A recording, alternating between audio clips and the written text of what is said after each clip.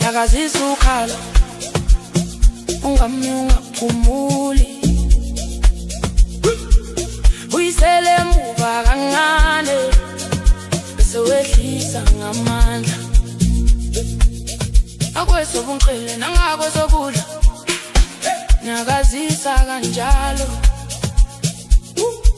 umishaya iphithi baby uyise muva nyakazisa ukhalo ungamunga phumuli buyisele muva kancane bese wehlisa ngamandla phakamisa izandla bese uyazisonta phansi wonke umuntu uyakhanya uma ufika lapha wina phansi wina phansi wina phansi wina phezulu wina phansi wina phansi wina phansi wina phezulu wina phansi wina phansi wina phansi wina phezulu wina phansi wina phansi wina phansi wina phansi wina phezulu phenduka baby ungabi namahloni isinyathelo sinye ezimbili bese uyazula umgoba kanjalo siyashayisana umzimba uhlanzekile umungene endaweni wonke amehlo kuwe njengaseskrinini semovie akukho stress akukho nkulumo vibes kuphela umunyakaza kanjalo konke kulungile DJ spin yenza ibesi shaya inhliziyo ishaya lapho indawo inyakaza wina kancane kukhala bese uyashesha umwehlisa kanjalo wonke umuntu uyabambeka bamba bamba ungasheshi manje wehlisa phansi bese uyakhuphuka manje bamba bamba imumzuzwana umshaya kanzima khulula ingqondo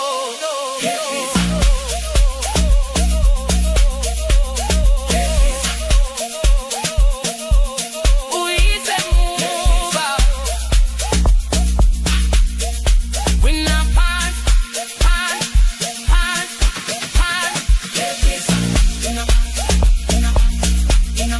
akukho control akukho control akukho control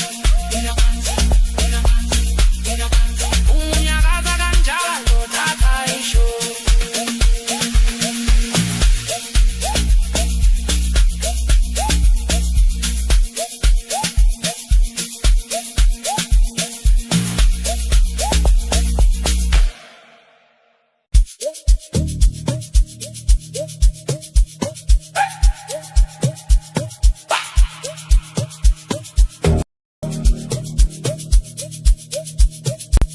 shake up, shake up, shake up, shake up, shake up, shake up, shake up, shake up, no delay.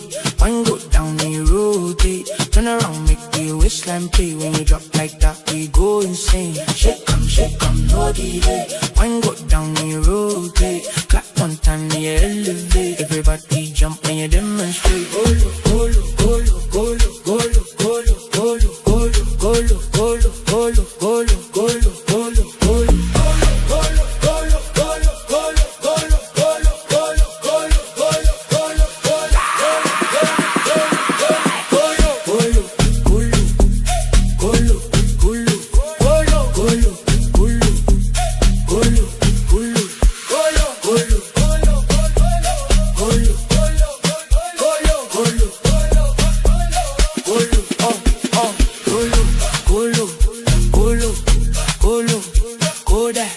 Bring it up slow, then you throw back. One step, two step, sliding.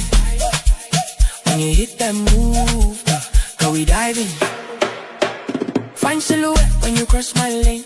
Body language got me going insane. No talk too much, just vibe and move. When the rhythm catch you, got nothing to prove. Lights go flash when you touch that floor. Energy rise, now they begging for more. Slow wine first, then you switch that pace. When you rock that move, everybody gaze. Easy, easy, take your time. Wind it slow, let the baseline guide. Easy, easy, now release. When the drop coming, bring the heat. Back it up, back it up, back it up, back it up, back it up, back it up, back it up, back it up. Drop real quick, turn around. Back it up, back it up, back it up, back it up, back it up, back it up. Don't you stop when the beat restarts.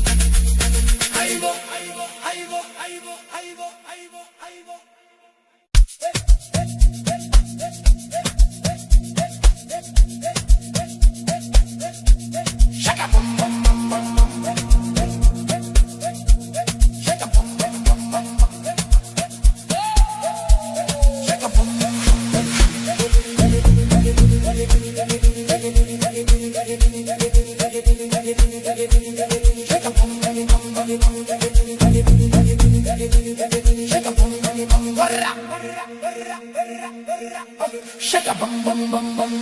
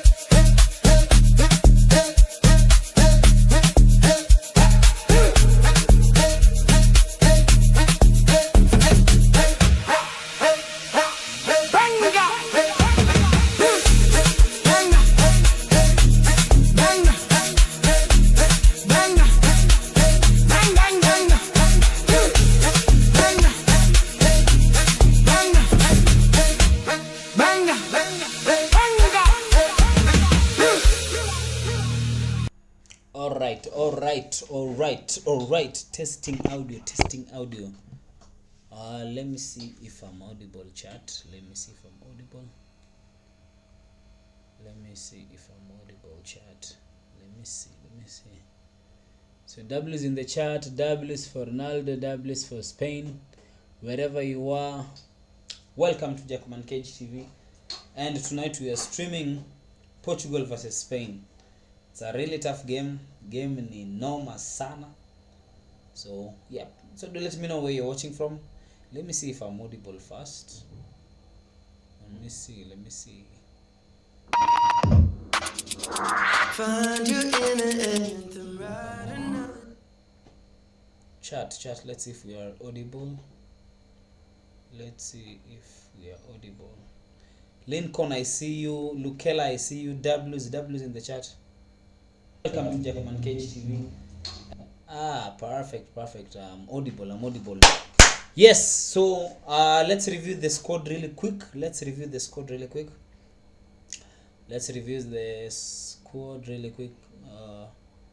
YouTube, what's going on? Lincoln, I see you. Theon, I'll see you, bro.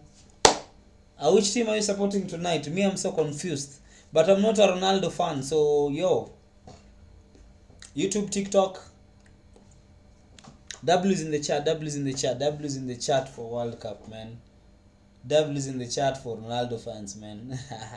And tonight we are streaming. Just mute that. Yes, W's in the chat. I see y'all. Where are you watching the game tonight? If you want to stream the game live, I think it's live on Sporty TV. So don't struggle with the external apps. The game is live on Sporty TV. I am live on YouTube, TikTok, Instagram, Facebook. Yeah, so give me likes, whichever platform you're watching to. W's in the chat, and yeah. Let's go. Let's watch this game. How many minutes, chat? 11 minutes. 11 minutes until the game starts. So let's review this squad really quick. Squad. I'll just put the squad. Oh shit, it's beyond my camera, but that's what's up. Let me just put this here. And let's expand this, okay? Alright. The squad is out. So number 9, we've got number 9 Ronaldo on Portugal. Number 7 we have Pedro Neto. And number 11 we've got Joao Felix. I think Joao Felix, that's fine. But I feel they should have not started Ronaldo. It's still fine though. They could have started DJ Ramos. But anyway, let's see how it goes, man. Tonight is going to be heartbreaking. Someone will be crying tonight. On the midfield, we have Vitinha from PSG. We've got Joe Neves from PSG. Number 10, we have Bruno Fernandes from Manchester United. On the fullbacks, we've got none other than Nuno Mendes and Joao Cancelo. Nuno Mendes from PSG, Joao Cancelo from what, Barcelona. He's back to Barcelona. And on the centre backs we've got who is called Veiga, and we've got Ruben Diaz from Manchester City. Is he leaving Manchester City? Can't remember well. And keeper Diogo Costa. Let's go. So on Spain we have Oyarzabal playing the striker. Number 10 we've got Dani Olmo from Barcelona.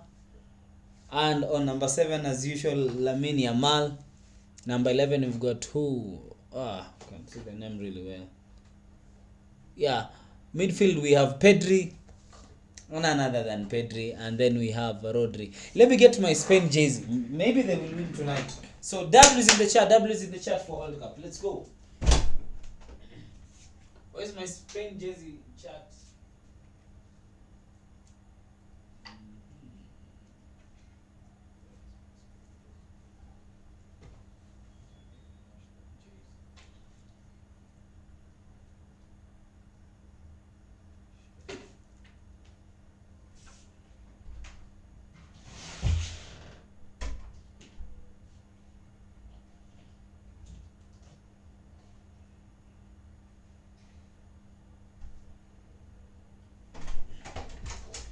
Chat, I've got my Spain jersey. We are wearing it live. We are wearing my Spain jersey live. I am not sure if I'm supporting Spain. Okay, I don't know, man. Tonight's game is going to be heartbreaking, man. Someone is crying. Someone will be going home tonight. Big time. I don't know, but I just wore my Spain jersey, man. I'm not a Ronaldo fan. I hope they go through. I hope Ronaldo, I don't know. He needs to score, man. It's going to be bad. How many minutes, chat? 7 minutes. 7 minutes until the game is watching. So let me check all platforms right now. Let me check all platforms. W is in the chat. W is in the chat before we start streaming the match. I'll be able to put live widgets so that we can see what's happening in real time and you can be able to react, okay? So no worries. If you want to live stream the match, just check out Sporty TV. They are streaming it for free, definitely. But we are here to react. So W is in the chat. Come on, let's go. Whichever platform you're watching into. Let's go. I've got my Spain jersey, but I said I ain't sure. Someone is crying. Someone is going home tonight crying like a baby. It's going to be bad. Itakambaya, my guys. So W is in the chat. Let me know where you're watching from. Alright, let me check Facebook. 7 minutes, and I'll be sending out shoutouts. So make sure you type something so that I big you up. Yeah. W is in the chat wherever you're watching from. Let me check Facebook.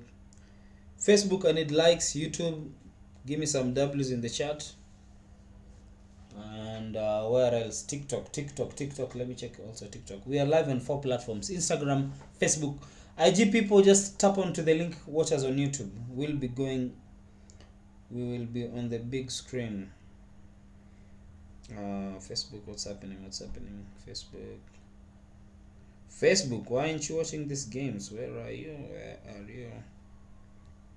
Facebook, where you at? Facebook, I see 32 people are watching on Facebook. So W is in the chat. Facebook. I'll be able to put my widgets so that you can see. I must be loud. This must be loud. So Facebook sound quality good. How many minutes? 5 minutes. 5 minutes before we start watching the match. Let me check TikTok. TikTok, please, wherever you are watching, just double tap the screen. TikTok, double tap the screen. Let's go. Please send your shout outs, guys. Send your shout outs, guys. Let me know where you're watching from. Let's enjoy this match. Someone is crying tonight. Let me know in the comment section. Who is going home tonight? Is it Cristiano? Is it Lamine Yamal? Who's going home tonight, chat? Who is going home tonight? And with tears. Keyword tears. It's going to be bad. Let me check. Am I really smooth, chat? Am I really smooth, or we are just lagging? Am I really smooth, or we are just lagging?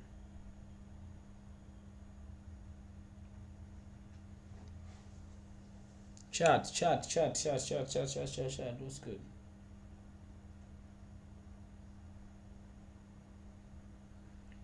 Got me feeling like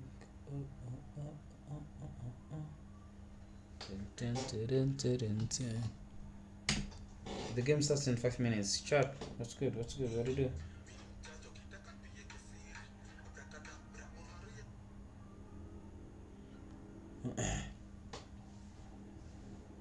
The game is live on Spotty TV, guys. We're here to react. Let me know where you're watching from. Alright. Let me check TikTok before I start live streaming the match. TikTok. What's good, TikTok? What's good, TikTok?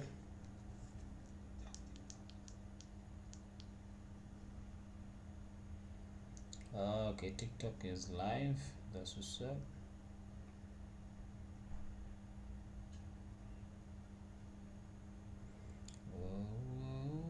Ripper nakuona. I see you, bro. Ripper, what's up, bro? Double tap, bro.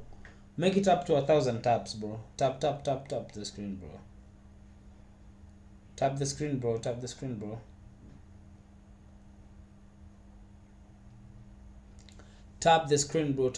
bro.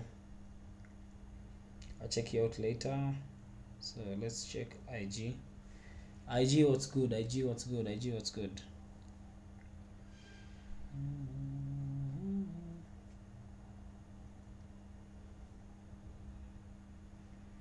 Got somebody, she's a beauty, very special, feeling and truly. Alright, chat. We want to start streaming the match. I think all platforms are doing fine. Let me check.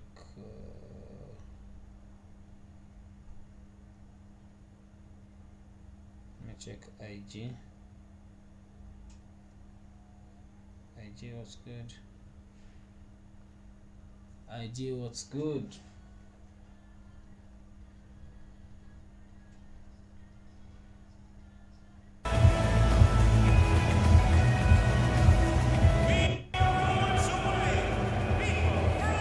So the referee today is England's Taylor. He's taken charge of 2 matches already in his second World Cup. Chat, who's going home tonight? This time he's made the knockout Who stage. is going home tonight? IG wait live. The VAR team led by Bastian Dankert of Germany.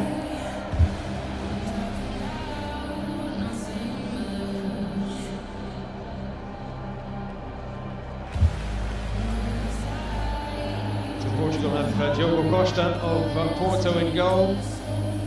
Strong PSG contingent with Nuno Mendes, João Neves and Vitinha all involved. Cristiano Ronaldo is the captain and João Felix the only change from the last match against Croatia. Chat, are you hearing the song? Yeah. Break the shame, take away, far away. Strong bench of course with Gonzalo Ramos. Show me now. Scoring off it against Croatia. Spain unchanged, going really well. Yet to concede a goal. Cruz. Chat, who's going home tonight? Austria by Whoever scored tonight will scream. In the last round. Yamal starts again. Miguel Oyarzabal has been a real star so far. 4 goals for him. Only 3 for Ronaldo.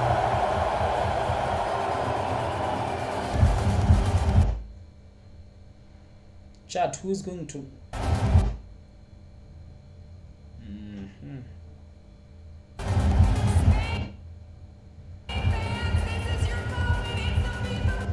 Well, Portugal got the better of Chat, who is going Spain in the UEFA Nations League final last year. It was 8.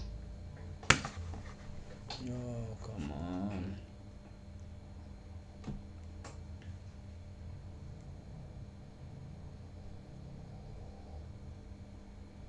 You show me down the rainfall. I entertain. Chat. Who is going home tonight? Who is going home tonight, chat? Who is going home tonight? Final last year, it was a 2-all draw, a very good game. Roberto Martinez, Spanish coach, seeing his Portugal side come out on top via a penalty shootout.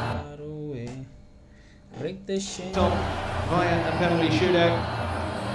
De La Fuente, veteran coach of Spain, has done a wonderful job on his side, facing their biggest test yet.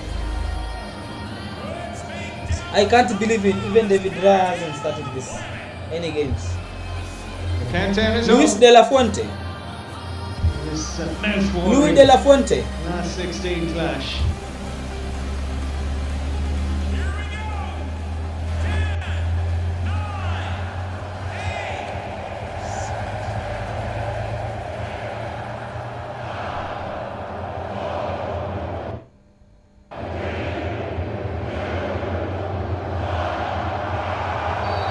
Oh, the match has started, chat.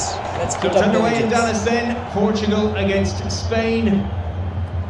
Spanish team, European champions in 2024. They are playing in white. From left to right in this first half. The World Cup live on Sporty TV. All the action from the biggest competition in the world. Watching this one alongside me, Mark Rodden, is Owen Doyle. This one has all the ingredients of a classic. Both teams are match winners all over the pitch. Is my camera lagging? At times, you feel like a game of chess. So there's a good contest out there, especially with both teams having incredibly strong midfield players. I believe the game will just be decided out in the wing. That battle between Mendes of Portugal and of Spain. Two players in top form, both of whom are a serious attacking threat for their sides.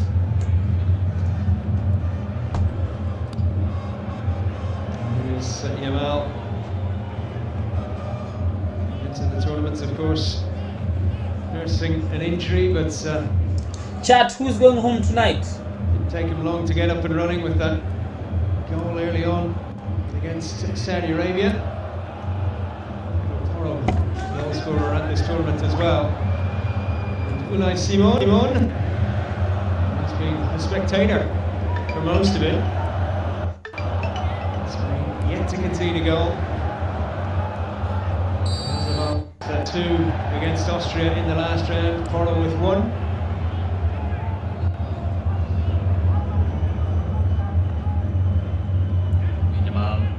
A bit late there. Neves. Martinez wasn't happy with that one. He started Sean Neves at right back in the Nations League final between these two. He's very much midfield maestro for Portugal these days. And for PSG, back-to-back Champions League winner.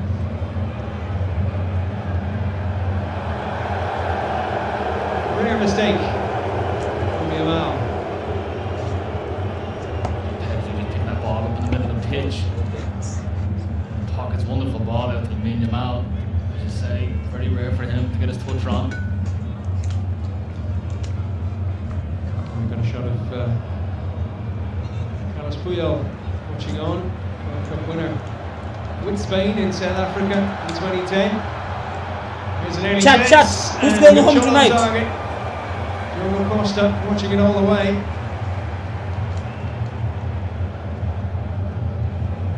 There's a ball. Getting his defensive cuties for the side there. On the attack again. Mal with the ball across. And Portugal looking uncomfortable. Vitinha so good on the ball, so comfortable on the ball, but hurried the clearance there.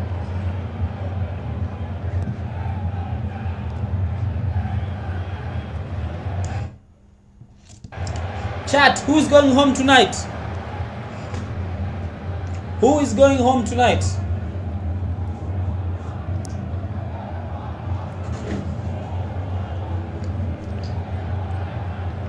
Remember to watch the game on Sporty TV. 7 goals in Let's go. 29 appearances. Someone is going home tonight. He's still only 21. Diaz to João Cancelo. Winter signing for Barcelona. The season just gone at club level.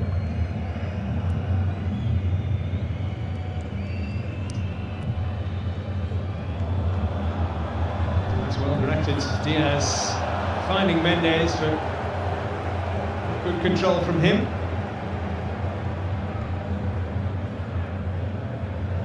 In the opening 4 minutes, both sides very patient in their build-up play. As they see that opportunity, they're willing to do the big pass.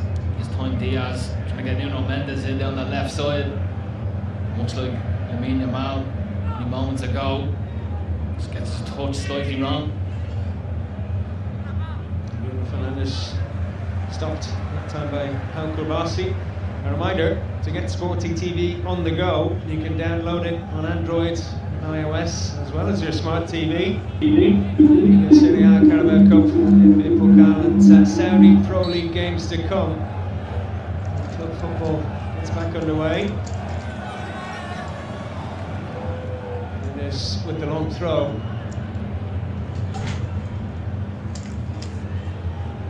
Backed off Yazabal there. Dani Olmo. Chat. Space for him in the centre circle, but not much ahead of him. Now they start to move. It's Tottenham. Rodri back as the fulcrum in that Spanish midfield.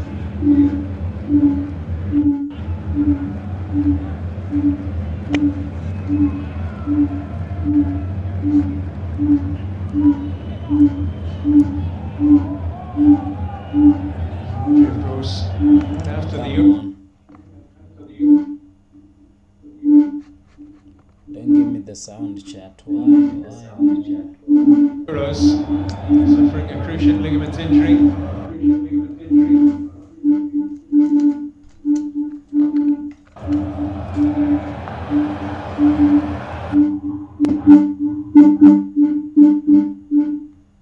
Sorry about that, chat. Long season for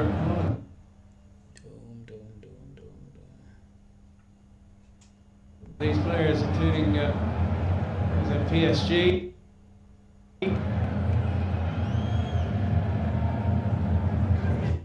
Confidence high among Portuguese contingent. So, of course, the goalkeeper, outstanding for Porto as they won the league. And they're sweeping it across. Cancelo again.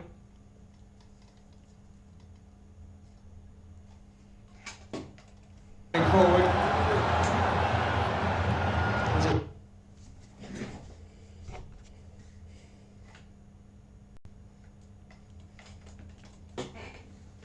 Shot. Good shot.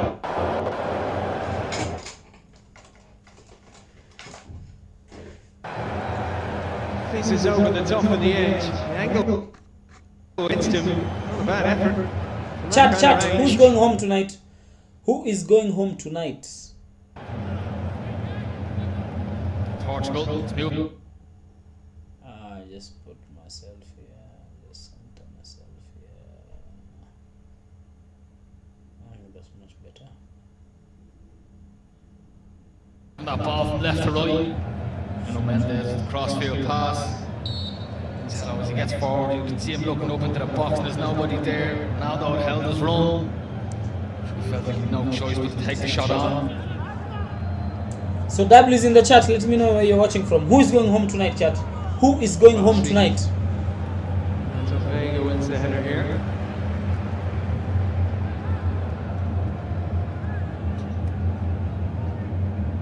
Vega, Villarreal. Who is going home tonight, chat? Let me know where you're watching from.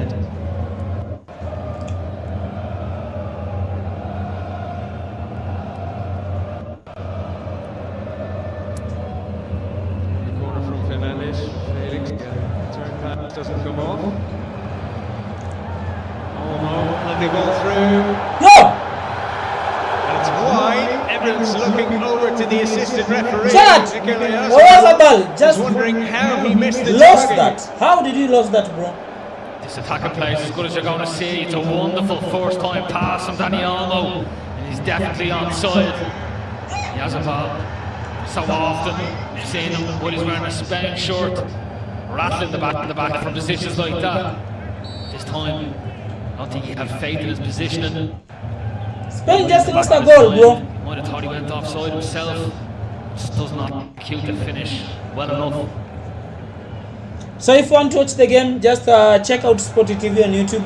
Stream the game for free. Ronaldo will go home tonight. Ronaldo will not score tonight. Felix. Today saying Portugal need his freshness today. He's having a very good World Cup according to his coach. There's another example. Outside of the foot pass that caused some problems, and they do get a corner in the end. Pedri able to keep it in play. If you want to watch the game, check out Sporty TV. I'd say he's pretty disappointing inclusion in the start. Stream the game live for free. Considering the strength he had on the bench there. Yeah, Bernardo Silva. See there, Woody. Wonderful pass. Nearly pulled it off. Gets a corner kick for the side. Enoch Kilele, shukran. I see you. Taylor keeping an eye. The tussle between Rodri and Ronaldo here. Shukran, Enoch. And this with the corner, man down. It is Cristiano Ronaldo. He is charged down.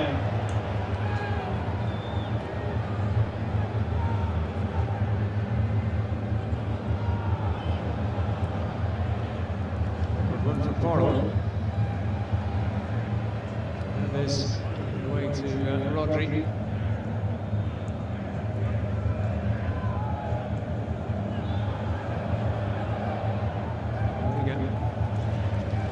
Held off his man. Portugal, after a shaky opening 5 minutes, have certainly come into the game.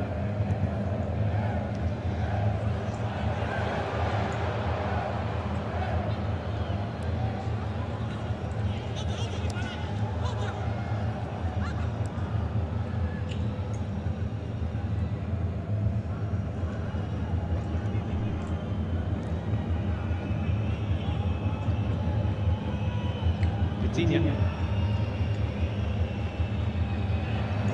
Fernandez. Chat. Who is going home tonight? Mop things up as usual. Follow trip to Joao Felix.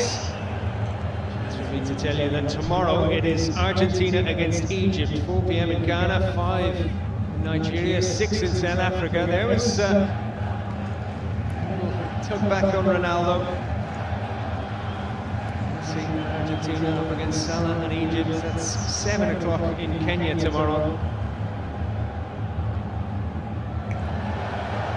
Fernandez for Ronaldo. Ronaldo will not score tonight. And he stings the palms of Laporte that time, or Unai Simon, I should say. Laporte, the defender, who couldn't get the block in. Fernandez does very well, wins that ball back off Pedri in a dangerous area. Ronaldo doesn't overthink things, little step over, gets it over his feet. Safe, yeah.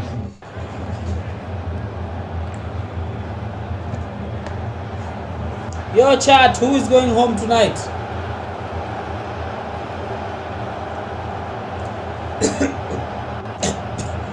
YouTube people, let me know where you're watching from. Let's go. 4-7 there.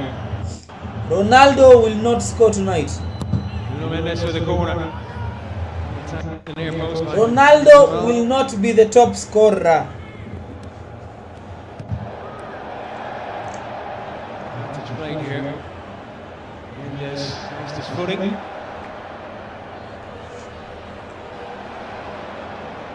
Three Portuguese players there, but Rodri emerged with the ball. It's Marco Correa. Why do I feel Spain will go through?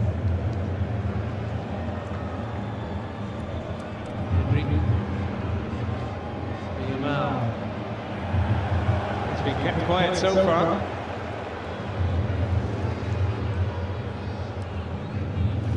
Theon, are you still on?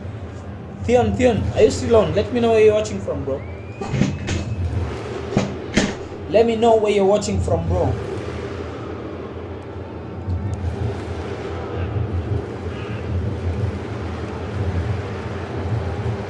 Dennis.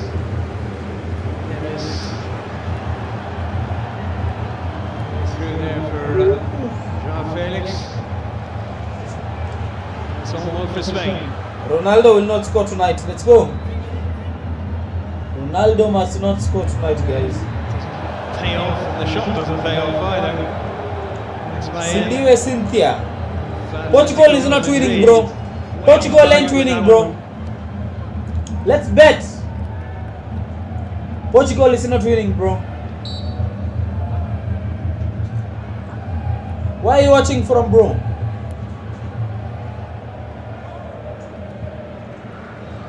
Fagan goes long. Wins the header.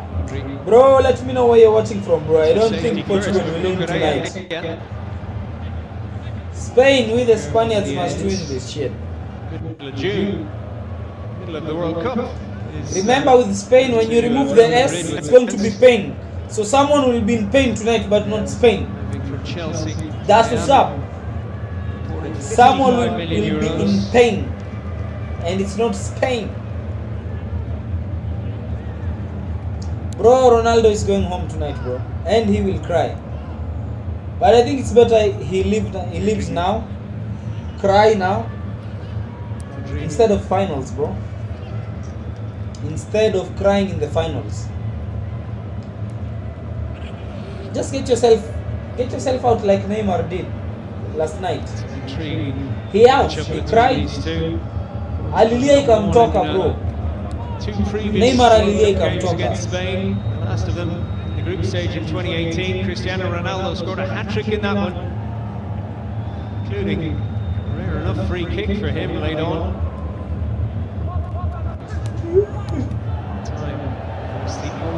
Portugal is not winning. Ronaldo will not score tonight. He's still going. Ronaldo will never get the World Cup golden boot, bro.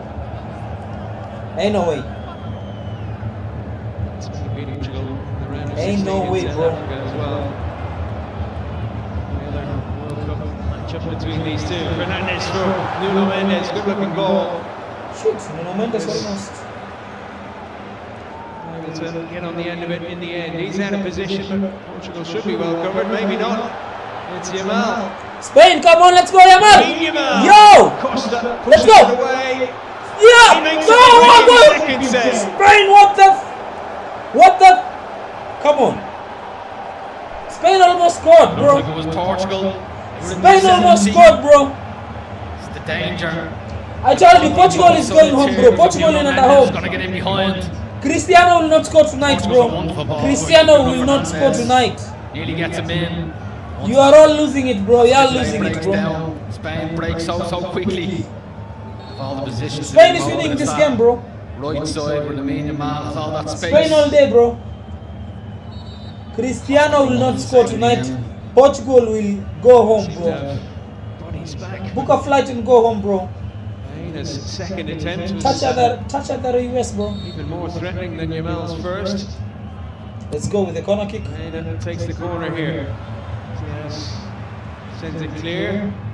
Yamal. Cucurella, let's go. Beautifully for Cucurella. The right idea there, but Dani too Olmo, heavy let's with the go. cross.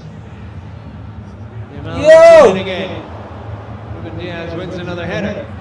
Yamal is coming back from an Bro, Portugal is not scoring tonight, bro. Portugal is not scoring tonight. play. They are going home. See that trap from the medium man again. And the simple ball he puts into the box, so dangerous. To the top row there. He was very famous in both countries. Pepe, Brazilian born. 141 appearances for Portugal. Of course, a mainstay at centre back for Real Madrid in his playing career. Woo! just retired 2024, kept going until his 40s. European Championship winner with Portugal back in 2016. They've since won the Nations League in Europe 2019 and again in 2025. Come on, let's go. Spain is winning this game, bro. Spain is winning, bro. Baena, he's had a good start here. Correa was getting there first. Foul committed by Baena on Pedro Neto. Clever little knock here from Neto. We see Baena coming in hard. Just clips it past him with his weaker full. Diaz challenge just moments beforehand.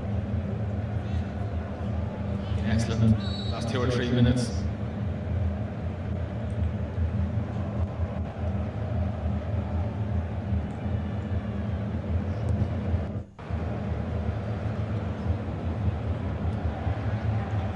Quarterfinals will be coming up on TV Thursday. France against Morocco, 8 in Ghana, 9 in Nigeria, 10 in South Africa, 11 in Kenya. On Friday, the winner of this match takes on either USA or Belgium.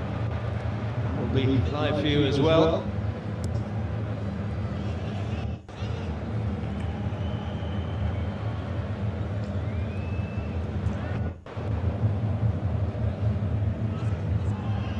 Spain is not winning this game, bro.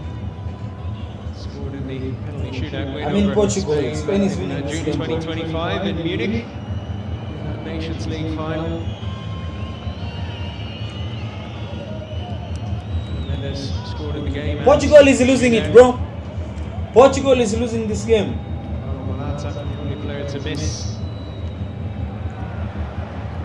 Decider.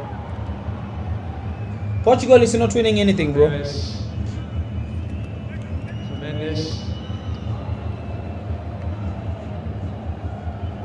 Those two on opposite sides. Back in Portugal. Come on, Spain, Spain, we need to score, we need to score, Spain. Spain, we need to score. Mendes started out with Sporting. Fernandes, lovely cutback. I told you, Portugal can't score. There. Are you watching the game, bro? Offside Portugal anyway. can't score, bro. They won't score tonight, bro. Spain is winning this game, bro. Portugal. Are chunking time, hold on to possession. I reckon every single Portuguese player there had a touch of the ball for Bruno Fernandes. Ran slightly offside.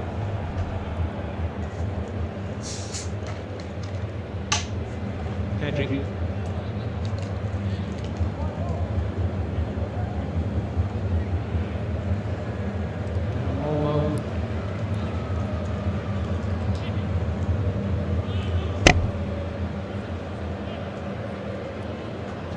Once more, Correa waiting to make his move on the left.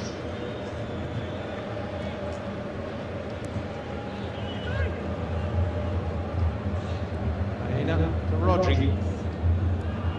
Spain, let's go. Spain is winning this game, whether you like it or Spain not, bro. already 3 on target. Drinks break. Samoa, of course, missing. Huge one-on-one inside the opening 10 minutes. Baena wanted more than a free kick here. It's very good from Baena. It's really slow build-up play. Not many sharp movements from any Spanish attacking player. Once Baena turned it on. Portugal is not winning this game, bro. Darts really quickly in behind. Cynthia, where are you watching from? Portugal ain't winning, bro. Team Spain all day. Spain, Spain. Español. Gracias. Spain, bro. This is the ball himself. Spain all day, bro. Player.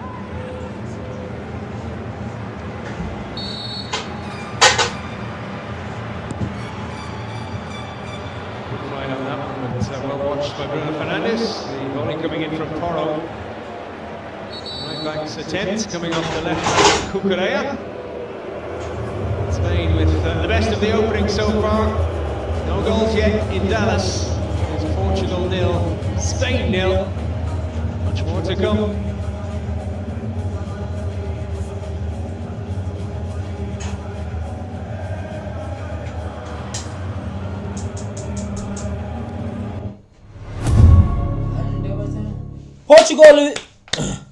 Portugal is not winning this game, bro. These odds down.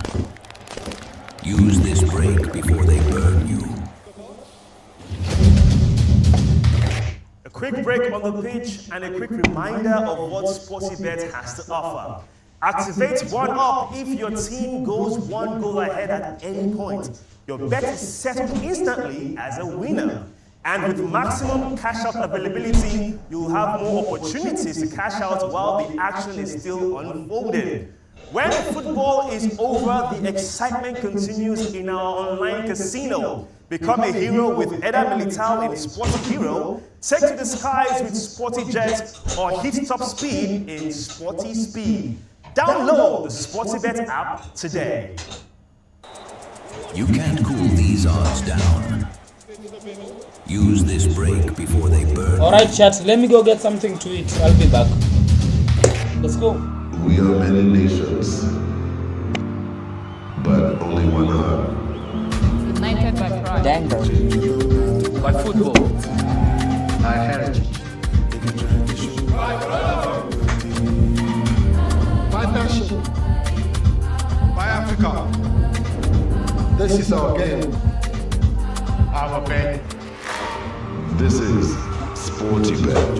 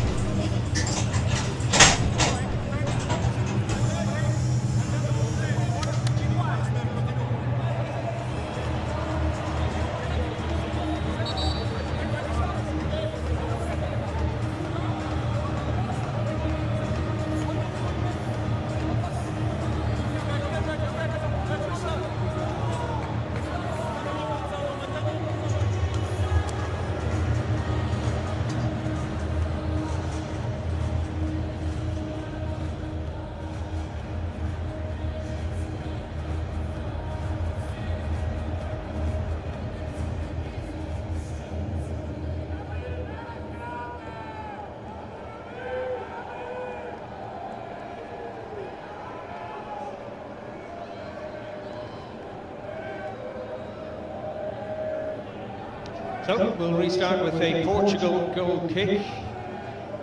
No goals yet, but plenty of tension. Reminder, to get Sporting TV on the go, you'll have to download the app. It's Android, iOS and your smart TV. The World Cup live on Sporting TV. It's a big one, and plenty more to come this week as well.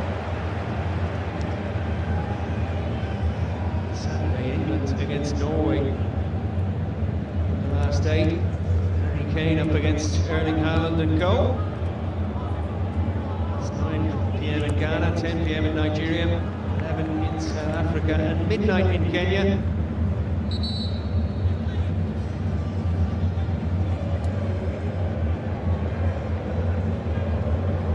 Porogu is starting to become prominent club level when he was working under Ruben Amorim at Sporting. A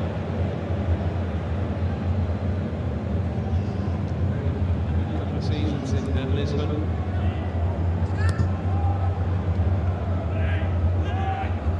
Nuno Mendes. Challenge by Yamal. No one.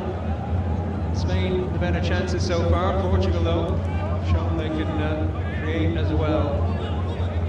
So you can see with Ronaldo's snapshot. Definitely have an attacking threat there. Spain probably just edged it so far, as you said. Both teams are quite patient in how they try and work their way up the pitch.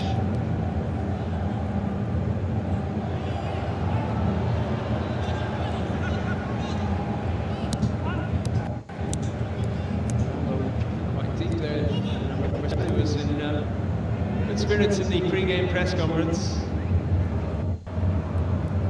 People had been trying to kill him off for 23 years since he first emerged as a player.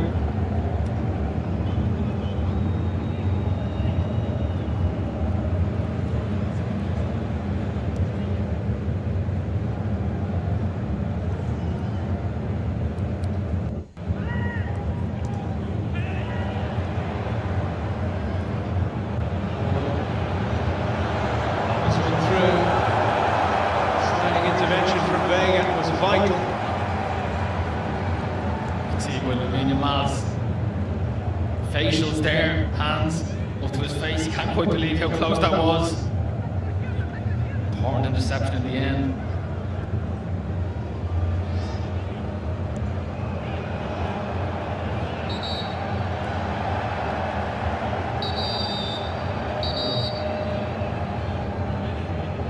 Taylor's laying down the law. Neto, Chelsea man frustrated here. Nice for handball. I think teammates the last number of years at Chelsea. A real battle out that side. Well, he's up Porro. Is tracking his run.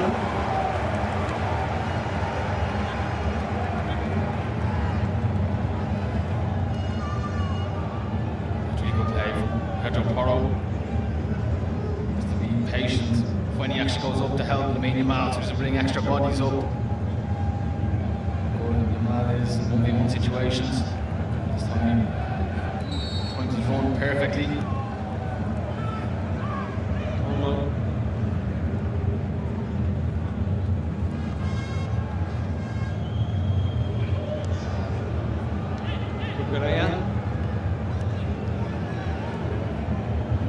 It's a good ball in. Costa couldn't get it away, and it's headed it wide. What a chance that was. Such an avoided ball in. Pedri evades everybody. Costa thanking the heavens. Dani Olmo heads it wide. Big opportunity missed for Spain.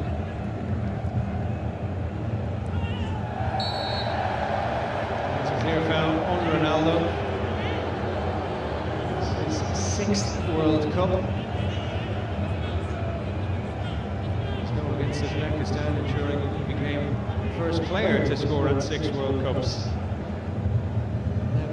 26 games before today. World Cup finals.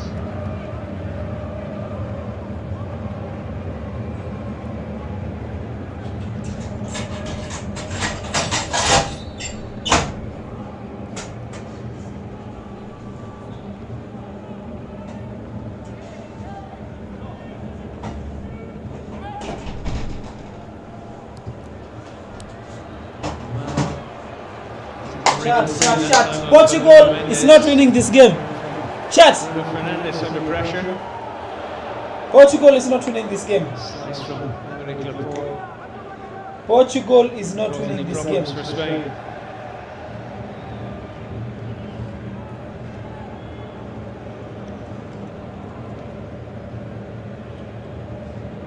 Portugal is not winning this game, chat. Let's go.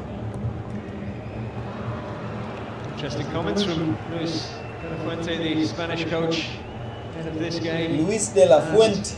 Whether Spain were improving with each match, he said yes, but... TikTok, thank you for the likes. That's what's up, TikTok. Who did this? 38 matches and finding your best form. TikTok is a final knockout match. They have to be at their best today.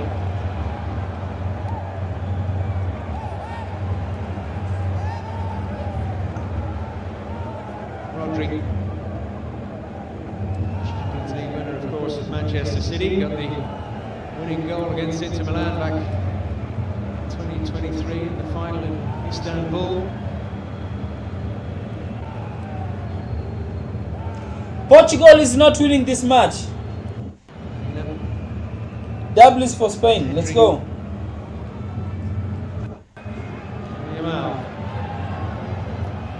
Double is for Spain. Clever elbow.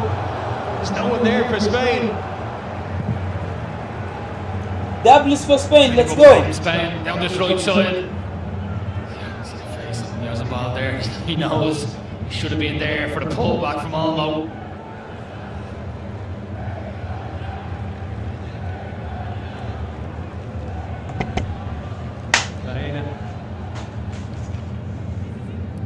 Closely.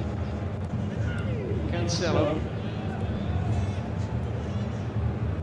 And tries again, gets his crossover this time. He's header clear.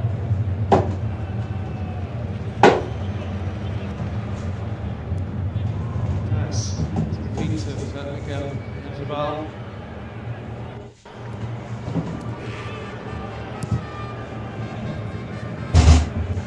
To Pedri. All the time, this Spanish side, Mendes with a good tackle. Portugal is not winning this game. Chat. Tackle that Anthony Taylor didn't like. Portugal is not winning. Portugal is not winning. Trying to dribble through trouble. Spain all day. Spain all day. Mendes was excellent. Yamin Laman, let's go. Pedri, let's go. Frustrated with himself, chased his mistake. It's reject to Cancelo here.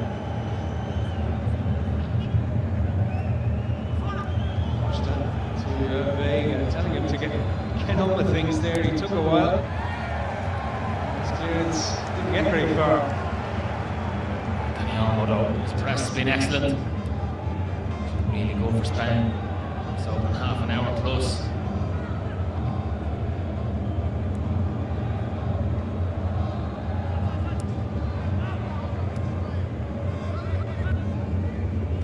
Spain looking to become only the third reigning European champion to win the World Cup. After Germany did it in the 70s, Spain did it in since 2010. It was the last time that Spain reached the quarterfinals.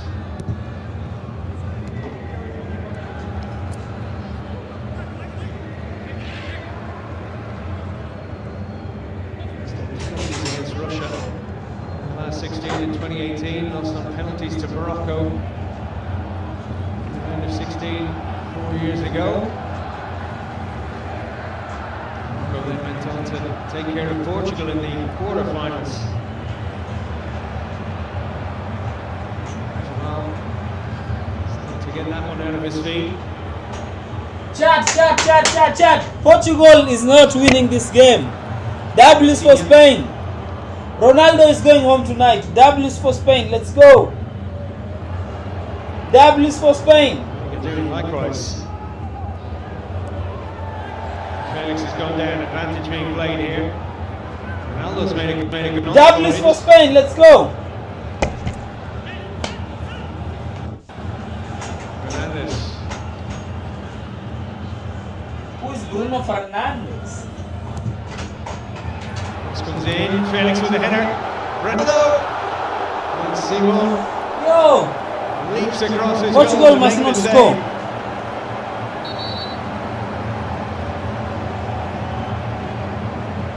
Felix has hurt himself and almost set up a goal. Came off the shoulder of Simon. It's clever play from Ronaldo after that. It's a really good deep cross from Neto. Felix gambling at the back stick. Does well, just trying to head it back across. Simon does better. Ronaldo anticipates it, gambles, he manages to flick it towards the target. Simon, who's been outstanding. Record breaker, I think, for the most amount of minutes. Now we've seen the goal. Now it's back up really quickly. Yo! Double is for Spain. Portugal is not winning this game. Double is for Spain. Let's go. 519 minutes. Lamine Yamal. Competing at the World Cup finals for Simon, so Oyarzabal. a few more to that tally.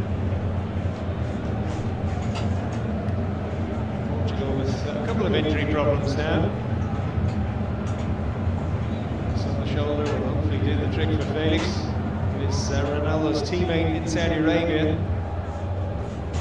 There's that chance again to open the label cross. Now Felix, you can see there, just clashes into the advertiser boards. Ronaldo does reasonably well to react. So has had his injury problems throughout his career. He's fit to continue here.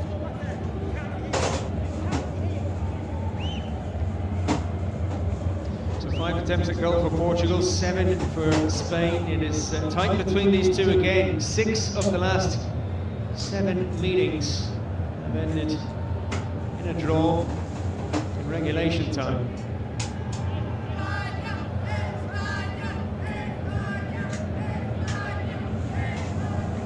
Lots of friendlies to come. July 26th on Sporting TV. Starting with Liverpool against Sunderland, all the big English teams in action. By Porro. Just talking to it, looks like. It's a great first touch from Felix. Just gets it away from Pedro Porro, but invites him into the challenge.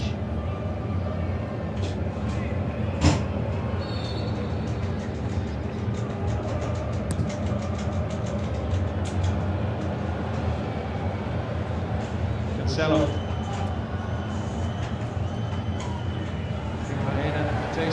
Yo, double is for Spain. Double is for Spain. Spain is winning this match. Not Portugal. Portugal not tonight, bro. It's the first time we've seen that big switch Let's from go. Mendes out to the far side. Wonderful ball again. Cancelo.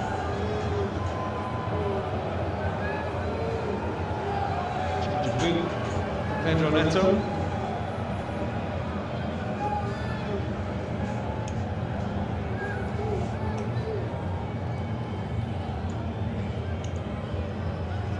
Messi all day, bro. Messi all day. Messi all day, bro. Not Ronaldo. Messi all day, bro. Everyone's waiting for Neto to do up his laces.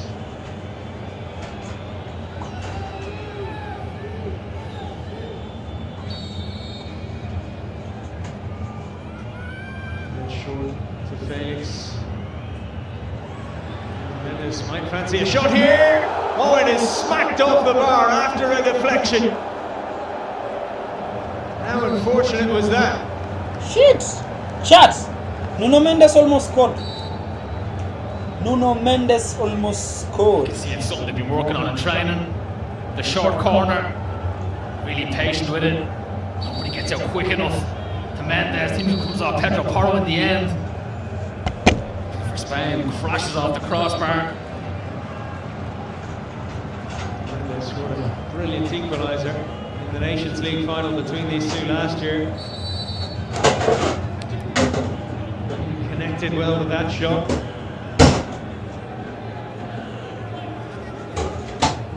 Did enough for Spain. That Sporting teammate.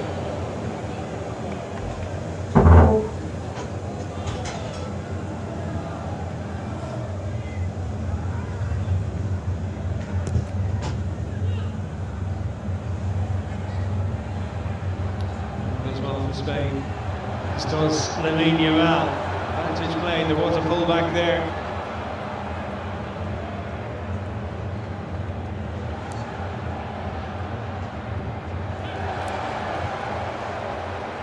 Rodri. Yamal. And another foul. Felix had a nibble. Really good play from Felix. Not known for his defensive duties, but he certainly helps his team out here. Last when you want, running actually on the middle of the pitch. Lamine Yamal slides the nick just to take it off his toe.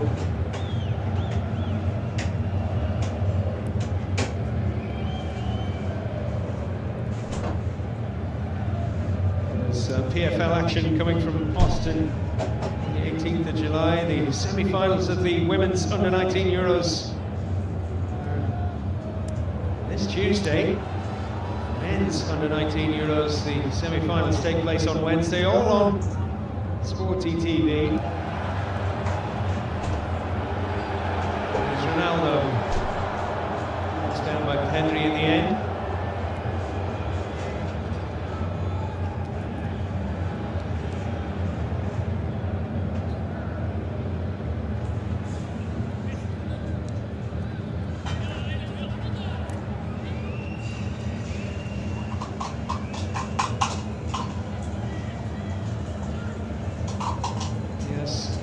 Vega and Fernandez.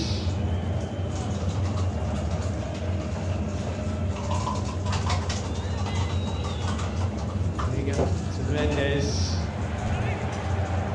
Need to get away from Yamal. Vega, Mendes, he looks up. It's Cristiano Ronaldo in the middle, but good handling from Unai Simon.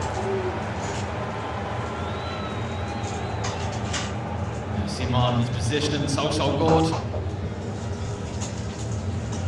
He's played on the left side though. Chat. Spain is winning this game. W is for Spain. Interesting first half. W is for Spain. Texas. Let's get through this time to Baena. With the huge early chance, the one-on-one, he felt he was offside. Everyone in the Portuguese defence thought he was. Oyarzabal. Just another opening for him. It's Rodri from distance. Leaning back, sending it high over the bar as we enter 6 minutes of injury time. Dani Olmo again. He's excellent in between the lines, finding their passes just before Rodri shot there. There's a ball. Didn't have a chance to get a shot off. For really good defending from Vega. Just completely smothered him. Rodri just can't get over the shot at the end.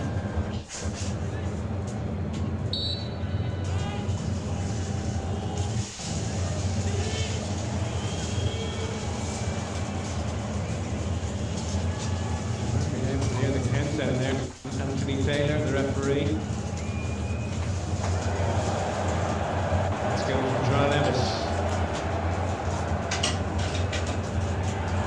Good vision as well, chipping one through for Ronaldo with Simon unaware of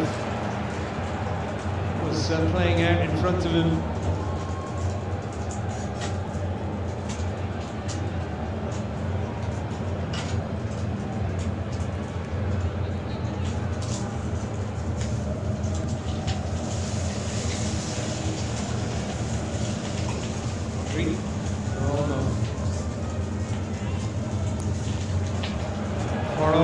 Lovely ball here for Lamine Yamal. He gets the finish all wrong. Couldn't have counted. The threat's always there though. Just makes that there running behind. He's well offside in the end. His first touch excellent. One comes after that, not so excellent. W is for Spain, let's go. Midfield for Portugal. He's well ahead of the play now as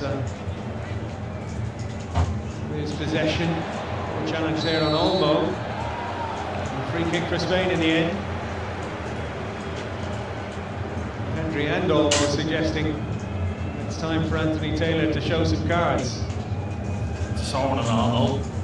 He's been excellent. Getting in between them spaces.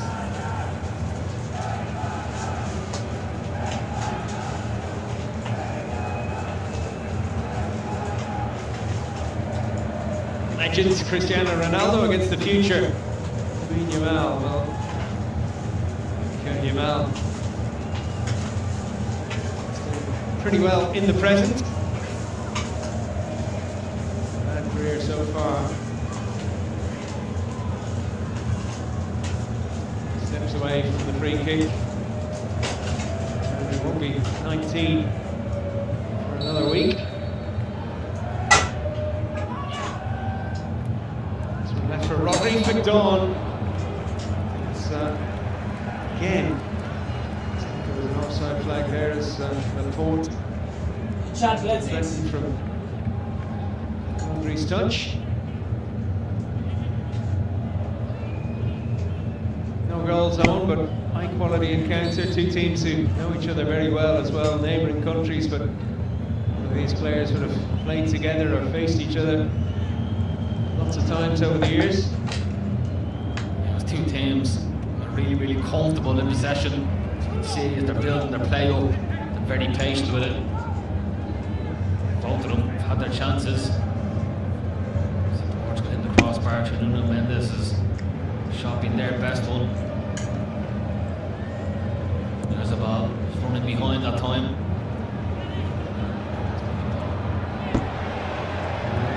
Just couldn't shake off Cancelo there.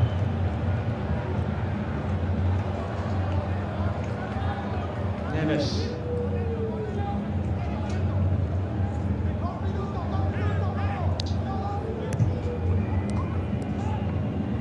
Felix. Martinez said that they want to start strong and finish strong. He guaranteed that Rafael Leao would see some minutes and come out of the starting 11. Lots of options for both teams, of course.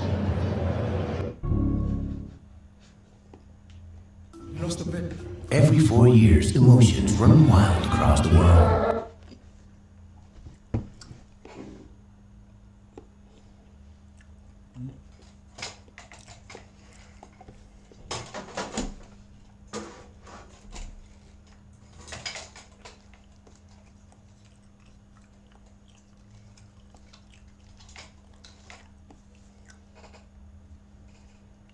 Oh, we lost the visuals, chat.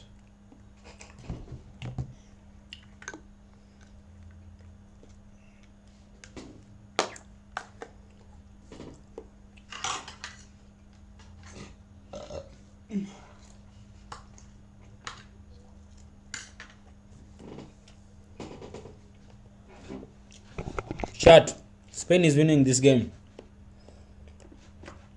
Not Ronaldo for sure, bro.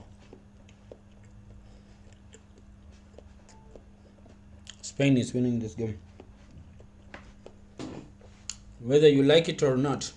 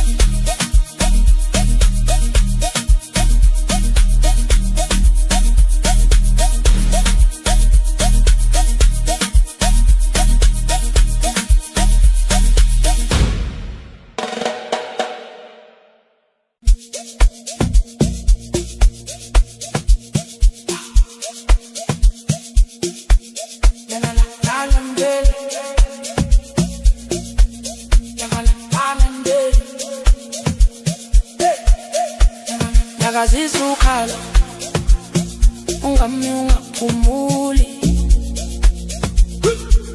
uyisele emuva kancane bese wehlisa ngamandla akwesobunqile nangakwesokudla nyakazisa kanjalo umishaya iphithi baby uyise emuva nyakazisukhala ungami ungaphumuli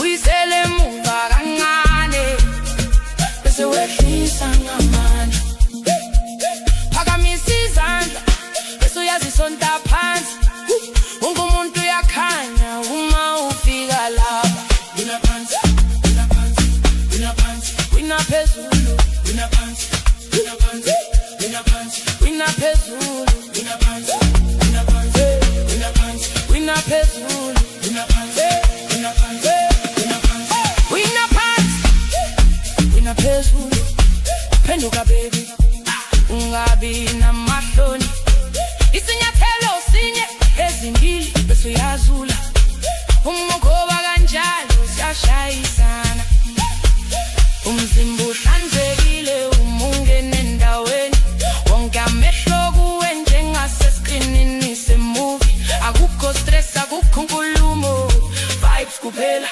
umunyakaza kanjalo konke kulungile DJ spin yenza ibesi shaya inhliziyo ishaya lapha indawo inyakaza wina kancane kukhala bese uyashesha umwehlisa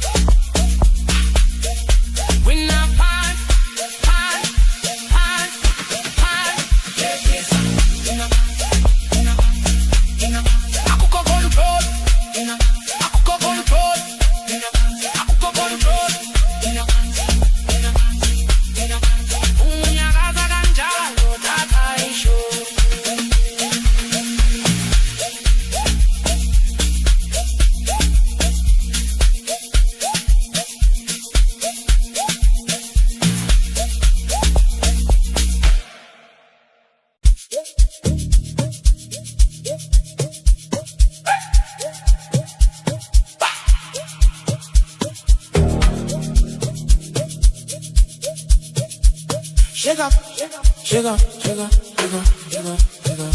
Shake up, shake up, shake up, no delay. One go down, we rotate. Turn around, make the waistline play. When you drop like that, we go insane. Shake up, no delay.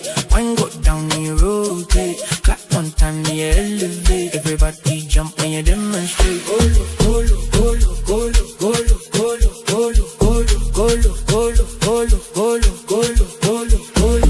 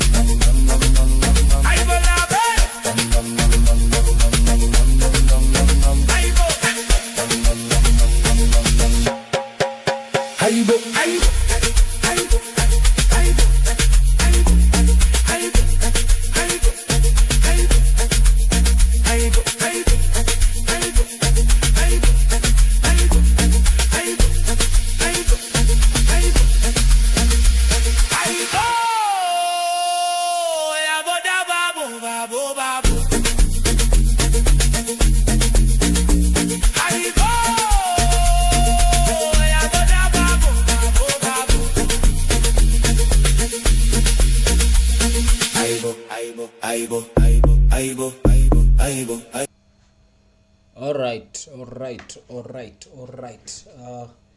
Chat. Let's begin second half. TikTok, I see you, Sham. What makes you think Portugal will win? Portugal is not winning this game.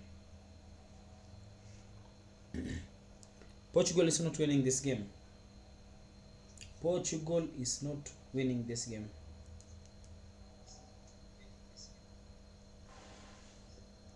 Portugal ain't winning.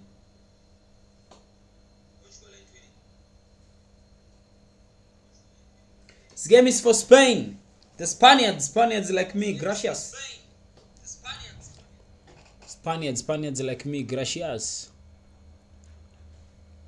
I think it was this one. I thought this one should have done it. But again, you are looking at two things, right? First of all, you're looking at the pass, right? That's number one. And then you're looking at the fact that on a normal circumstance, he would bury this. It's something that he would score. But again, maybe because he has scored a lot of his goals at this World Cup inside the box. Okay? And you're looking at the point where this one was given to him maybe a little bit away from the goalpost, just a little bit.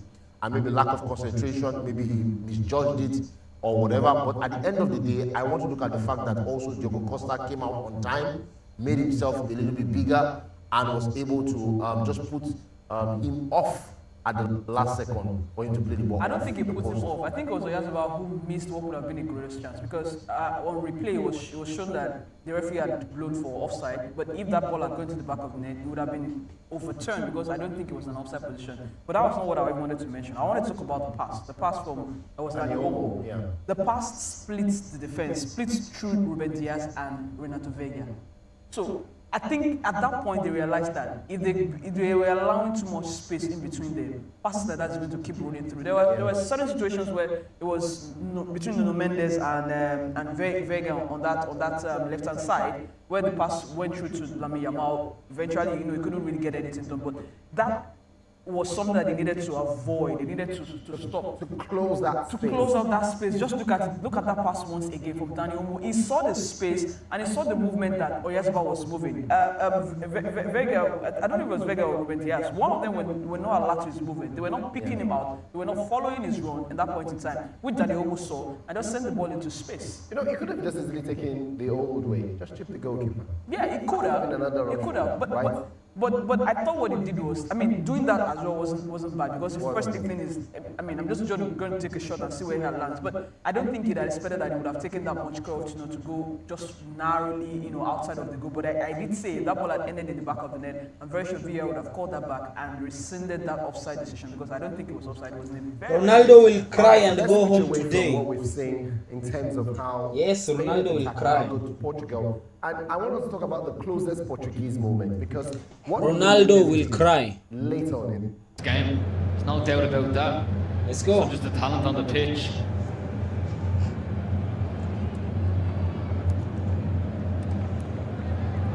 Both with passing accuracy of over 85% in that first half. Lifts that one on, but Spain get the throw in.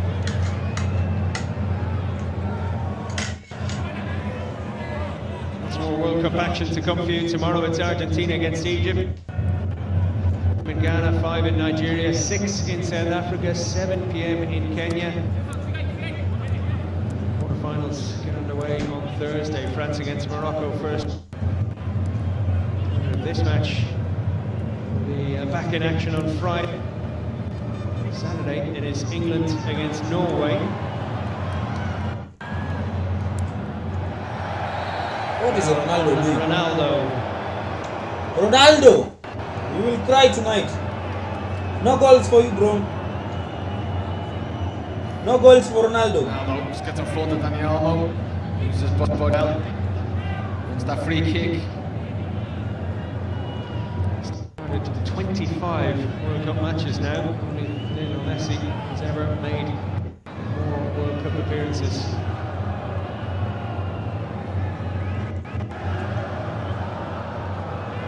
Team Spain, bro. First goal always important. Imagine it's even more crucial in a game like this.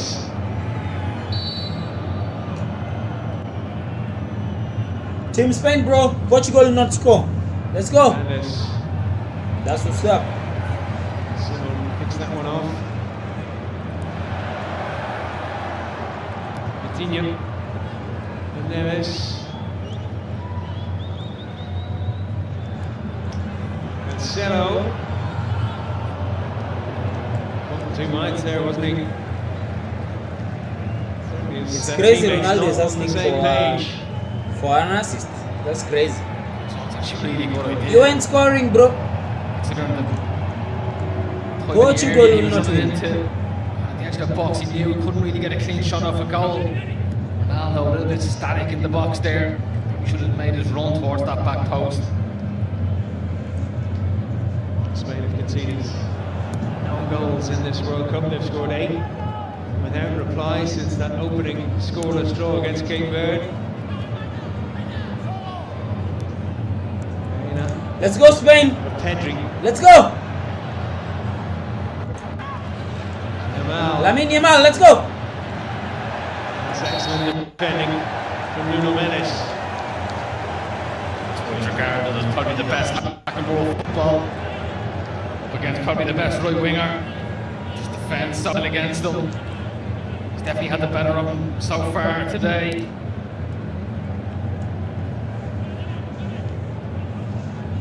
Portugal hoping to reach the quarterfinals in successive World Cups for the first time. It's 1-0 to Morocco. Last time out with Diogo Costa making an error in that quarter-final. Keeper has made very few in the last year or two. Chat, Ronaldo is not winning tonight. Now, Neto bearing down on the penalty area here. Sweeping it across, but just beyond Ronaldo at the back post.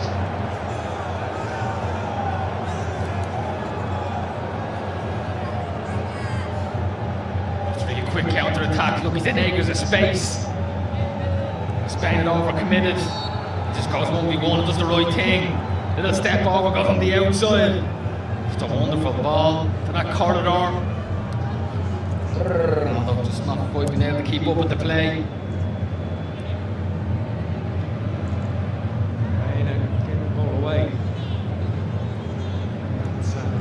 That's the attack developed. He finds Olmo with this pass. As well as Olmo losing the race. Mendes very impressive again.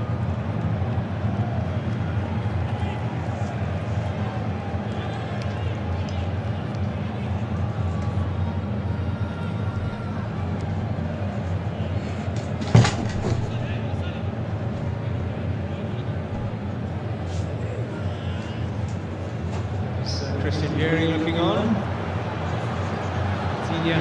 Ronaldo, who's a pretty good striker in his day. Italian.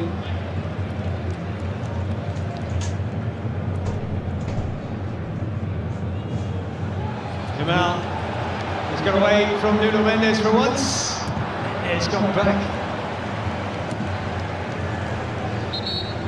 Great recovery from the full-back. Great battle between these two all night long. This time, Yamal gets the better of him. It's a simple trick of just kick and run. It's not often you see, Mendes get done by legs. This time, Yamal just pulls away from him. So quick. These fellow Spain attackers can make their movement into the box. It's putting it across into nothing.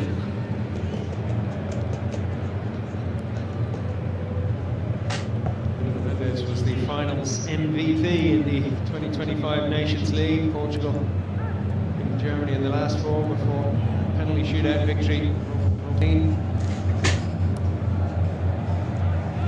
The player has been around a long time, but still pretty young. He turned 24 last month.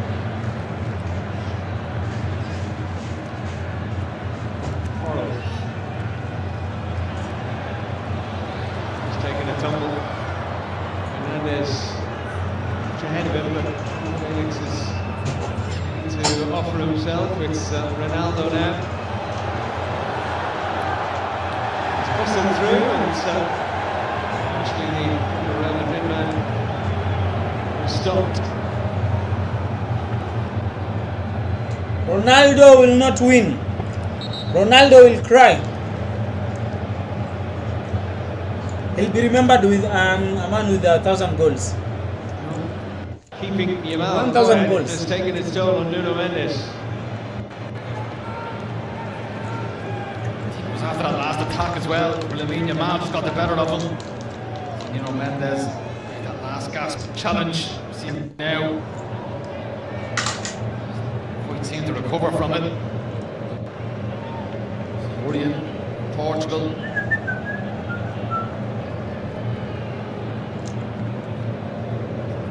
Gonzalo will be obvious option. Fullback Nelson Semedo was on the bench as well.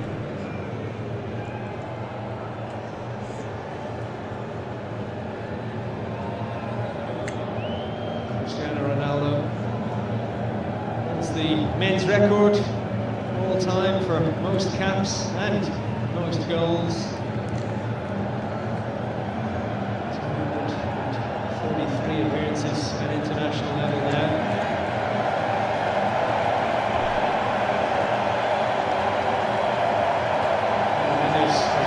Up 49.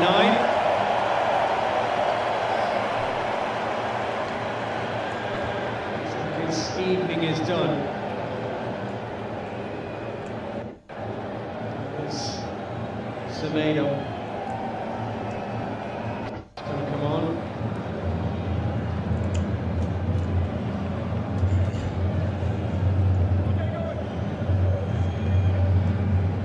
I told you guys, Ronaldo will cry tonight. There ain't no winning for Ronaldo. Semedo, then the number 2 replaces number 25, Nuno Mendes. Will be pivotal. No wins for Ronaldo. Let's go. Channel that he is defending, and the man he has to face. Spain is winning this game.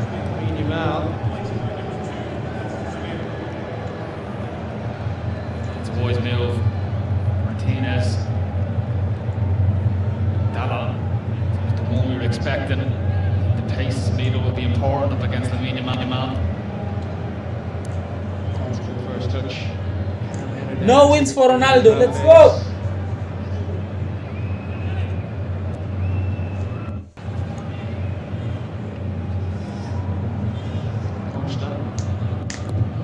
He starred in the scoreless draw against Colombia in the group stage. The Portugal keeper. A good double save in the first half from Yamal. Baena. Mendes. And he came closest for Portugal. Deflected shot, hitting the bar on 41 minutes, but also good value. Ongoing struggle with Lamine Yamal. No wins for Ronaldo. Let's go. Ronaldo will cry tonight, bro. Ronaldo, I told you to leave the World Cup, bro. It's gonna be bad. Friendly matches to come after the World Cup, July 26th. We start with Liverpool against Sunderland on Sporting TV. Chelsea, Manchester City, Everton, Newcastle, World Cup is for players like Messi. Manchester United, Leeds, and many more.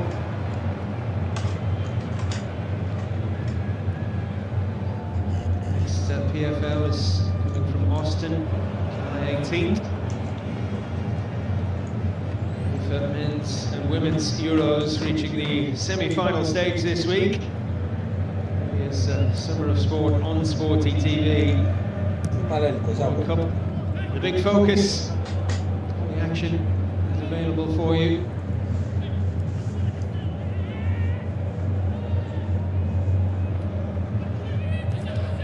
Let's go, Spain, let's go. Baena. Olmo. Such a dangerous player, the Barcelona man.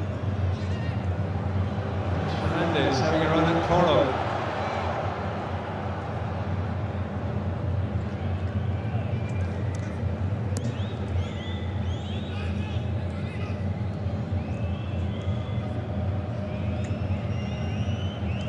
Portugal winning just one of 12 previous competitive matches between these two nations. 1-0 in the Euro 2004 group stage in Lisbon. Spain were knocked out as a result.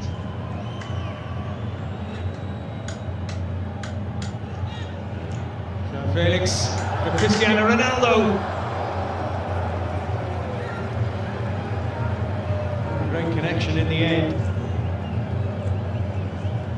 Yeah, Felix been really good. Cristiano will not score tonight, bro. Shimmy way out of trouble there. Little dink ball towards that back post. Difficult chance for Ronaldo. Just to get on the end of it. Can't put any power or direction in a shot in the end though.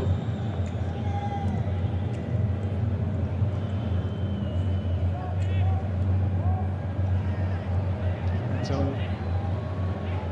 move the ball on from Baena. It's Cucurella for Pedri. Rodri, goal winner in 2024.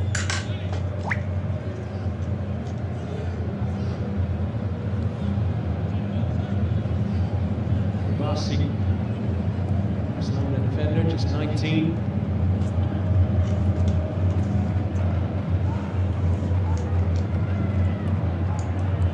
Laporte. Bassi once more.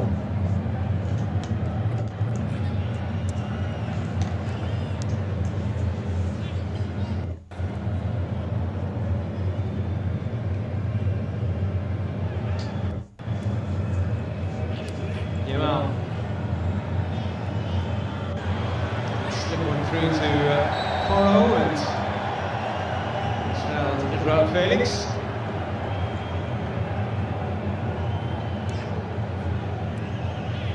Felix coming back, doubling up, and Lamine Yamal. Fantastic what he's been like going forward for Portugal. Chat, Ronaldo is not going to win tonight. This has come loose. It's Danny Olmo for Spain. Spain, let's go! Kick it! Pedri! The fuck? Big celebration. My boy almost scored. Renato Vega, and you'll see why on the replay. He threw himself in this one. Danny Olmo just cuts back inside, lays it off to Pedri. His first touch is excellent, it just bounces perfectly for him to get one of them rocket shots off towards the goal. Vega comes out, anticipates it, throws his body for the cause. And in his corner, Tina clears. Reflected effort goes behind.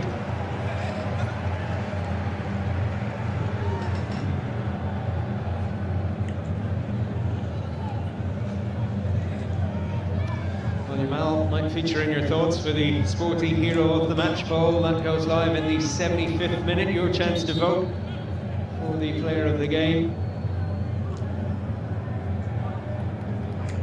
Ronaldo is not winning this game, chat. Spain is winning this game. Really well.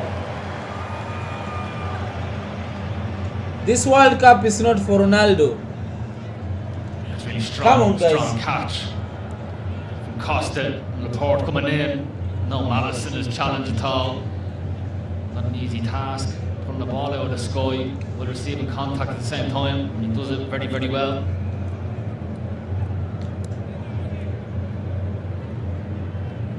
Spain will be 90 minutes in their last 35 competitive matches.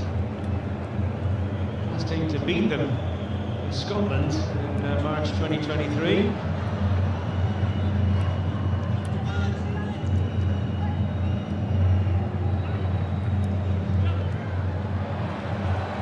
Coutinho sees it again. Fernandez is caught by Pedri.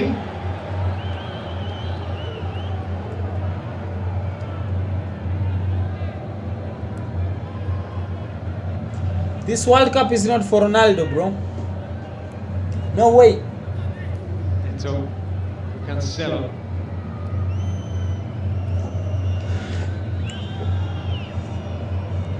Diaz. Portugal has world-class players, but they're playing trash. Anyway. They ain't even trying. Or the problem is Ronaldo. Someone tell me. Shida ni Ronaldo ama ni aje? Roberto Martinez was discussing how Portugal have Is been Ronaldo a concentrating big on problem their in defensive Portugal's structure squad? What's up? between matches.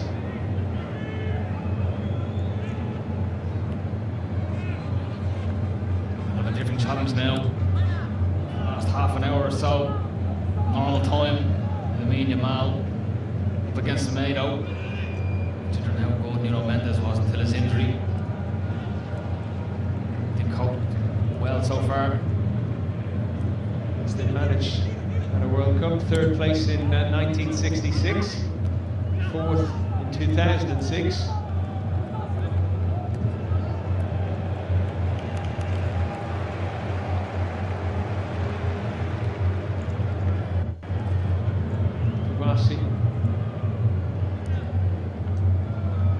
Of any Real Madrid player apart from Cucurella, who has joined Real Madrid in the last few days. It's because there are no Real Madrid players in the Spanish squad.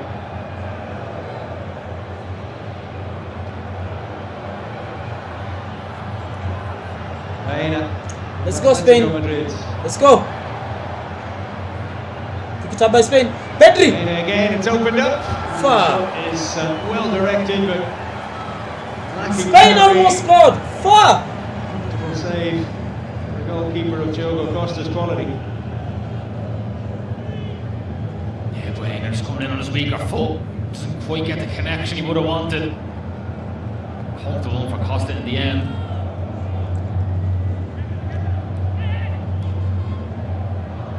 Speaking of Real Madrid, their first game of the new La Liga campaign is going to be delayed apparently because of a number of Real Madrid players progressing to the latter stages of the World Cup.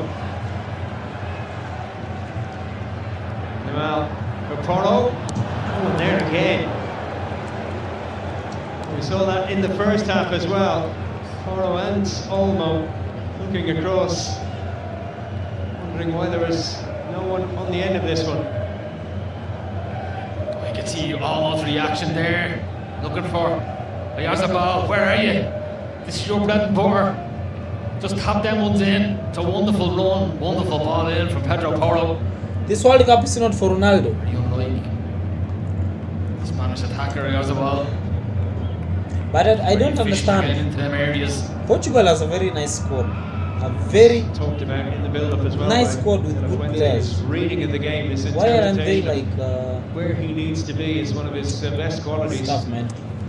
To 29 international goals in Ronaldo is a goodbye. It's the last dance. Foul on Yamal there. And Taylor, the English referee. Too popular with the Barcelona winger right now. Let's go Spain. Let's go.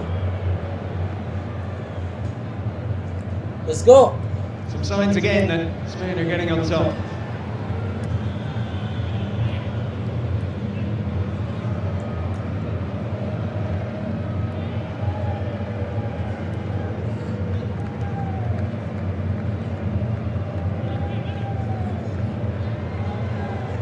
Attempts at goal for Spain, 6 for Portugal as we approach the final hydration break in Texas.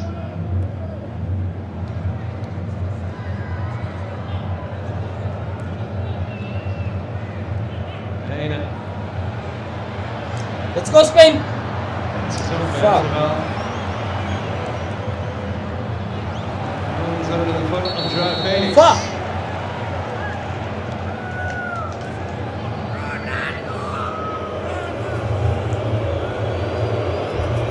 Well, we've reached the water break again.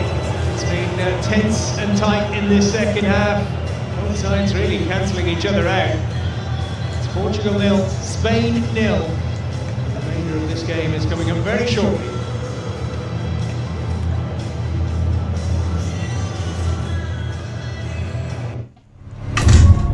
Oh, chat. This game is not for Portugal, man. You can't cool these odds down.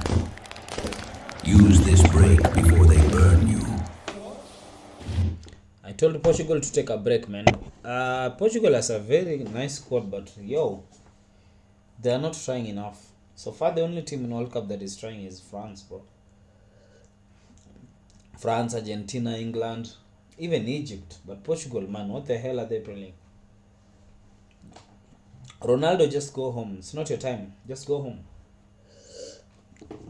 It's your last World Cup. You're never gonna play in World Cup again. Let your son try the World Cup. How old is Ronaldo's son? Probably like what? He's no, he's still young. But I think probably 15, 14 or 16. Yeah. So just train your kid, man, cause it's over for you, bro. You're never gonna get the World Cup. Just get to 1,000 goals and then flee, bro, flee. Leave it all to Messi. Leave it all for Messi. Messi is the real GOAT, bro. Messi is the real GOAT, bro. Enough said, bro. Messi is the shit.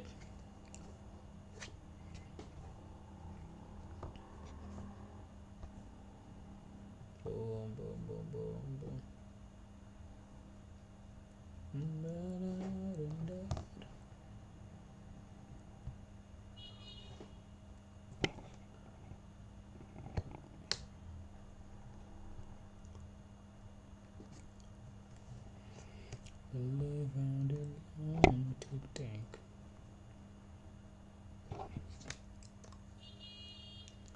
So Ronaldo, if I were you, I would just go home.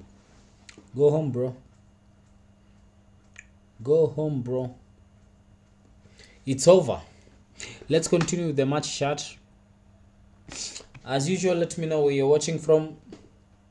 Are you supporting Spain so far or Portugal? Let me know in the comment section. It's gonna be bad. Rafael Leao is in. Dalot is in. Joao Cancelo is out. Let's see if this will make a change. But at least Rafael Leao brings an impact to them, to the squad, bro. Let's see how it all turns out, bro. Rafael Leao. Two changes at the water break. Joao Cancelo and Joao Felix making way. Diogo Gonzalo and Rafael Leao coming on. Martinez did promise that Leao will be around to finish the game.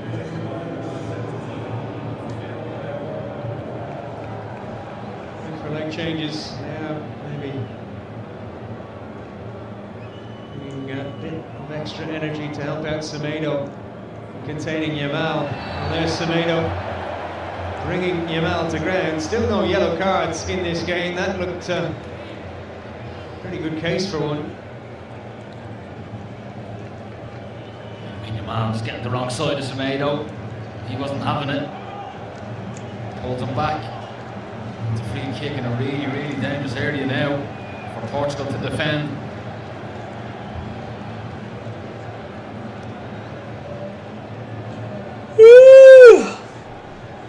Ronaldo, just go home, bro. Go home, bro. Flee, bro, flee. It's over for you. More like a one-goal game. It's over for Ronaldo. Have the feeling. There's a goal.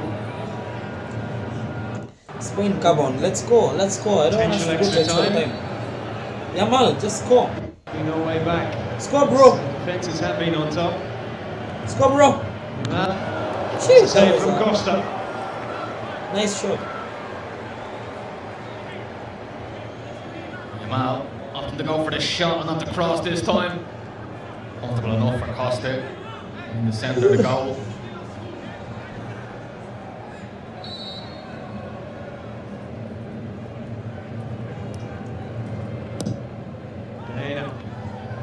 Costa throws it away as far as Semedo.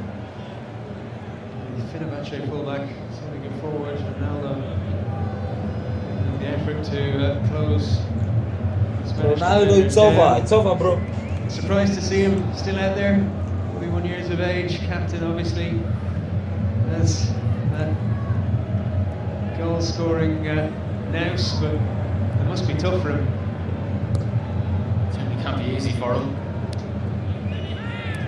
He's the man that makes the decision whether he comes off or not.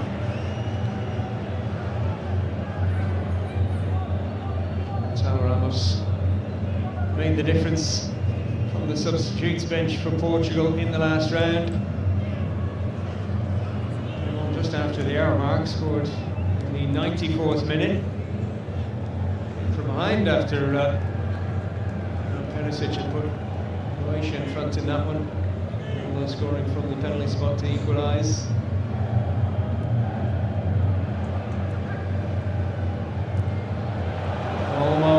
Come on, Spain, let's go. Yeah, support here. Spain, let's go. I don't want extra time. Find Baena in the end. This may be under hit.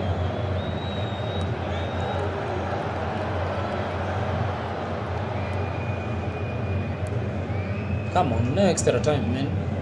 Spain, come on. No extra time, let's go. Here's Dallo. So the flag stay down. Spain have the throw in. Mal, he's gonna go himself. Sides to try squaring that ball across the edge of the box. Someone pull it off. Dalla in the right position. Counter attack. Ferran Torres inside. Close to a goal in the first. Oyarzabal out. Of Barcelona has 24 goals at international level. He's on. Now skips away from Porto.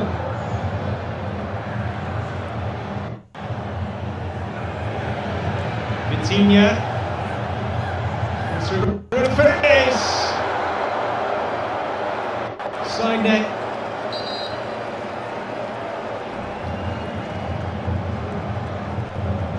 Yeah, Leo just using his physicality so well in the build-up. Ball. It's bouncing nicely. Bruno Fernandes used his body very well just to kind of nudge into Cucurella. Just off target. A shot in the end. Better for Portugal. Manchester United midfielder approaching 100 appearances for Portugal. He's 6 away now. Won't reach that milestone at the World Cup. Could get pretty close.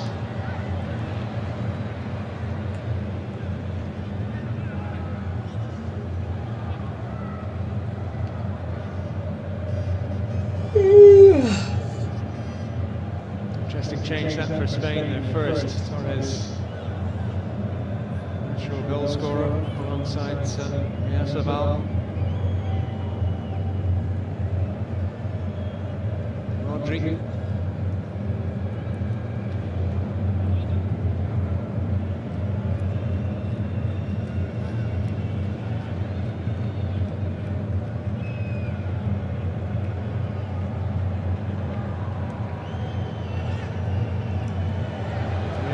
Ferran Torres. It's a glimpse of what he's capable of.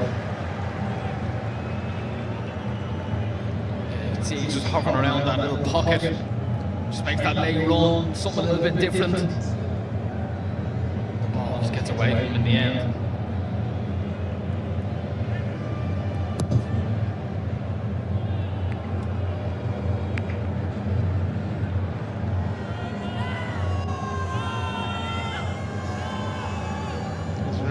Going to have his big moments, career goals against Spain, so good memories. It's tonight's opposition. Correa has gone down off the ball. Spain will continue.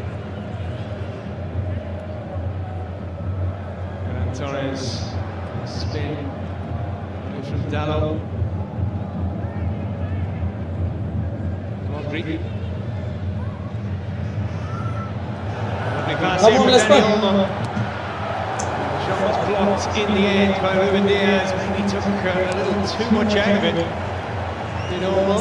Spain, come on. I don't need extra time. Ken Almo has been a threat.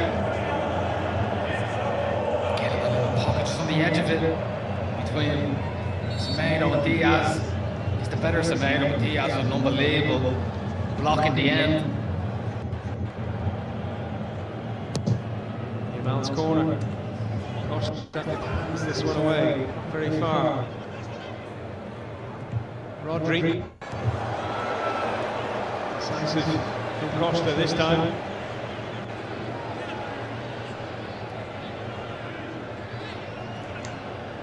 Being marked here by Cristiano Ronaldo. Lovely ball for Ferran Torres. And again in the 6-yard box, there is no one there to finish for Spain.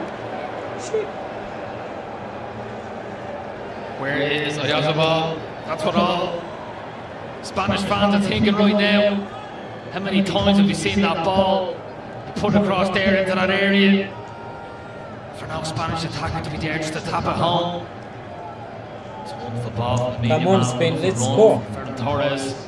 I don't need extra time. Spain up in the tempo now. We enter the final 10 minutes of normal time. Let's go, Yamal. Let's go. And again, the corner flicked on. Feels for handball, and the referee had a good view of that one. Anthony Taylor, no complaints either. Free kick for Portugal.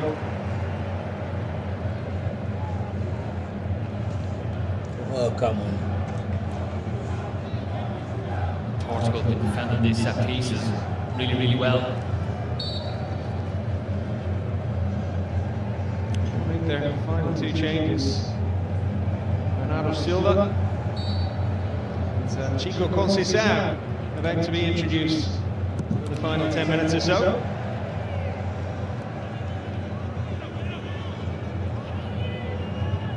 It's an interesting substitute that. Conceição, Bernardo Silva, you know, very comfortable in the middle of the pitch, and be good for trying to get some control of this game. So Portugal end this game with two really, really attack-minded wingers in Leo and Conceição.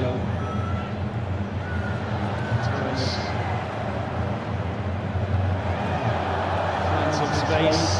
Portugal trying to hit on the counter-attack.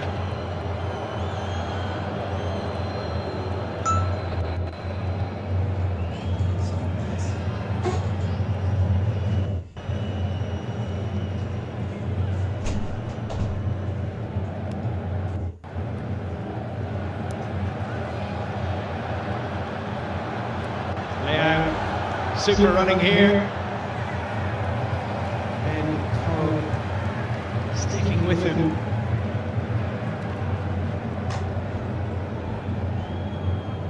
Portugal want to see more of that from Leo. It's in there. He beat Pedro Porro, so he just fatigued slightly. Quite pull off the end product would have desired.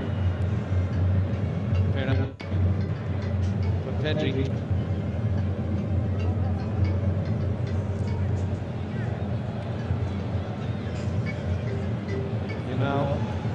Hello. Yazabal.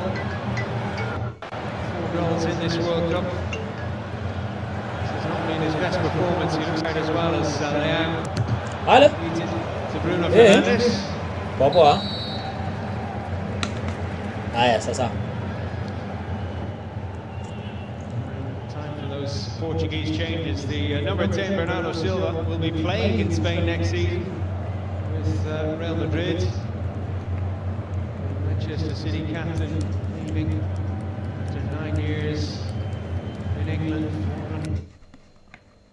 Chat, I'll turn off the camera for now. Thank you for all that were supporting the camera. Let's put the chat here. 51 appearances for City. He's the number 10, the number 26 is Francisco Conceição. And the swinger is on for the final few minutes. Coutinho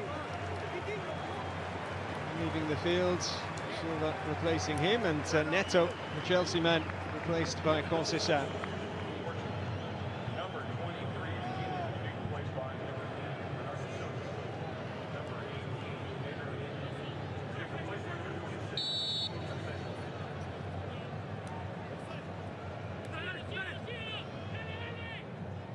Bernardo Silva on for his 113th cap. He's 5th on his own in Portugal's all-time list now, surpassing Nani.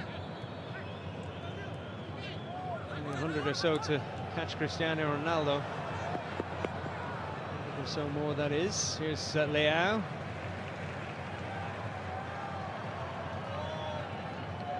So no Gonçalo Ramos. But Portugal will have one more change to make if they make it to extra time.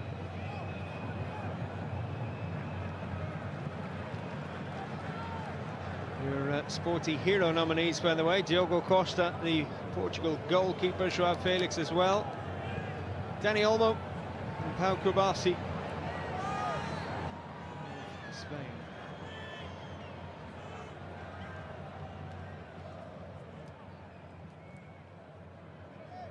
Silva. To Fernandez and now Conceição. We got a shove in the back there from Cucurella. Conceição, son of Sergio Conceição, who was a winger for Portugal,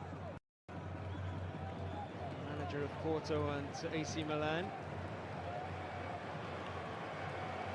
So Pedri is coming off. You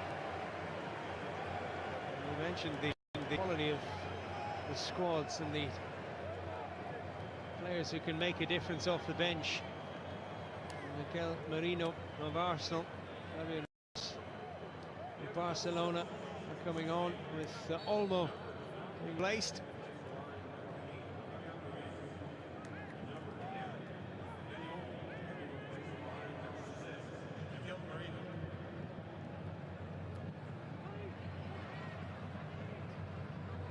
Yamal will produce a moment of magic to settle this tie. Portugal against Spain in the last 16 of the World Cup. Fabian Ruiz, that one's deflected. Luke.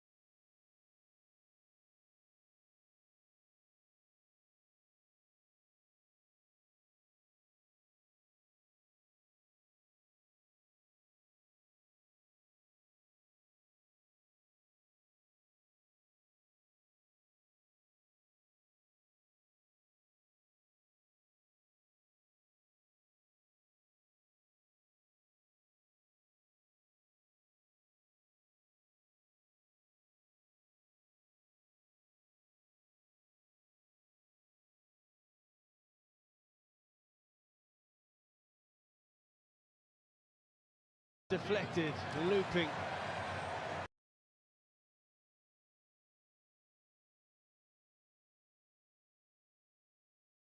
And watched carefully by Diogo Costa.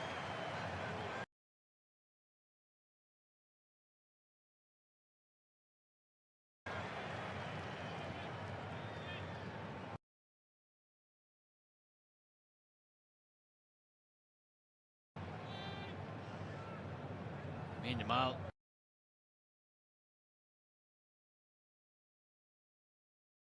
Breaks really quickly.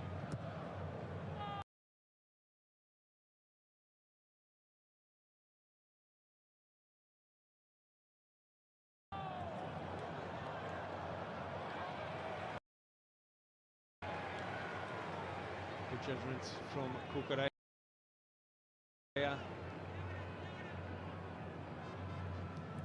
Mentioned Yamal's influence. Well, Spain have never lost a game when he started. 24 matches in total before today. 18 wins, 6 draws. And he's won every match he started for Spain at major tournaments. 9 from 9 so far.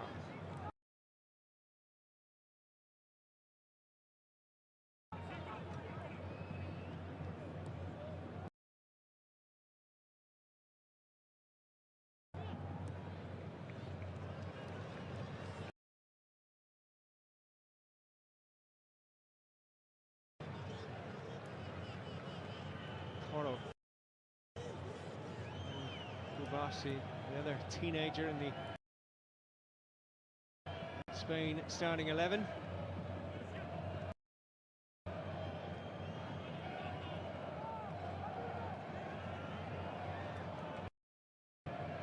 It goes to Simon. 6 clean sheets in 8 career World Cup appearances. He's on course for another here as he only strokes it as far as Rodri.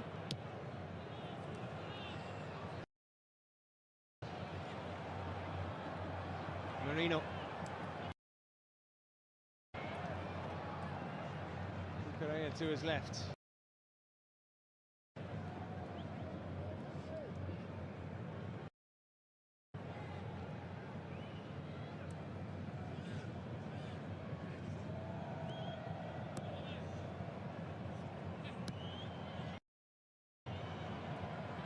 Fernand Torres.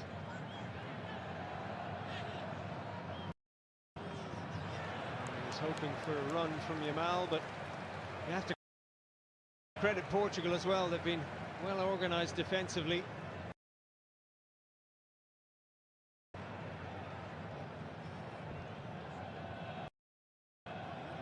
Certainly have. Quite compact, especially when Yamal coming in off that right side. Fernand Torres there, you see him twisting and turning. Nowhere really to go. No options for him. Coming up this week on Sporty TV, tomorrow Argentina against Egypt, 1600 hours in Ghana, 5 p.m. in Nigeria, 6 in South Africa, 7 p.m. in Kenya. Quarterfinals get underway on Thursday. France against Morocco is the first one. It is finally a yellow card shown by Anthony Taylor.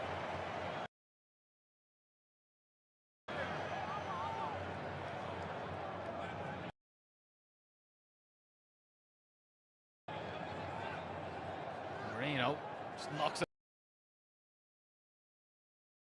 by Arno Silva.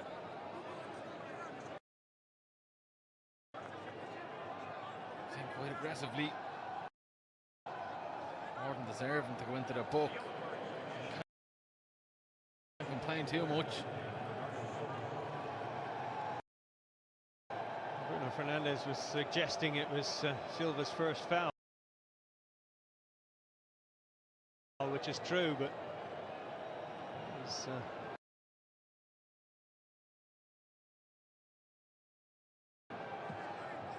overly violent.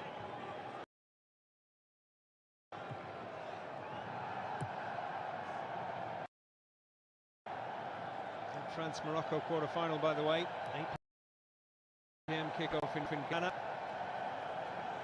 9 in Nigeria, 10 in South Africa, 11 in Kenya. The winner of this match is up against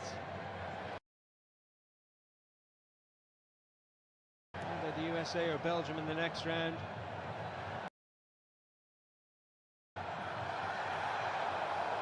Just a sniff of a chance there for Cristiano Ronaldo. Wanted an offside flag to go up.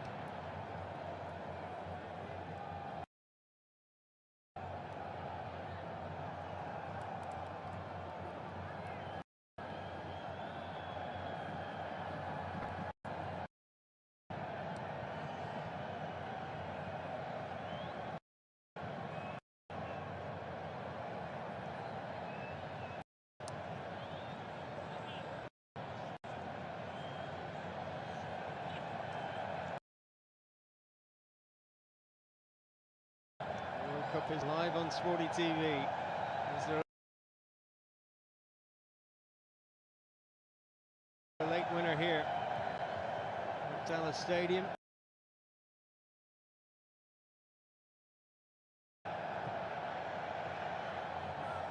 Sporty TV available on the app. Download it on Android, iOS, and your smart TV. 6 minutes there will be extra time. Here's the chance, and Spain have finally made the breakthrough. Mikel Merino is the super sub.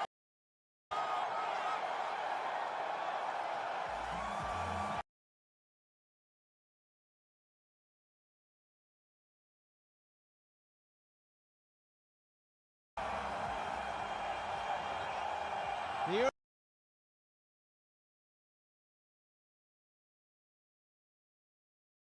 European champions have been knocking at the door.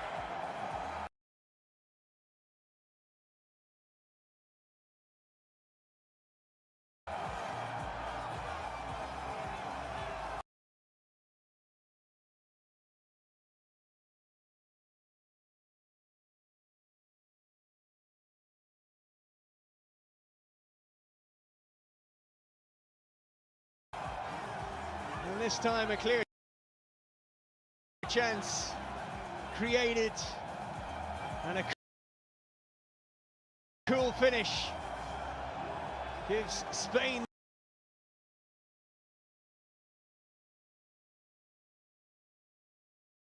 the lead at the death.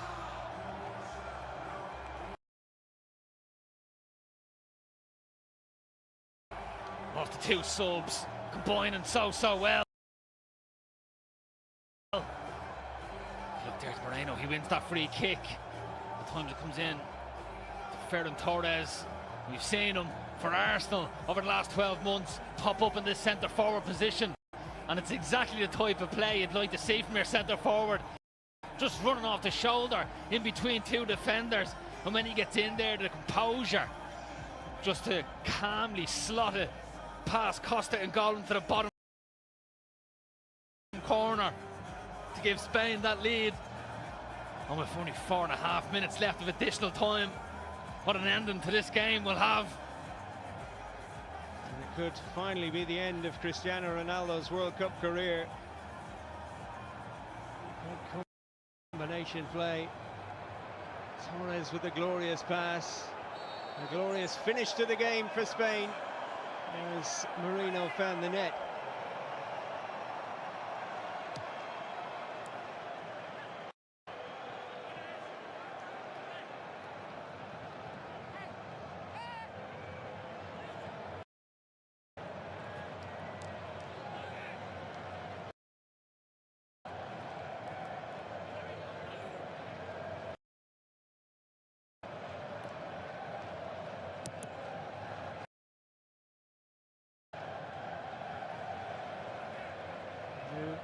Portugal have an answer? Well, they have no substitutes left, so it's up to the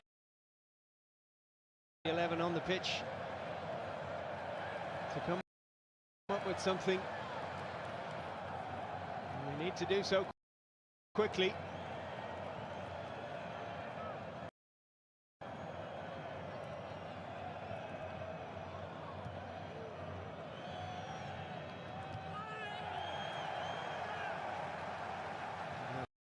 That was good from Porro. The intervention and the little celebration that followed. Attacking fullback, but he's done his defensive duties in this match so far to good effect.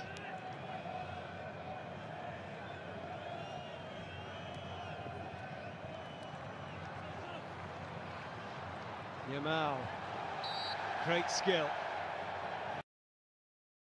There's another yellow card on the way here.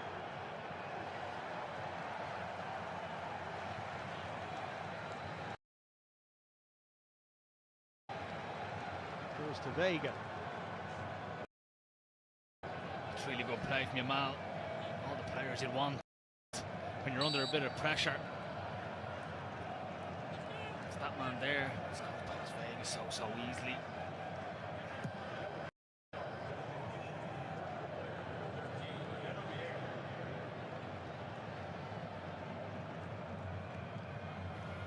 Swiftly running out for Portugal. UEFA Nations League winners who beat Spain in the final last year on penalties.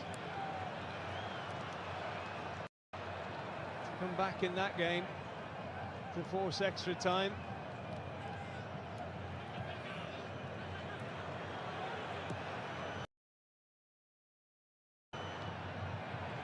It's undercooked.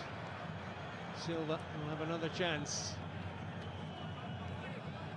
3 men in the penalty areas.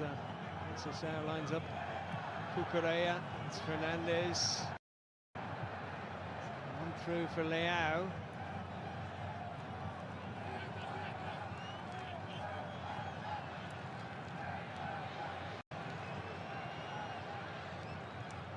It's good play. There's serious great. Semedo. Diaz has joined the attack here. Leao will send one in. Put down by Kubasi. Away by Ruiz. It was a big interception. Kubarsi there. Dangerous ball, bounced awkwardly. Just managed to get his head to it. Fabian Ruiz with a big clearance. Portugal though, they need to up this tempo. Start putting more balls into the box. Clock is ticking. Fernandez, 1 minute to go.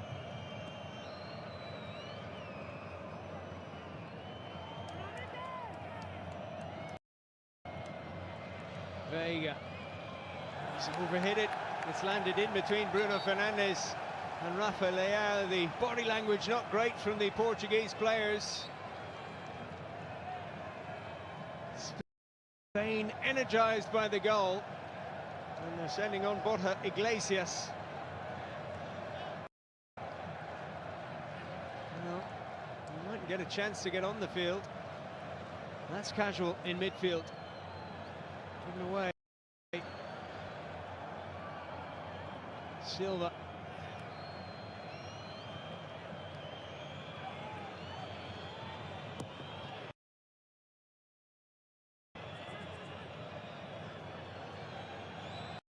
Fernandez.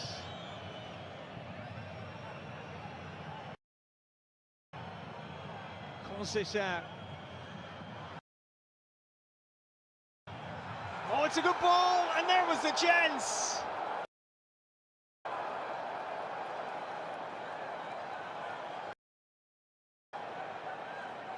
Well, Bernardo Silva.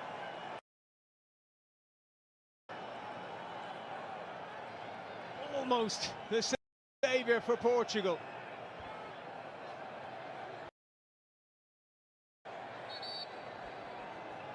His old teammate giving him some beef after it as well. He does so well to get it up, get in between Rodri and Laporte. They're plenty the experience training with both of them over a number of years. He just can't quite keep his header below the crossbar.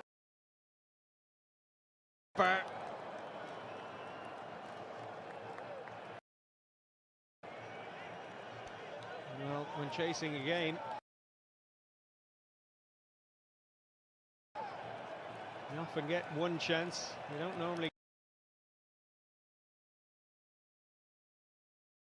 get more than that. Certainly not at this late stage.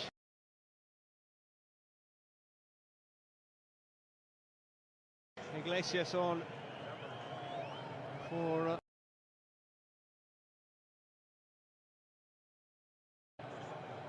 Oyarzabal.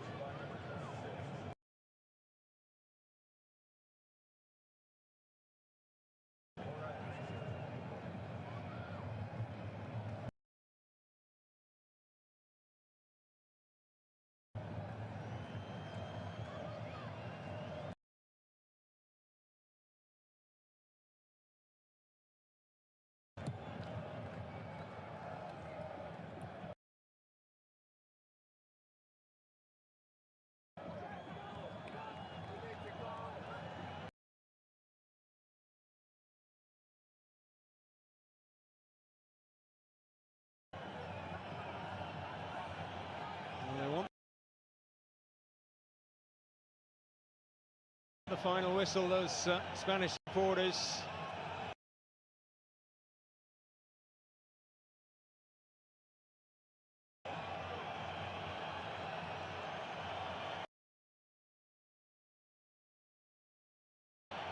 Bernardo Silva, one last chance.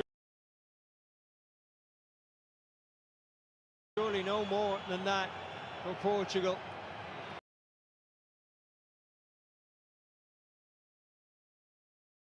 To try and deny Spain here.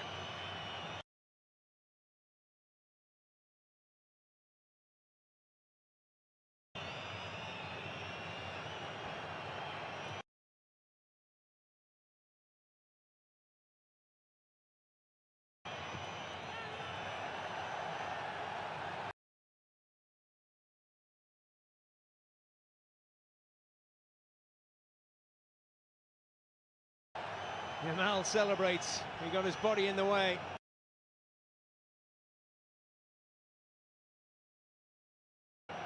It's Vega to Fernandes.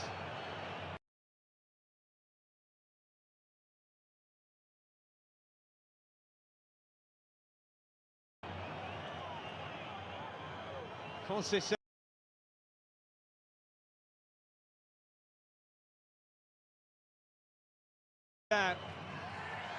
Sliding challenge. Free kick for Portugal. Ferran Torres gets a yellow. Yeah, Conceição, he just comes inside. He just clips it over Ferran Torres. I thought it, when I first seen it, he got the ball. Conceição as well, just lifts it over him. Big opportunity now. Last one, you'd imagine, from Portugal to try to take this game to extra time. Costa makes his way upfield. Can Bruno Fernandes get the delivery right here? Oh, it's flicked on, but flicked wide. Schwarnes had the final chance for Portugal. But Mikel Merino had the final save for Spain. And it is surely the last appearance for Cristiano Ronaldo at the World Cup. Just like in 2010, in the round of 16, Spain have won by a goal to nil. Back then it was David Villa in Cape Town. This time it's the substitute Merino. Well, they left it late. 91st minute winner. Remember, in 2010 they went on to win the World Cup. Who's to say they won't do it again? And Owen Doyle, the better team, just about won. 100%. Portugal, in that second half, never even got a shot on target. All that attacking flair they have, Spain kept them at bay. There is a team that deserved the win. It was definitely them. Merino and Ferran Torres were excellent when they came off the bench. De La Fuente used the substitutions so well. Bring them into the game at the right time. Both of them were quite the handful when they came on. Both of them produced the biggest moment to get themselves into the next round against either the USA or Belgium in Los Angeles. That will be the quarter-final. Yamal and Spain advance. Sporty TV available on the Sporty TV app. Remember, we hope you've enjoyed the action from Dallas Stadium. Those Portuguese supporters didn't in the end. Neither did that man Ronaldo, the Portuguese skipper. And it's finished Portugal 0, Spain 1. Merino the hero. Plenty to talk about in studio.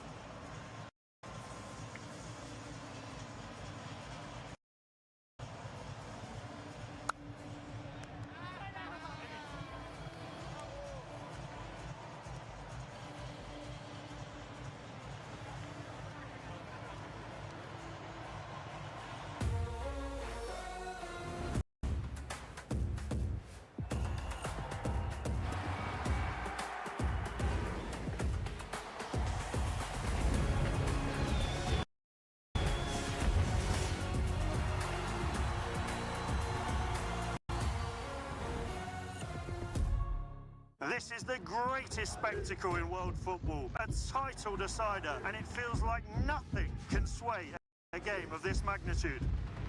Says who? We've been through this before. You just have to believe a little longer. And everybody knows that 1 minute here lasts forever.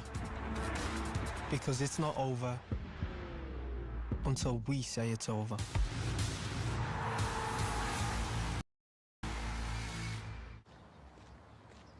I'm gonna crush it today. Crushing a four-time world champion, not today. Get ready.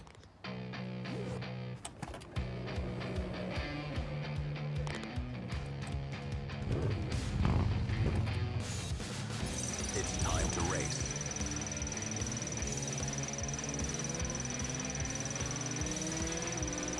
Play sporty speed and don't let it crash. Before the noise, before the game begins, victories are built on small rituals. In the quiet belief that they make perfect sense. The stats check out. The odds line up. Every choice feels right. So when it matters most, you're ready to win. M-Sport. Play where you belong.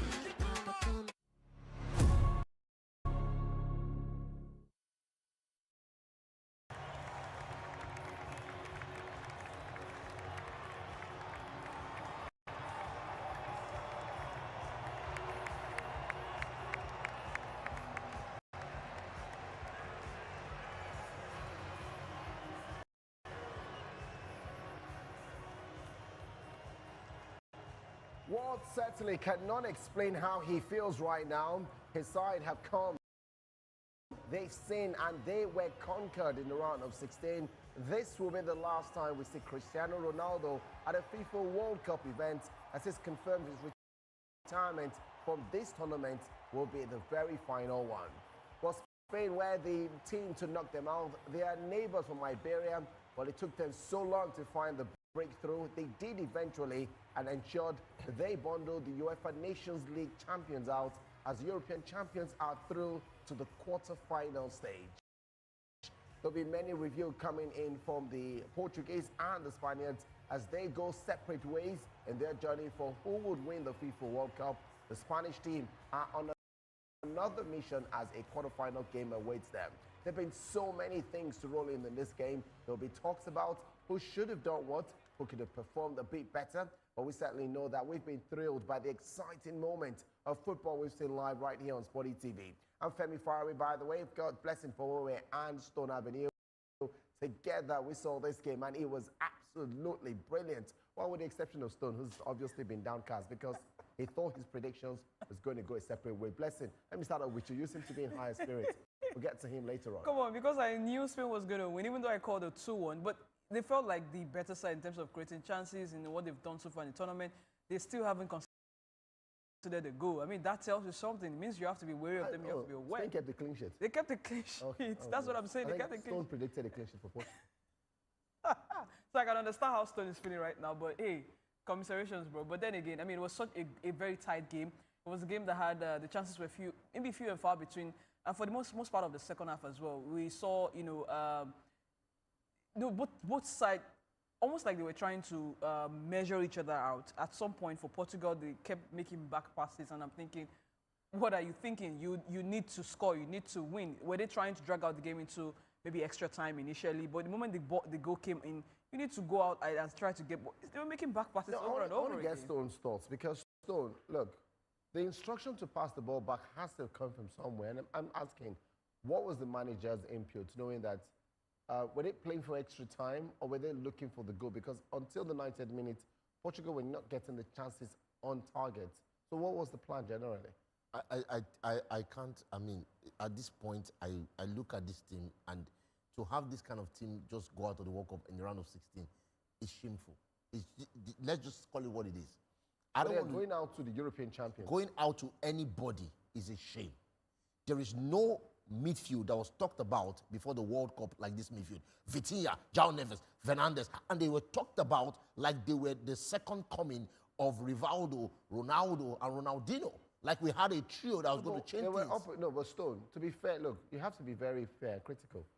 They were up against the likes of Pedri, Rodri, and Dani Olmo. And these guys, in their own right, are European champions, all three of them. Right? And they play for some of the top clubs in the world, Barcelona and Manchester City. So when you tell me the Portuguese team has been well celebrated, how about the Spanish midfield? See, look at what I'm saying. Rodri and Pedri don't play together in club side. It is Pedri and Dani Olmo that play together in club side. And they showed that they play together in club Bruno side. Fernandes there was an understanding. Vitinha plays with João Neves. And yet, in that midfield, it looked as though they didn't understand each other. I don't want to chalk it up to the manager, but I don't know what's going on. At some point, even when the manager says, this is what is going to happen. Sorry, just to put in context what he's trying to say, I think maybe I can help him better. Because I can tell he's not happy about it. Portugal should have done better, quite all right, because in that team, they have back-to-back Champions League winners, with PSG in the starting 11. They have another Champions League winner on the bench. They have Bruno Fernandes, who was, last season's Premier League player of the season. Spain is also boasted of some of these things. Yeah, but you understand why he's saying that Portugal should do a lot better. Premier League champion. Premier League champion, the Euros as well. Yeah. But I'm talking of recent, just concluded season. I want to talk about this, Stone, because you spoke about the midfield, right? Let's talk about the role of the midfield and the defense in this goal. You can't really blame, we keep talking about the holes in defense, and I understand all of that. But again, who is protecting the defense? Because if the defense is left unprotected, then you have holes. The kind of things that are going to happen are things like this. If Ruben Diaz needs to step up and be the DM, then it's going to open up space for somebody to enter. Was João Neves playing his role as the defensive midfielder? The answer is no. Was Vitinha playing his role as a centre mid? But Vitinha at this stage was off the field. No, I'm being like realistic about it. We're looking at the goal. So let's focus on the goal, one thing at a time. We're talking about the goal. You mentioned the midfield issue. So let's review the midfield issue once again and the defense. What was the issue right there that allowed Spain? I've said it. The issue is quite simple. The defense and the midfield. Number one, no communication. Number two, the defense and the midfield did not do their roles. The midfield were out of position and the defense had to step up.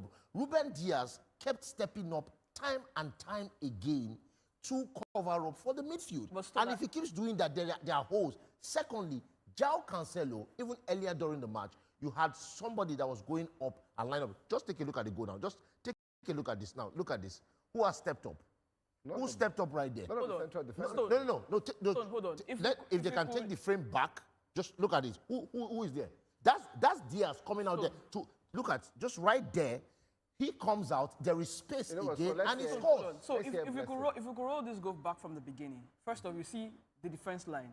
There are 5 players in the defense, but guess what? There are still spaces in between them, which was what we talked on in the first half.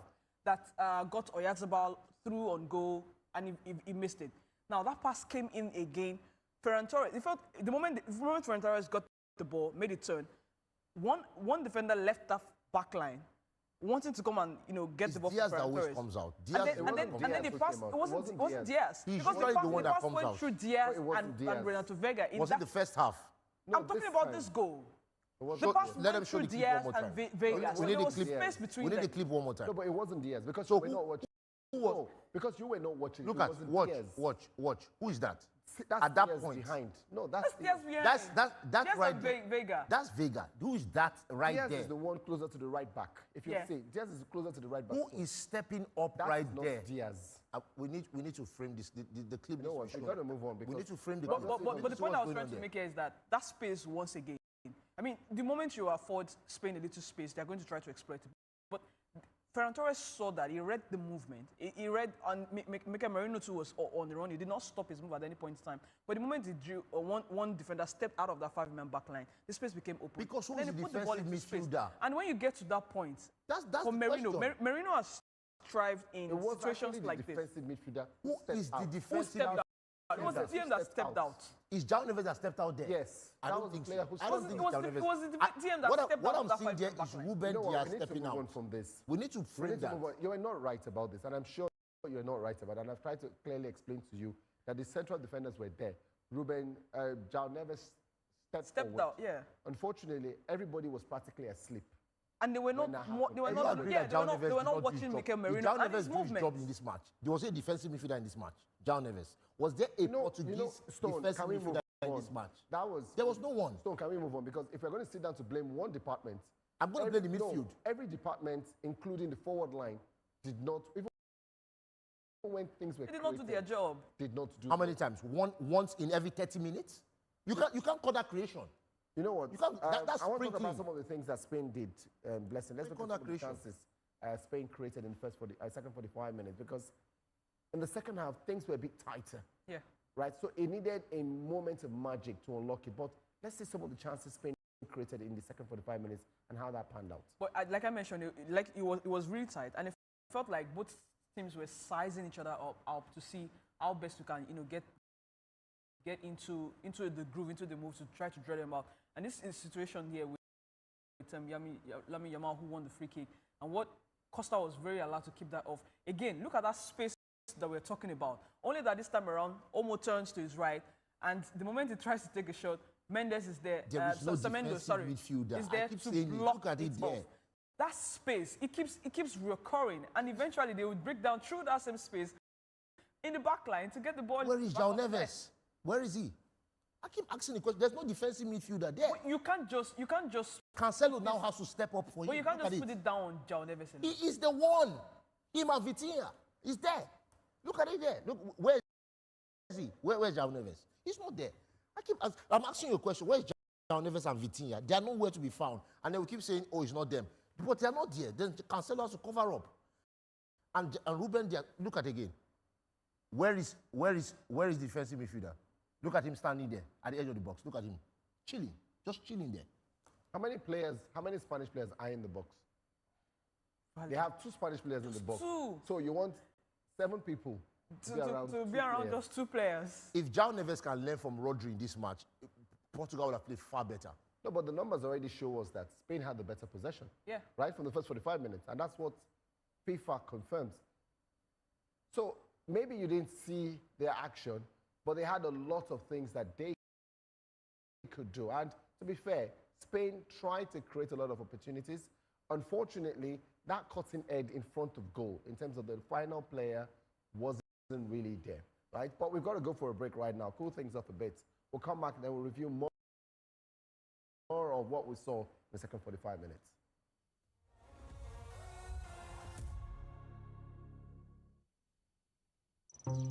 This is how Benny McCarthy spends halftime, multiplying the excitement while the match takes a break.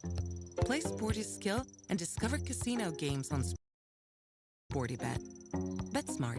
Play SportyBet. I'm gonna crush you today. Crushing a 4-time world champion, not today. Get ready.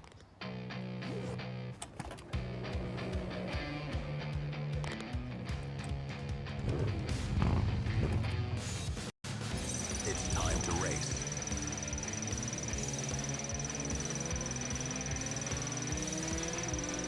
Play sporty speed and don't let it crash. Before the noise, before the game begins, victories are built on small rituals in the quiet belief that they make perfect sense. The stats check out, the odds line up, every choice feels right. So when it matters most, you're ready to win. M-Sport, play where you belong. What is football? I beat the unbeatable Barcelona with Real Madrid, breaking all records on the way. I am relentless. I am ambition. I am a winner. I am José Mourinho. I am...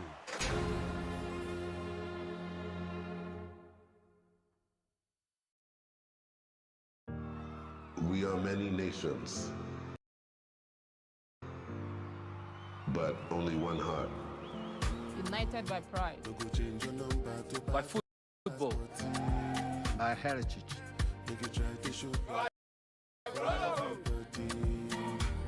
By passion. By Africa.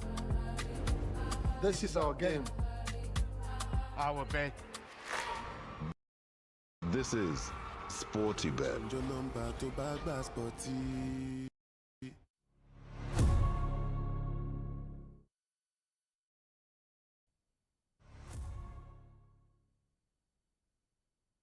All right, so we've seen quite a lot of things happen in the second 45 minutes, and there were chances coming in the way of Portugal.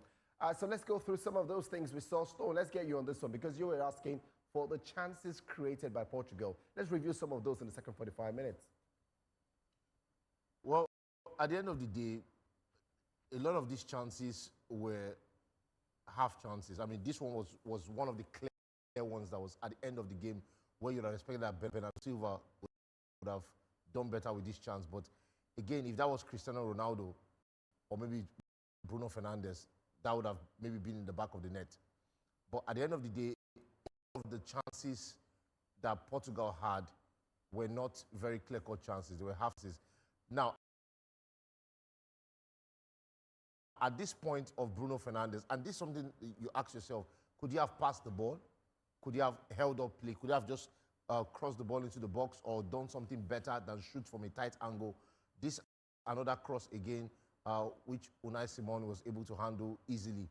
A lot of the chances were half chances, but there was that one at the end of the game that was very clear-cut, which Bernardo Silva could have done better with. That's another chance right there again. But again, you are asking yourself, if Portugal had a lot of joy with set pieces, why didn't they take advantage of who on a normal day for PSG? And he has also scored for Portugal like that. It's against DR Congo with a header. He's also a good header of the ball. Now, if Portugal were having a lot of joy with set pieces, could they have done better in terms of execution of the ball, execution of the play? Could the crosses have come earlier? Could the crosses have come better? Could the touches have been better? But at the end of the day, since you're having some joy with crosses, why not stick to that? Why not have more crosses into the box? Why not have more people into the box? Why not do what is necessary to get a goal? I think, number one, in terms of finishing of chances, Bruno Fernandes was one pass away from Portugal getting a goal. If he, instead of shooting that ball, had just passed square play to Ronaldo, that might have been 1-0. Could the manager maybe changed the dynamics of the attack a bit earlier in terms of bringing a lot of pace? Maybe Bernardo Silva coming up a lot earlier to help with chance creation in the midfield. Perhaps he could have done that rather than wait until the 83rd minute before bringing him on. Rafael Leao also coming on the wings. He had a few incursions where he could go forward. But one thing I noticed that the Spaniards did was you almost always see two men on Rafael Leao. But even at that, they were still able to get forward a little certain situations, which I thought was a bit commendable, even for him, for a player that we know that he's got the ability going forward, but sometimes he just freezes with the final balls. But the biggest issues that I had with Portugal towards the end of the second half is, or even when the second half started, if I can put it that way, it was always passing ball backwards. In a partly you would credit Spain as well for closing up some of those spaces. It was a very solid defensive work. Exactly, very solid. They were switched on from the get-go to the very end, and they also didn't leave spaces in between where they could make those channel passes or allow certain players to run into those channels. They didn't allow that. And there were moments Rafael Leao was on the ball, you'd find two players on him. Even for João Felix at some point as well, before he went there were moments that he was on the ball, you find two players on him. Also on this side with, I think it was Pedro Neto as well, if I'm not mistaken. You find Cucurella and one other player on him. So they did their job very well in terms of closing up the field and not allowing the Portuguese to get any incursions forward. And that's why every time they get the ball, or sometimes in the second half, they'd rather pass backward to try to build again from the back and build patiently. But at the end of the day, they started doing crosses towards the end when you desperately needed something. You know, I want to ask, it's a cliche question, so I'm going to forward. We've seen a few chances that Portugal had, right? Could the manager have brought Goncalo Ramos at some point to make maybe a difference in terms of, you're already getting crosses in the box. agree. You can as well get someone who aerially is also a threat. 100%. 100%. Either you take out Ronaldo or you take out Bruno. As simple as that. Again, we saw it work. It worked in the previous scored. round. Yeah, he scored. So again, for him to play the whole game on the bench was not something that was right. I think that you're looking at some chances that were happening towards the tail end of the game where Ronaldo was not in the box, Bruno was not in the box. They somehow they were not fast enough to get there. And then you're seeing all these other guys running, Rafael Leao, Conceição running to get there. And then they get there, and the person that's, for example, that final chance, the person that was in the box to head the ball was Bernardo Silva. Not Ronaldo was by the side there. And the last chances were what? João Neves? João Neves, all these guys. So you're asking yourself, where's Ronaldo? Maybe they're the decoy. Where's again, they're the decoy. That one, because again, you're looking at the other one that Bernardo got a free header because two defenders were Ronaldo, understandable.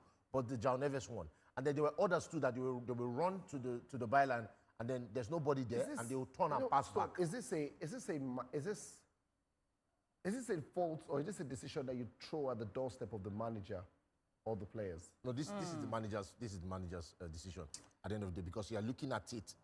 You're looking at Ronaldo running, and you see that at this point he looks tired. Something is happening.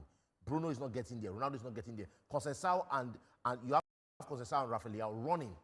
They are running, and then these guys are not running at the same pace. The next thing to do is to say, okay, let me take out one person and bring in Ramos. This guy scored in the last round. Let me bring him on and see what he can do. Now, if that had come in and the whole thing had happened maybe before Spain scored, they had gone for the game. So let's push for the game now. I think Portugal could have maybe gotten one goal, or at least they would have pressured Spain into, you know, just getting to the extra time. Maybe apart from, you know, attacking forward, maybe with midfield as well, like I mentioned, with creating chances, because let's be sincere, Ronaldo didn't exactly get Portugal are playing service. their most creative players. Bruno Fernandes. Ronaldo Silva sat on the bench for how long? Well, from the first game, I think they said the balance of the squad hasn't been there. But what do we know? Let's look at the numbers from the end of the second 45 minutes. What does it tell us from this game? As you can see, well, it was Spain who eventually finished up with the lion's share of possession. The total number of shots, Spain also boasting more. It's 15-10. And then for the stats that matter in terms of the shots on target, it was Spain with 6 to Portugal's 2 shots on target. So eventually that affects the XG. The Spanish were expected to score a bit more than one, but one was all that said. And as you can see, the passing for the whole game. So it just tells you what the story was. A very close game, but eventually it was the Spaniards who got the result they needed to move to the quarterfinal stage. Let's say the tournament bracket right now. What does it mean? Because Spain are through to the quarterfinal stage, right? They await the winner of the other round of 16 tie between the USA and Belgium to know their opponent for the next phase. But tell us, what do you see from this? I mean, I really can't wait for what could be a potential semi-final between Spain and France, perhaps. I mean, that's if France gets to beat Morocco anyway. But then again, they've done so well to get to this point. So you can absolutely see a pathway to the final. But of course, they have to get through, you know, some of the toughest, which is in France, for instance.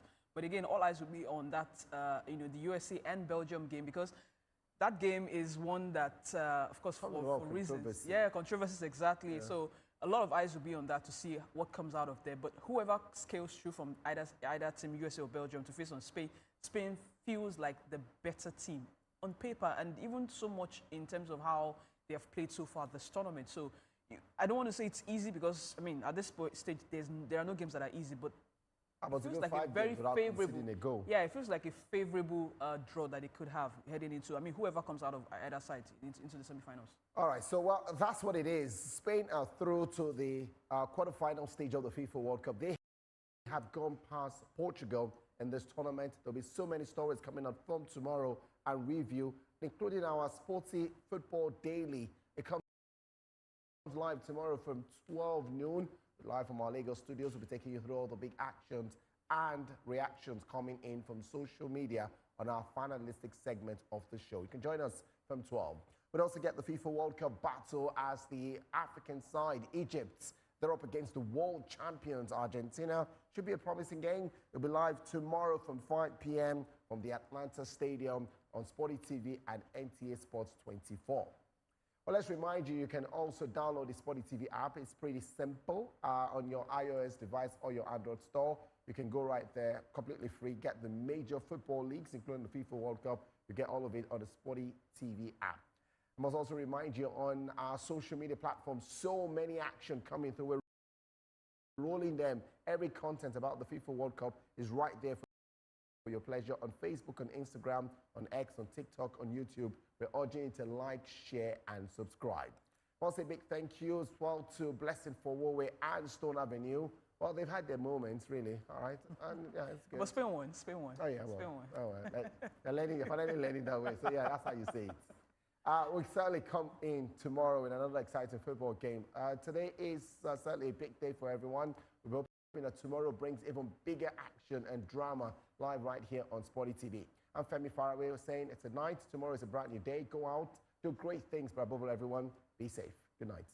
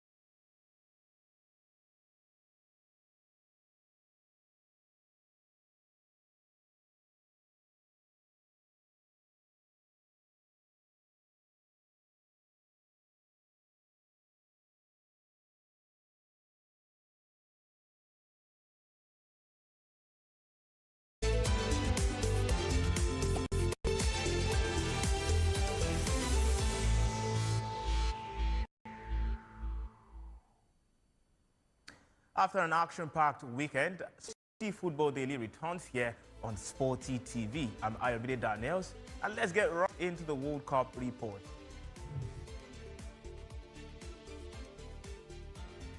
Morocco claimed their first quarterfinals, the first final spot of the World Cup with a 3-0 win over one of the host nations, Canada.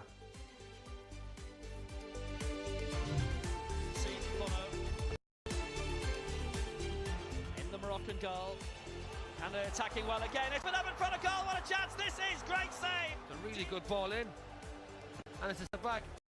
The Fougerolles. Wonderful little touchdown to Jonathan David. And he just took a little bit too long. Allowed Bono to come out and close the angle. David out. And Bono. The Irish better than the sum of their parts.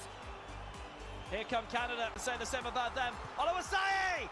What a very good save by Bono. Back in towards the middle again, headed away by Sadia. Spectacular overhead kick, didn't spreads himself into that block position, makes it as big as possible. A wonderful save. But Canada really sharpened the counter-attack. Good position for this Free kick, Akriku Kimi, the Moroccan captain, is over it. Went the lateral route, clever ball into the area, what a goal! Brilliantly worked move! Asanin Unahi! He saw the gap. Canada didn't see him. And Morocco break the deadlock. It's a really, really inventive, well-worked free kick. They've packed the penalty area. And that's going to lift the roof of this stadium. Final 3 months of the campaign. Ken Rodriguez was as well, of Ecuador. They'd led for most of the season. They couldn't quite continue their brilliant run of goals with those two out. And a shot from a long way! Oh, what an opening! Just like that! That's a wonderful hit. If Buchanan, he just tucks inside. Chance of a break here. They've got 4 forward. Brilliant chance. Brahim Diaz on the way. This could win it. Brahim Diaz poking it through. That'll do it.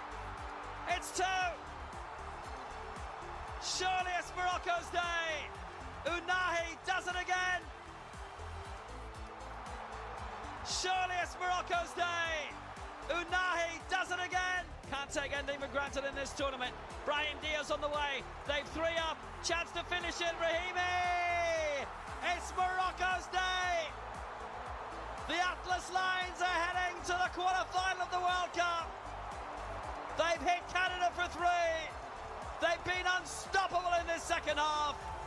And they remain a force to be reckoned with. They continue to fly the flag for Africa. That's just a cherry on the cake. One goal was enough to settle the game as France set up a quarter-final clash with Morocco with victory over Paraguay.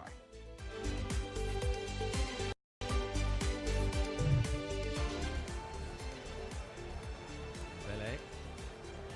Kone. Fancy a shot, Kone. They deal with it at the end, but there's another corner. Dembele again, it's deep towards that back post. Shot on target from Koundé. Comes off his shin, gets it on target, coming through bodies with a one-sighted Gill. Here's Dembele, there was a foul off the ball there, it's deflected! Oh, just wide. Barcola again. Kone. Shot from Kone, a fine effort and a really good save by Orlando Hill. You see, he gets that ball moving. Gomez getting a toe ball again. Doué into the area, just dancing past those Paraguayan players. Doué goes down inside the box, but you see here, he comes inside. That for me is a penalty.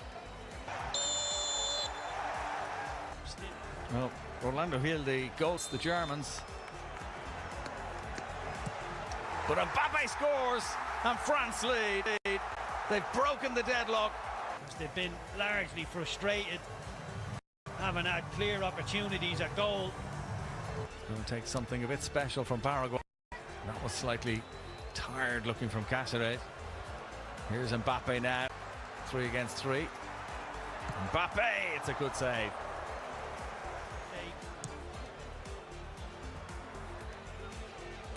Meccano was underneath that. And this could fall here. Maurizio has a shot and it's on target. Saved by Benyot. But Maurizio on the turn hits it into the ground. It's accurate. It is just. Well, here's a chance now. Doué has the pace. And support from Mbappe. Oh, that's a fine save. Mbappe again, and another very good save by Orlando Hill to keep it at 1-0. Arthur went down holding his face. That's crazy. It's the 4 save from Gill. Co-hosts Mexico suffered their first loss at the Azteca in 13 years as 10-man England sealed a 3-2 victory.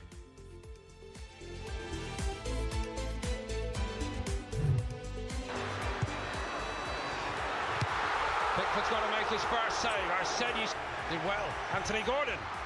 Nice and tidy by Rangel, the goalkeeper. It's for England if they were to win. Saka. He crosses. It must be one. It's Bellingham. It's the back post. A lovely little dink. Kane drags away Montez. They have the ball back, England, with Gordon. That falls invitingly for Bellingham. Into Harry Kane this time. Bellingham for two! You can't top that! England are two up! Alvarado. Wasn't bad. Floating around, he's got in the net. Quinones. Lira. Looking for Quinones. Great knockdown. That doesn't miss by much, does it? Alvarado. Looking at the penalty box, keeping his strikers in it. What a save by Pickford to deny Jimenez. Again Jimenez. Oh, close already to getting the third goal for them. And now maybe again. Off the post this time. Stood his ground. Bellingham, who in many ways has been head and shoulders over any other player on the pitch. Here he goes again. That's a bad tackle, actually. Really. Kwanzaa's off. England are going to play the whole second half down to 10 men virtually. Looks like Kwanzaa. Goalkeeper's coming for this. Gordon gets to it ahead of him. England have got a penalty if this goes in. Brilliantly converted for 3-1 for England. Here's Quinones. And at the moment, imagine the scenes. Alvarez was in there. Alvarado was in there. Kane stayed cool. Just makes a play.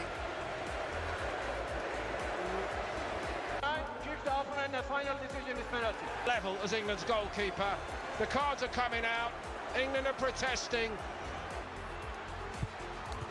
Gets it home. Pickford was very close to it, but not close enough. Fidalgo, he lets go. It's straight at Pickford. Byrne got his head to it. Raul Jimenez. Another corner. Take this further. Pickford, sensational punch. England have done it here in the Azteca. In our feature game, Brazil were knocked out of the World Cup after suffering a 2-1 defeat to Norway. 4-4-2. It's a good break forward here by Odegaard. Fabulous ball in towards the area, held up. His play back behind Haaland. It's a great chance, it's the lead!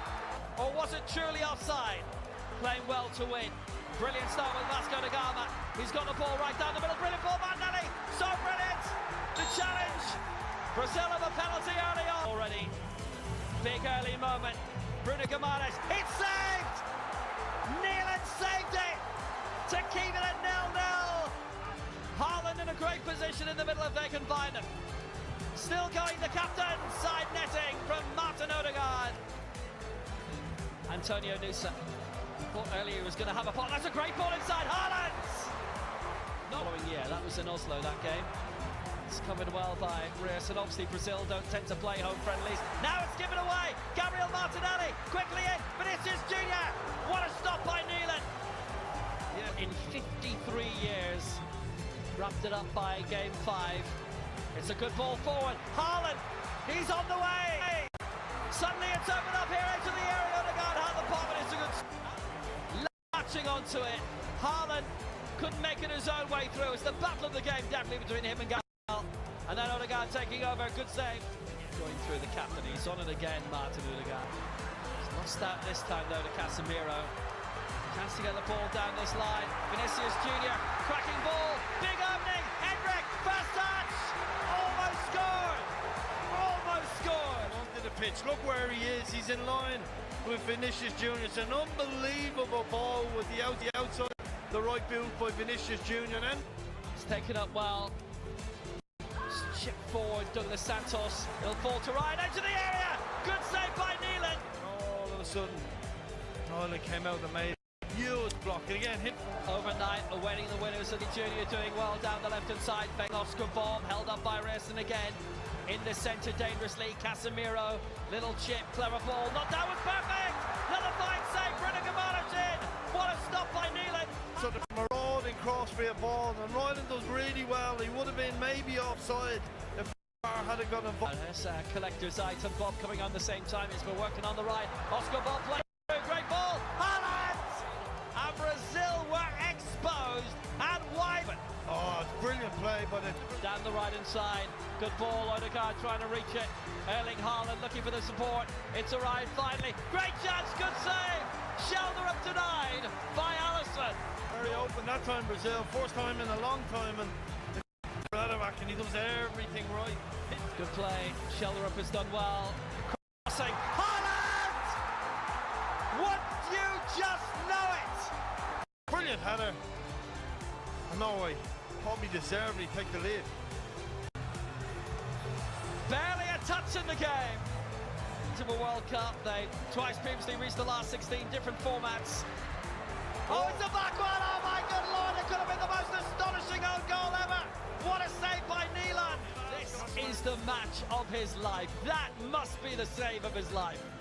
That's the save of the World Cup. Haaland, chance to win it! It's all over now! Brazil are gone! But he's got so much confidence from that header. Gets the ball out of his feet and rifles it past the goalkeeper before he received it. Launched long into the area. Going up for it, well as Ostergaard. Penalty for Brazil! It's Neymar. It's in!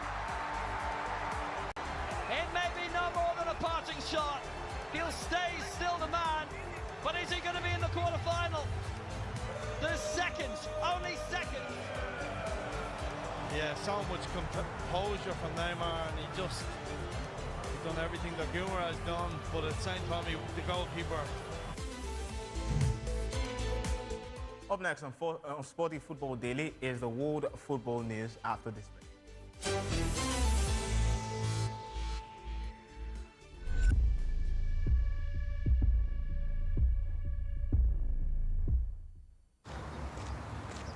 I'm gonna crush you today. Crushing a four-time world champion, not today. Get ready.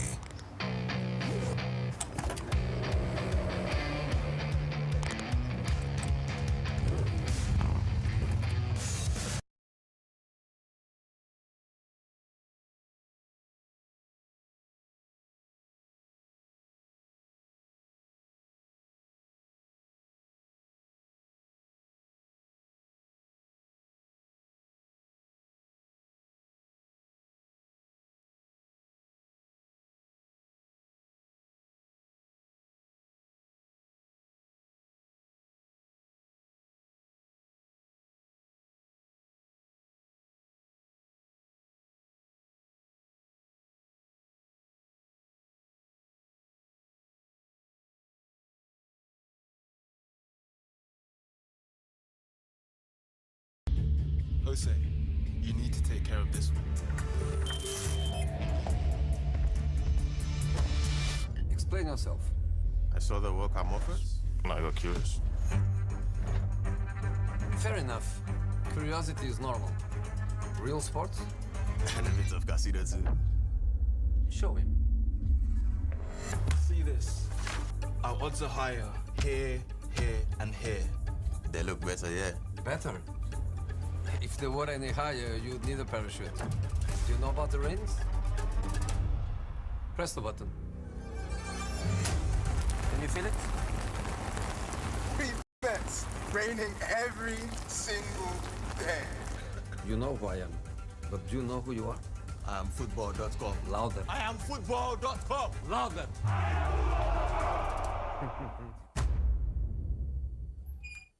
Next. This is the greatest spectacle in world football, a title decider, and it feels like nothing can sway a game of this magnitude. Says who? We've been through this before. You just have to believe a little longer. And everybody knows that 1 minute here lasts forever. Because it's not over until we say it's over.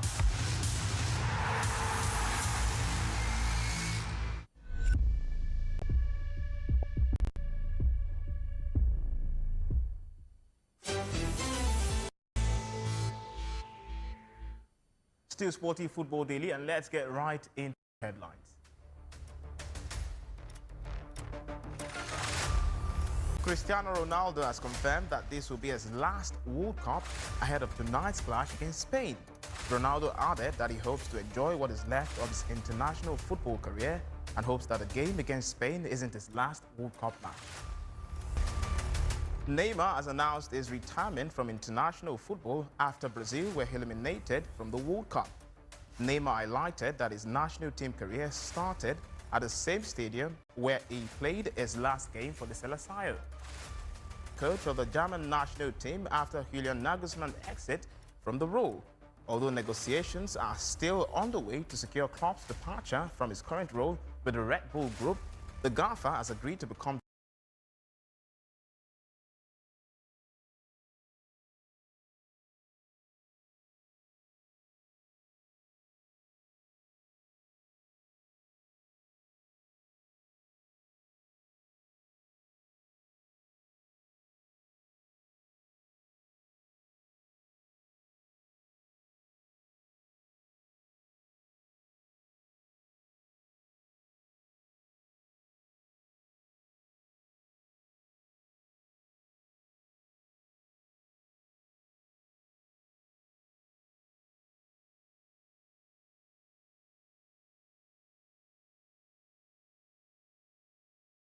after 8 players who featured in the tournament tested positive for clenbuterol.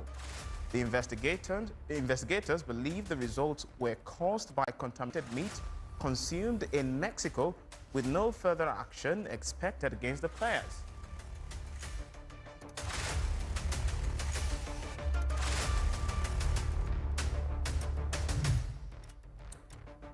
And let's take a break on Sporty Football Daily. We have more headlines after the break.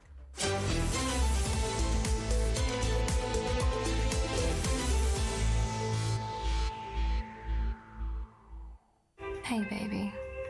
I missed you so much. What are you doing right now? Eweka, I'm in the car now with my family. We are going for lunch. I'll see you in the office on Monday. Yes. Sometimes you don't have a way out. This Emeka is a very funny guy. With SportyBet, you do. Because with our maximum cash out availability, there's always a way out. SportyBet, winning is now that easy. Okay, wait.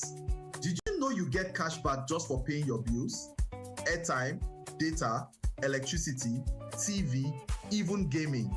First bill payment on the app, you get double cash back. 6% on airtime and data, plus cash back on electricity and TV. Gaming too. Enjoy cash back on gaming payments, up to 1%. So pay your first bill today and start earning cash back. Simple. Hey, come on, man. You lost a bet. You promised. I don't want to lose my job. The boss is here. Every 4 years, emotions run wild across the world. Você prometeu, cara. Você perdeu a aposta. In 2022, more than 2 million people went too far with their bets. Prometiste. Venga, vamos. To the point of risking their dignity. ¿Qué está usted haciendo? And sometimes, even more than that. If we win today, I promise that No more promises, please. this year, best matter. This year, play SportyBet. And he's actually laughing. We are many nations, but only one heart. United by pride. By football. By heritage. My passion. By Africa. This is our game. Our bet. This is SportyBet.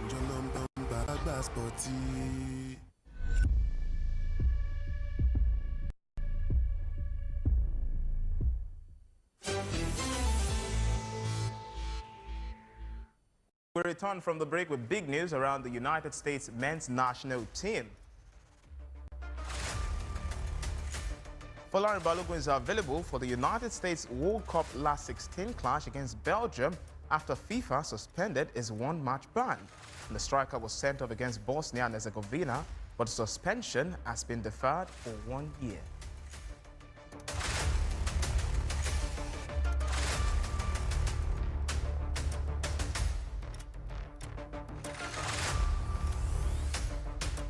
Ahead of tonight's clash between Spain and Portugal, Paul Kubasi has said it will be an unforgettable experience to play against Cristiano Ronaldo. The young defender added he would love the 41-year-old's shirt, but he's certain there'll be a queue for that.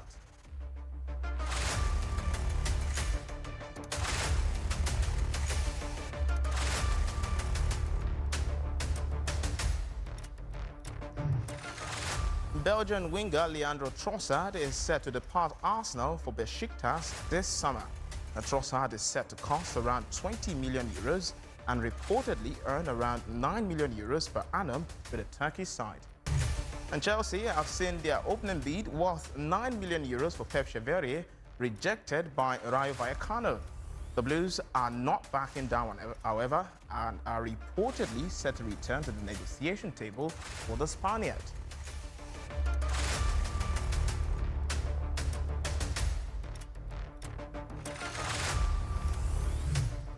And meanwhile, Manchester United are reportedly interested in Chelsea's Andre Santos. Although no offer has been submitted of yet, sources say the player could be allowed to leave for the right price. Elsewhere, Tottenham Hotspur are exploring a move for AC Milan's Rafael Leao, as sources understand. The Portuguese winger is said to be open to a move, prompting the London club to consider a bid.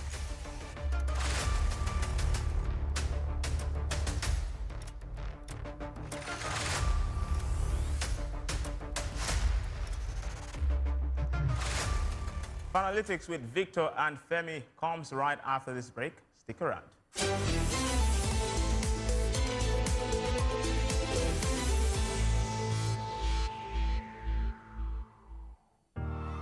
We are many nations, but only one heart. United by pride. By football. By heritage. By brotherhood. By passion. By Africa. This is our game. Our bet.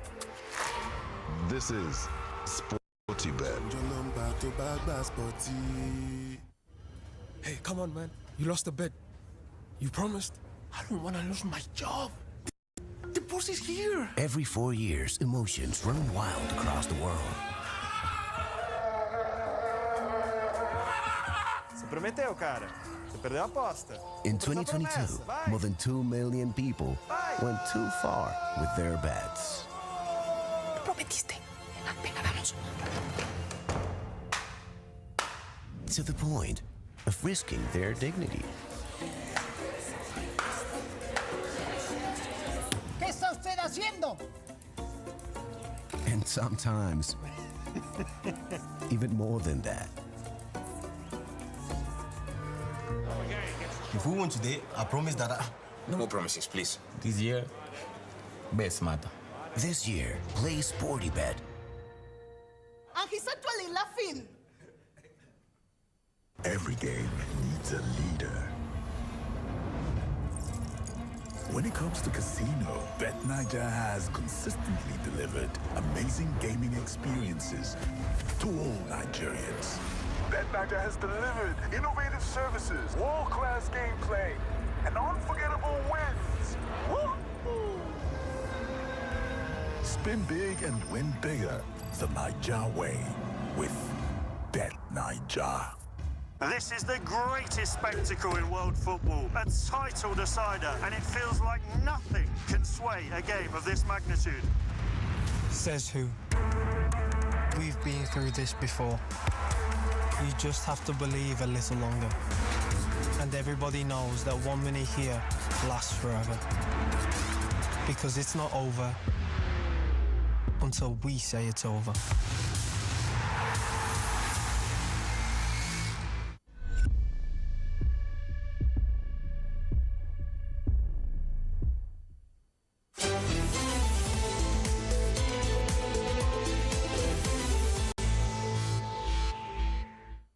Hello and welcome to Finalytics here. It's always a great time to be here. Lovely Monday. Victor Godfrey with Femi Faraway. Femi, how are you doing? Hello, Victor. I'm all right. All right, then let's dive right into it. As you know, Finalytics is where we break down some of the more intriguing stories across the world of social media. And the biggest headline in the early hours of this morning is especially the fact that England are through to the quarterfinals, beating Mexico for the very first time at the Azteca in 13 years. They're losing the match in that particular stadium. So these are the reactions, both for players and the fans. Enjoy. Well, Harry, huge congratulations. What a contest, what a win. But I just firstly wanted to ask you what's happened over there by the England goal, because there looks to be some concern. Yeah, Jordan, my voice is gone. Hendo just fell over there. I think it's okay. Just something to do with his arm. Okay, well, as for the performance, I think it says it all, the fact that your voice has gone. That was some contest to watch. What on earth was it like to play in? Yeah, it was a crazy game. We had to fight. We had to find something.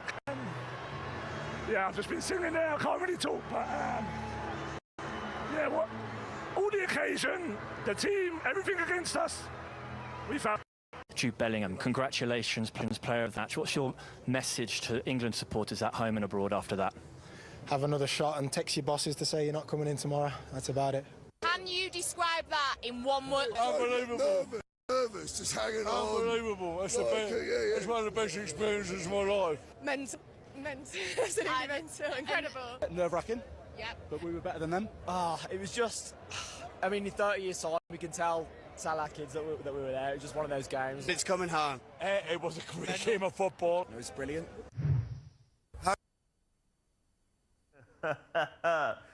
Femi, I don't know if you can hear me, but welcome back to the show.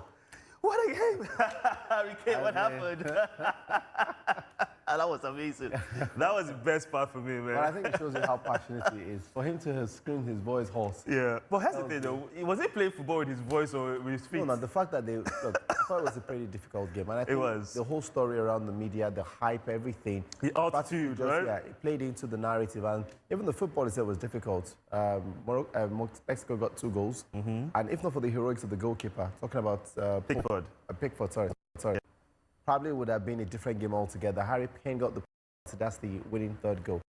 So I like it. I like what Jude Bellingham is doing. What is he doing? I think he was the most criticized English player coming to the moment. Yep. Like the manager, the fans and everybody. But he's been I don't want to say the savior, but he's practically been the savior, because even when we brought the Alan Shearer video, he kept saying the middle. It's easy to remove Harry Kane, right? And automatically, Harry Kane has excelled because Jude Bellingham has been a good complement. Like, yes, you know what, when Harry wants to drop back, I'm going to go forward. Yeah. When Harry needs somebody to stay behind, I just stay behind. And it's one of the match performance. You know what's amazing about what he said is, like, call your boss and tell him you're not coming in to work today. Can I go? Femi, you handle the show. I think we're done, right?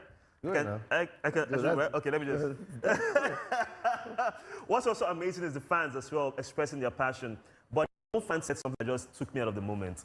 You know what he said? It's coming home. I'm like, oh, come on, guys, just calm down. Well, look, calm down. They have to dream. Oh, my goodness. They have to dream. And Mexico, all of a sudden, you're the best team in the world. They beat the team that has not conceded a goal at the tournament 4 games after, right? They also beat a team that is playing at home. And remember, the Mexican jersey at this tournament has been one of the most sold jerseys, right? One of the most sold jerseys at this FIFA World Cup, because people are buying it in Mexico, people are buying it in the USA, people are buying it in Canada. That's how well the Mexican jersey is selling. And so, pretty sure the Scottish too are buying that jersey as well, because you know the rivalry between England and Scotland. You know, they don't want each other to win anything. What they need to do now is they go and buy the Norwegian jersey. But honestly, though, that is a tantalizing fixture. Who do you have on that one? Norway, England, quarterfinals of the World Cup. I'm going to say England. And by the way, you've got, so it's now 2-1 up. I'm saying it's in 2-1. 2-1 on what? 2-1 up on our prediction. Wait. Say the prediction I got. You have to say it, though. Let's hear them hear it. What prediction was that? That what? What? That Portugal was going to beat Croatia, and so that happened. Thank you very much. Crystal ball over here. Crystal ball over here. I don't want to take count. 2 to me. 1. We'll make our bets tonight. I mean, you have Spain, Portugal tonight. Yes. That's live here on Sporty TV. You're going to be on that broadcast. You know, I'll let you go first this time. I know, you go first. Because before you wanted to say something else. I'm not the one that I actually had to go Croatia that time. Yes, no, I You're going to save for that one. So there you go. But I think that I'm going to go England. I think Haaland is the factor. And we saw that yesterday. Haaland made all the difference for Norway. The goalkeeper also made a big difference. Shoulder up too as well on the left side. If 2 assists. what's his name? If Odegaard continues to play the way he's playing, England will beat them. Okay, well, Odegaard actually had a decent game against. The problem about the Brazil. decent game is that he had one-on-ones, a couple of one-on-ones. Yeah. Like should have done for his level of quality, should have done better. Then there was a time he gave the ball away. A couple of one-on-ones. Is it that a chance whereby Haaland kind of drove the entire defense? There's one that through the goalkeeper. That was a one-on-one. That was one-on-one. What do you call the Hendricks? For his quality. Come on. No, are you comparing Odegaard and Hendrick? Behave yourself. One is then that Chelsea, pass, then the ball he was playing with in the box that Vinicius did not grab from his hand. First half. Okay, well, that was possession. Guy now, you're the captain. Lead these guys, lead them. Now, talking about the game between Brazil and Norway, this is a Brazilian fan expressing his displeasure. And you have to understand, if a football nation that the identity is actually more known for football and holidays, it's pretty sad for Brazilian football right now. How do you feel? Brazil knocked out by Norway. What's the feeling right now? Well, the feeling is like you have a PK on the first half and you miss it. Hendrick had the chance to score a goal, miss it. You don't score the goal and you have a Haaland the other side. It's impossible, man. We're already too careful with Haaland. You have your chances, you don't capitalize, you don't score the goals. It's not the first time it happens. So I play soccer, we all know soccer, and we know that if you don't score, you get scored. Carlo Ancelotti, does he stay on as manager? Yeah, he renewed already months ago, and it's not his fault. He tried his best and he did a good job. So it's not his fault. We're so used to seeing so many good Brazilian footballers. Where's the next best? Well, you see now that soccer around the world changed. You saw so many surprises now. There is no big powerhouses anymore.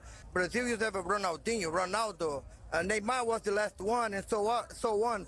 But at the same time, you see Curaçao doing a good job. You see Cabo Verde doing a good job. That's what I loved about this World Cup. You gave chances to the minorities, and they showed that they also have soccer in their places. And that's how it is. There is no big powerhouse anymore. And give a chance to everybody, and everybody can participate and try to do their best, and then the world will be better. Brazil, 2 to 3 years favelas and forget. I tried to warn you guys. There should be a rule. To play for the national team, you have to live in the favelas at least 3 years. These guys have not seen any struggle. 95% of the team, if they tried to complete a step over, they'd probably pull their groin. Your best midfielder lives in Newcastle. You have a coach called Paul. There's so many issues that I can name. But they have not seen struggle. These players have not seen struggles. I want what's best for you. And guys are getting upset by what I'm saying. You just lost to Norway. Haaland is not real. He's not a real footballer, I'm sorry. He is one of the greatest strikers of all time. He is insane. 2 chances, 2 goals. It's not normal. Guys, it's not normal. This guy here is too good at football. And Gabriel was holding onto him for a good portion of that game. He was dealing with him. 2 chances, 2 goals. This guy's insane. He's one of the best strikers of all time. I can't believe it. I actually can't believe it. Norway, actually I can believe it. I predicted Norway to beat Brazil. And look, football works in moments. This miss from Hendrick, the penalty miss, everything was working in cycles. It was inevitable that Norway would win, and they have won. He was playing like Prime Buffon as well for Norway. It was insane, but Haaland, man, Faz. When you got Haaland on your team, what can you do? This guy's just too inevitable, too good at football. Norway are through. What Haaland just did at the World Cup, speechless. I got no words. We glazed Messi and Mbappe for putting up 7 goals at the World Cup. Haaland says, watch this, I'm going to put up 7. I'm going to score 2 against Brazil. I'm going to get Norway to the furthest place they've ever been in the World Cup. On top of that, I'm going to bang one from outside the box and not even celebrate. Just stand there. Just let the world soak it in. I'm going to dunk on Gabriel for the first goal. If you're new to the football world, let me introduce you to the North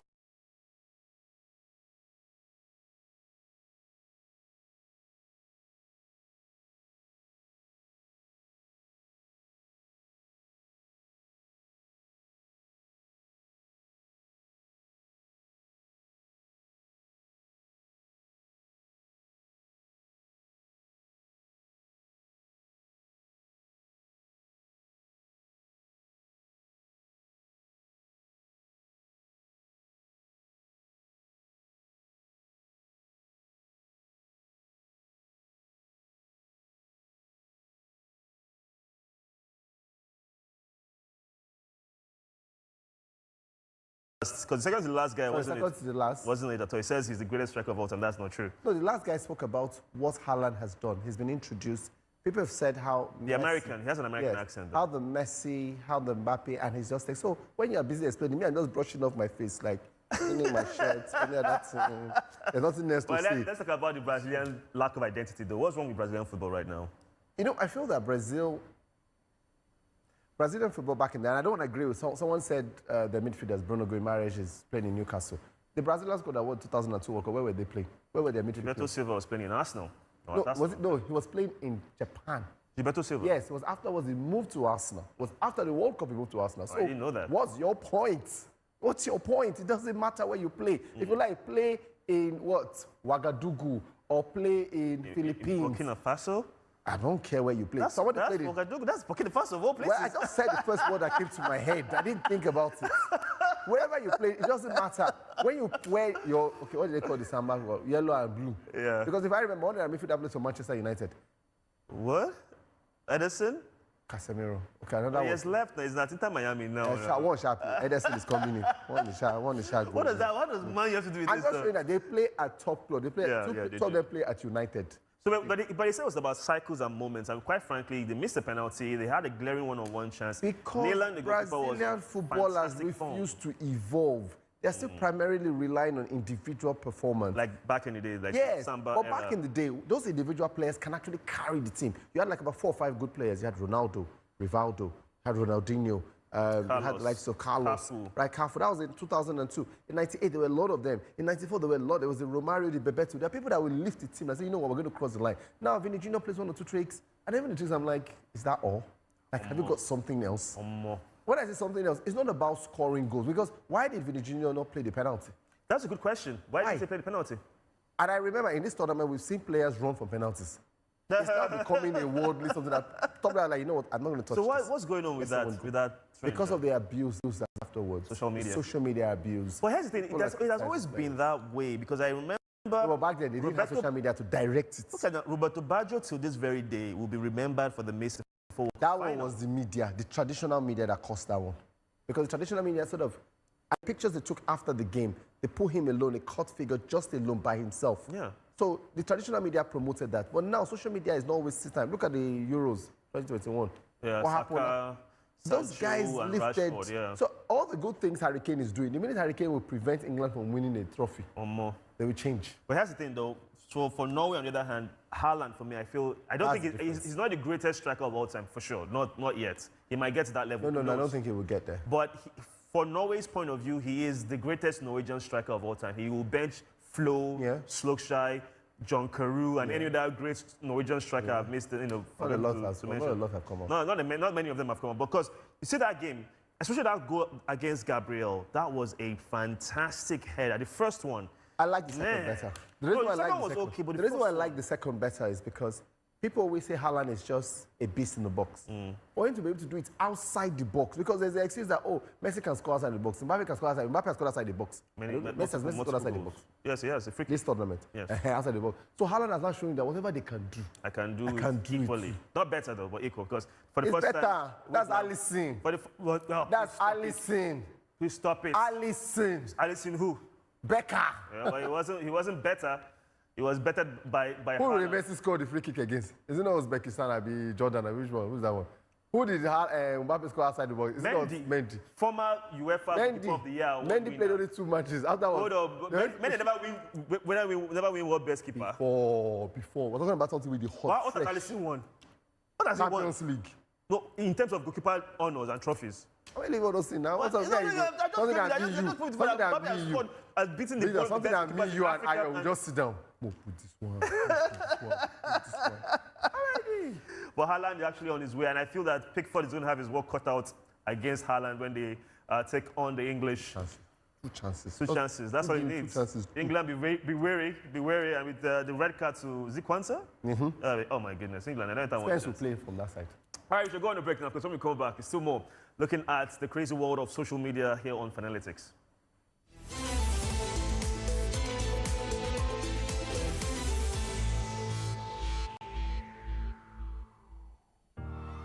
We are many nations, but only one heart. United by pride. By football. By heritage. By brotherhood. By passion. By Africa. This is our game. Our bet. This is Sporty Bet. Jose, you need to take care of this one. Explain yourself. I saw the World Cup offers, and I got curious. Fair enough. Curiosity is normal. Real sports? And a bit of casino too. Show him. See this. Our odds are higher here, and here. They look better, yeah. Better? If they were any higher, you'd need a parachute. Do you know about the rings? Press the button. Can you feel it? Free bets. Raining every single day. You know who I am. But do you know who you are? I am football.com. Louder. I am football.com. Louder.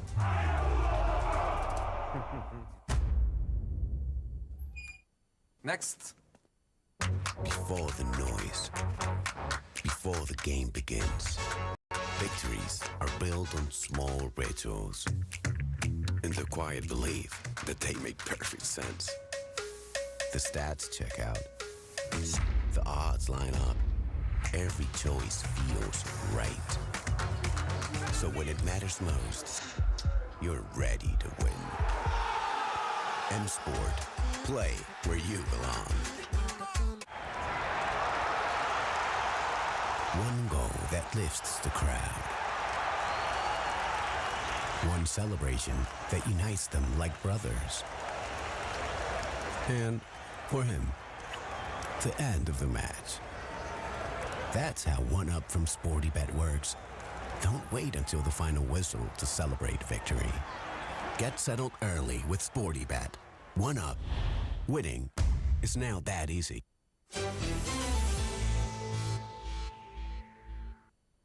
Welcome back to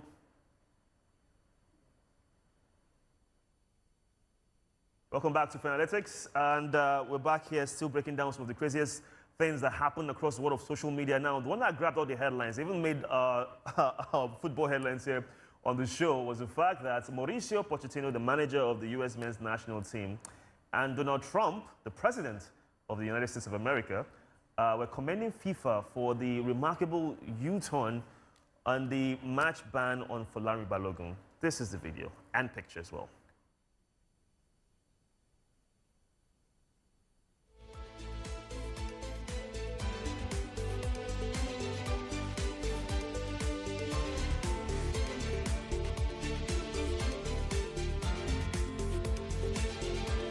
For me, it's not a thing to debate. It's to congratulate that decision. That is fantastic. Not only because we are going to have another player available, if not for football. In the next game or the game that they are playing now, and some unfair thing happen, you have the possibility to go and to reverse the decision. Decision that came from the VAR, from situations that are slow motion, that never is the reality of what happened on the pitch. Yeah, that's exactly what it is for Belgium. The breaking news. They must have broke their spirit a tiny bit, because also you prepare the game to play a certain way, then suddenly you have to change also your preparation of the game. This is why also what it does when you do something like that. 3-4 days to take a decision. Now we need to go back to the point. I do not think it was a red card. And we all said it. We all know that he didn't do that on purpose. We all know that. But I have to say that if you're Belgium, to prepare the game, it does change everything. So I would not say that it never happened before, because it must have happened in the history of the World Cup. I think I've heard that it happened maybe with Garrincha back in the days or something like that. Rules were different back then, though. Yes, rules. But I'm just saying, whatever the rule was or the rule is, I'm just saying yes.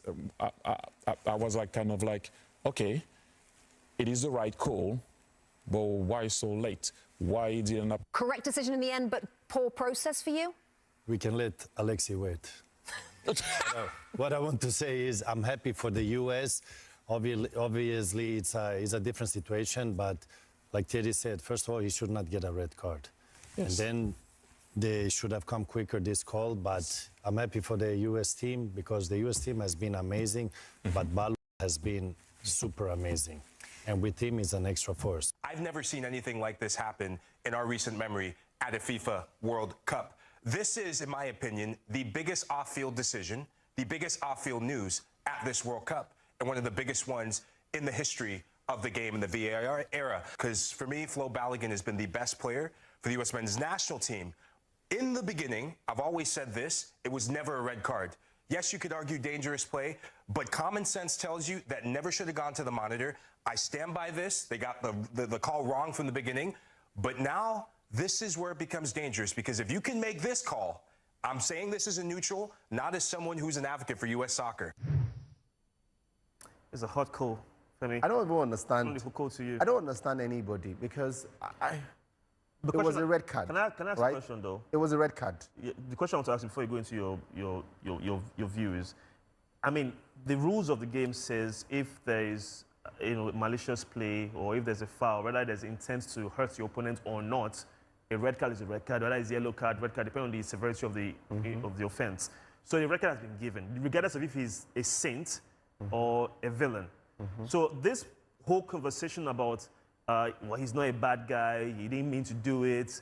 The bottom line was that he got a red card upon VAR review. So therefore, he kind of broke the law and the rule and was punished.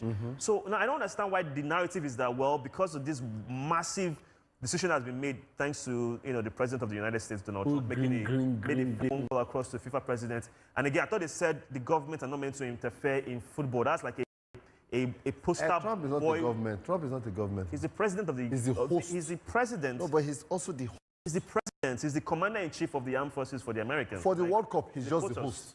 For the World Cup president, he's the host. Who is the president of the host nation? Infantino is the president of FIFA. Who owns the tournament.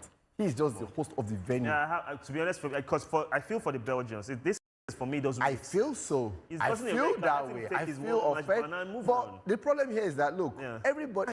Fair. They say there's this popular saying, George Orwell, all animals are equal, but some are more equal than others, right? It's so popular because FIFA started this drama from the beginning when Ronaldo was allowed. His 3-match suspension. Yes, they suspended it. Then FIFA continued it when Messi stamped on somebody in the back. And they didn't even give him a card. They allowed, and that's number 2. So now that the hosts who have the president, Donald Trump.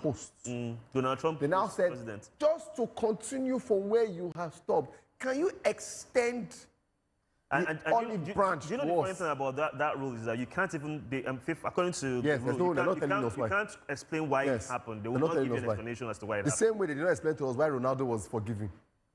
It has gone on, it has gone on. Interesting thoughts. Well, let's see what happens with the USA and Belgium. That's going to be an intriguing fixture. But Belgium go win.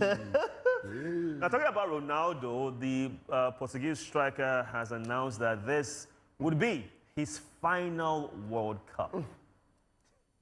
Mundial y no sé si el último partido con Vosotros están con muchas ganas que no venga más, ¿a que sí? Que no me quiere ver más aquí. Si te quedas... Ya llegará el día, ya llegará. Pero, mira, te voy a ser sincero. Independientemente de lo que pase mañana, saldrá de aquí Cristiano con la conciencia tranquila. Pero no 100%, 1000%. ¿Sabes por qué? Porque en la vida, en el fútbol, yo he dado todo lo que tenía. Mi pasión, mi querer, jugar estos tantos años, no fue por necesidad, como tú sabes. Yo, gracias a Dios, estoy muy bien de la vida, pero es la pasión. Yo juego en la selección y en los clubes porque me encanta jugar fútbol, ¿sabes?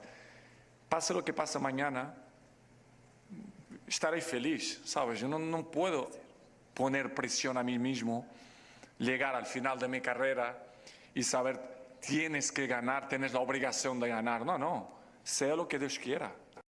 Es disfrutar cada día, disfrutar cada partido, disfrutar en una gran competición como es el Mundial. Y creo, aparte de algunas opiniones diferentes de vosotros, que no estoy así tan mal. Ya he hecho 3 goles, a otros que hicieron más, porque estoy muy bien, pero yo no estoy mal, creo. Okay.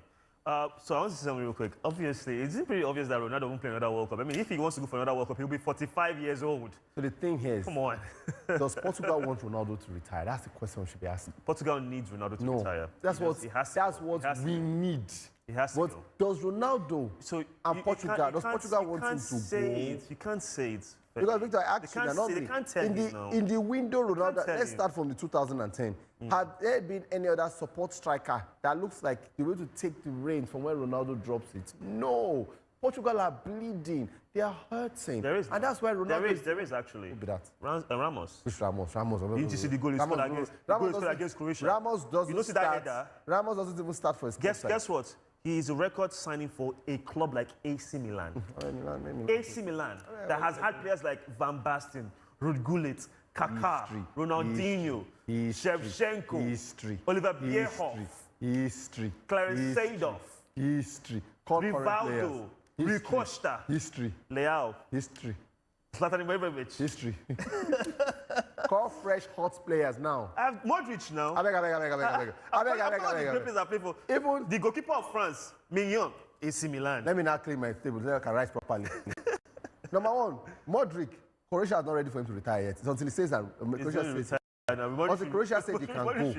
Ronaldo, if Portugal did not say he can go, he's not going anymore. But let's talk about his legacy, though. I think that you can't touch it. I think his legacy is up there. So he's better than Maybe, obviously. World Cup, not Euros. Like World Cup legacy. I feel that currently, because of how stats and obviously social media has sort of... It's like how people say Pele is the greatest footballer, right? A lot of people did not see Pele play at that level. So we didn't. Yeah, but they say Pele is the greatest. I'm always very careful when I compare legends because legends generally are the ones who... They change something in their national team or club side. They change something. And it could just be one small thing they do. Ronaldo is up there. I'm not going to sit down here and cap. Ronaldo is up there, but I'm not Portuguese. I did not see Eusebio play. But based on the record, he had one of the best performances at the World Cup. No, but so Victor, the thing here is that, it's like saying, let me use Nigeria as an example, and I don't mind this thing. We can talk about Osimhen as good, and Osimhen is really good. He is. Right? But near Rashidi Yekini at the World Cups, unfortunately, Osimhen not going to the World Cup. Scratch that. Osimhen has not gone to the World Cup yet. That's why I said scratch that. I was looking for... Yekini's going to 2 World Cups, 94 and 98. But yeah, so let's use World Cup now. Ahmed Musa has scored more goals than Yekini at the World Cup. Yep. But Ahmed Musa cannot touch Yekini's legacy. In terms of striking? At the World Cup, even at the World Cup. But because he scored the first goal for Nigeria?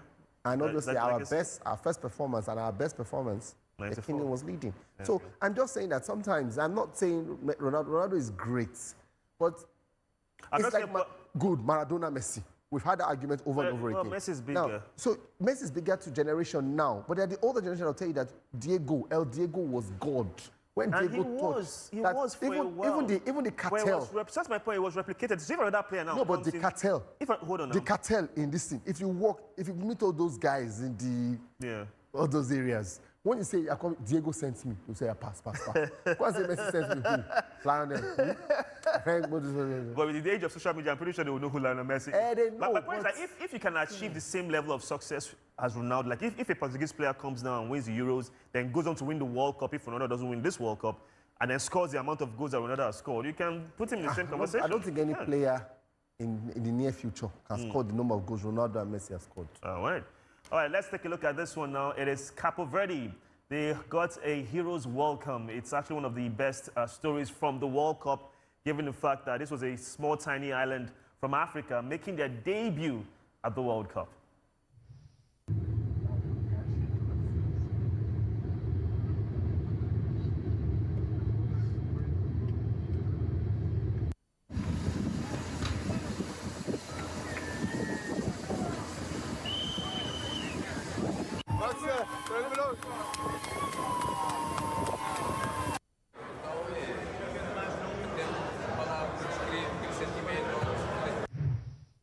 Let me have a plan. That's good. I want to go to switch to like one small island nation, and I'll go in goal. No. So I can go to a World Cup. No, here's the thing. Virginia started at 25. Professionally at 25. No. But that's the plan. You go in goal for a small island nation, have a good performance. When last did you check your waist? And then And then, you know, you have a great performance. Before you know it, boom. Because I have the height. I'm good enough. Because you know that by the time you move like this, before you say move like this again, you don't hear crack. You don't hear crack.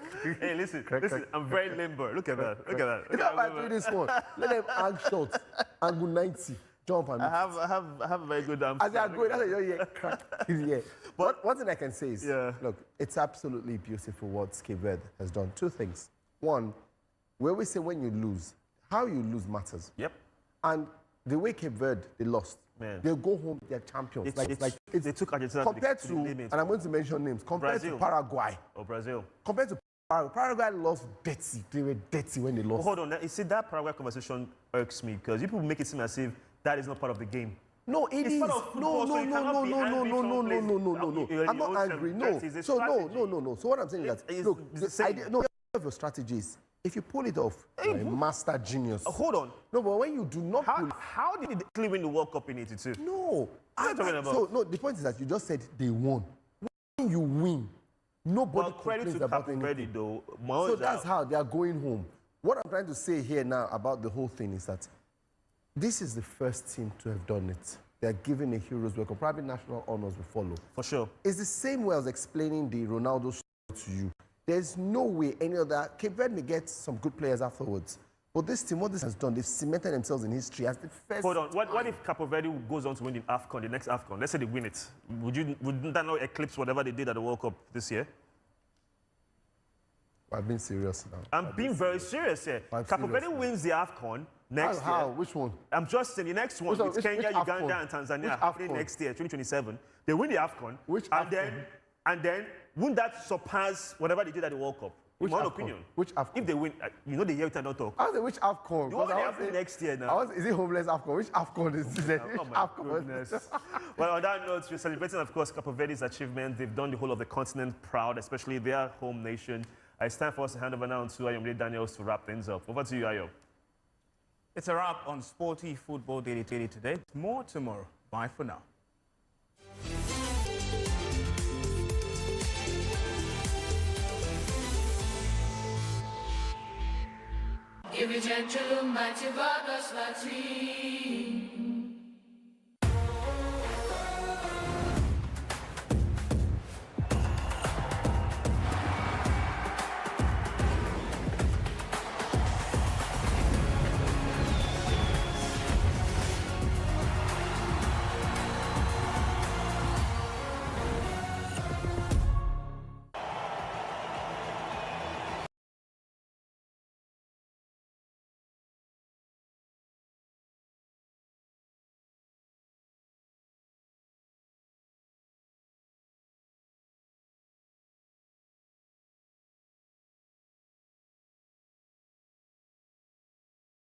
To you can join us on the Open View platform, channel 125. For those in Ghana, channel 36 on DTT, 152 on HD+.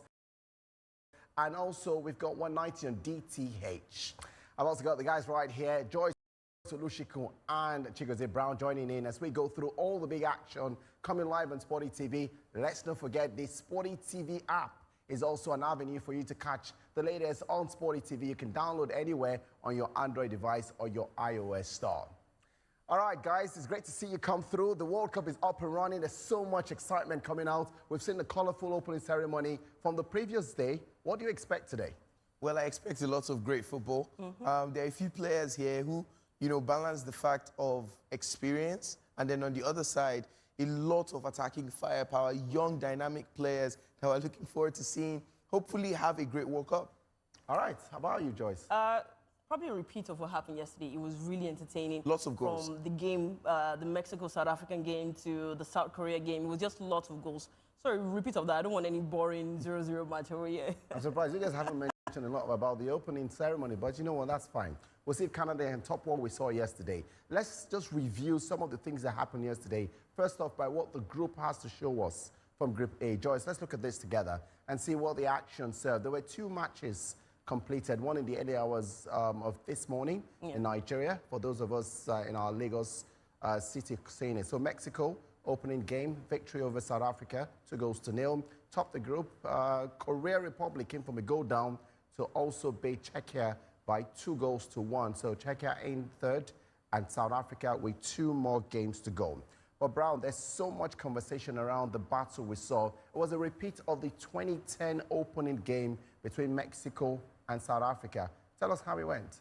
Yeah, well, the truth is it was a 2-goal thriller, right? But it also had everything else. We had multiple opportunities, and this was to just show, basically, that at this level of football, the slightest mistake can get you punished. And that's exactly how the first goal came in. We saw South Africa also try to get their own back, because what do you mean? A strike from what had to be 40 yards out, and it was on target. Goalkeeper was right there. But this was the main story. Raul Jimenez, his first goal at 35. In front of the Mexican fans at the Azteca. That's the storyline. So much has gone down. But South Africa did get 2 red cards, and the second was this very interesting little debacle in front of the 18-yard area of the Mexican of the Mexicans. And you know, you just get the feeling that just maybe the occasion might have gotten to certain players, because both teams did get a player sent off at the very least. And that is what the World Cup brings, because it's such a huge occasion. And if you're not ready for it, you can get overwhelmed, and then you can act out of character. And that's exactly what we saw. But hopefully we don't get to see as many red cards, because I feel like if there weren't as many red cards, we might have seen more goals. So hopefully we get to see a lot more goals and fewer red cards. So for the 2022 event, it was 64 matches, 4 red cards. And already... We've gotten half of that already. We've gotten 1.5 of it. Oh, yeah, 3. I think that tells us what we should expect from the World Cup. Oh. All right. We also saw the second game from Group A yesterday. And we had it live on Sporty TV. Czechia went ahead, but Korea Republic had the other answers. Yes, they did. But what you expect from Korea is they are a team that loves to play entertaining. In fact, I think from most Asian teams, they love to play entertaining football. They love to be on the front foot. And they created multiple chances, especially in the first half, where I thought that they actually dominated the team. But what we've seen from Czechia from the group stage, from being the team with the most goals from set pieces, they are going to dominate you with the throw-ins. They are going to dominate you with the corner kicks. And if you give them those opportunities, if you don't defend your lines properly, they are going to score. But it was an entertaining game. Korea having to come back from a goal down to win, and it was a deserved 2-1 win. Like I said, it was an entertaining first day opener. All bangs, all goals. All right, so it was very good, very colorful as well. We had action live, and there'll be more games coming live for you on Sporty TV. Today, we're moving over to Group B, and this one has got one of the hosts, Canada. They're up against Bosnia and Herzegovina. Look, these are 2 sides with a lot of story coming through. But Joyce, what should we expect? We should expect 2 teams that are not really the favorites coming into the World Cup. Canada, this is their 3rd World Cup, their 2nd back-to-back. Bosnia, their first time since, 2014. Yeah. When you have people like Edin Dzeko leading the line still at age 40, I think that tells you a lot about what this team is. They had to go for a change in manager over the last 2 years for them to even get to this stage. But you could see that there's grit in this team, there's desire. And for them, the run through the World Cup wasn't really the easiest one. You know, having to face Wales and Cardiff, having to get over the line on penalties, then going to Italy, being the underdog. I didn't think that they were going to be the ones to qualify in that game, because everybody would think, okay, Italy will want to break what their jinx were, but they have done fantastic with what they did being here.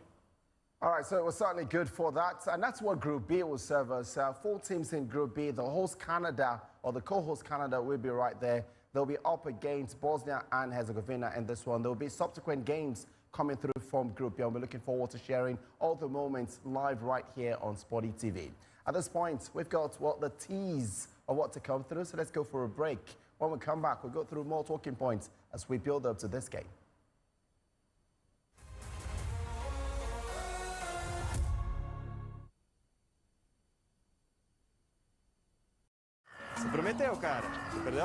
Every 4 years, emotions run wild across the world. In 2022, more than 2 million people went too far with their bets. We lost the bet. To the point of even risking their dignity. If we win today, I promise. No. Don't make promises. This year, bet smarter. This year, play Sporty Bet. Certainty has a funny track record. You were very sure about that bet, weren't you? But what if that certainty actually paid off? If you're that sure that your team will not be conceding to Curacao today, or that your defense will look something like this, then don't just say it, bet on it. If you're that sure, then bet smarter and play SportyBet. Before the noise, before the game begins, victories are built on small rituals in the quiet belief that they make perfect sense. The stats check out, the odds line up, every choice feels right. So when it matters most, you're ready to win. M-Sport, play where you belong. One goal that lifts the crowd. One celebration that unites them like brothers. And for him, the end of the match. That's how one-up from SportyBet works. Don't wait until the final whistle to celebrate victory. Get settled early with SportyBet. One-up, winning is now that easy. You need to take care of this one. Explain yourself. I saw the World Cup offers, and I got curious. Real sports? And a bit of casino too. Do you know about the rings? Press the button. Can you feel it? Free bets, raining every single day. Do you know who you are? I am football.com. Louder. Next. Hey, baby. I missed you so much. What are you doing right now? Eweka, I'm in the car now with my family. We are going for lunch. I'll see you in the office on Monday. Yes. Sometimes you don't have a way out. This Emeka is a very funny guy. With SportyBet, you do. Because with our maximum cash out availability, there's always a way out. SportyBet, winning is now that easy.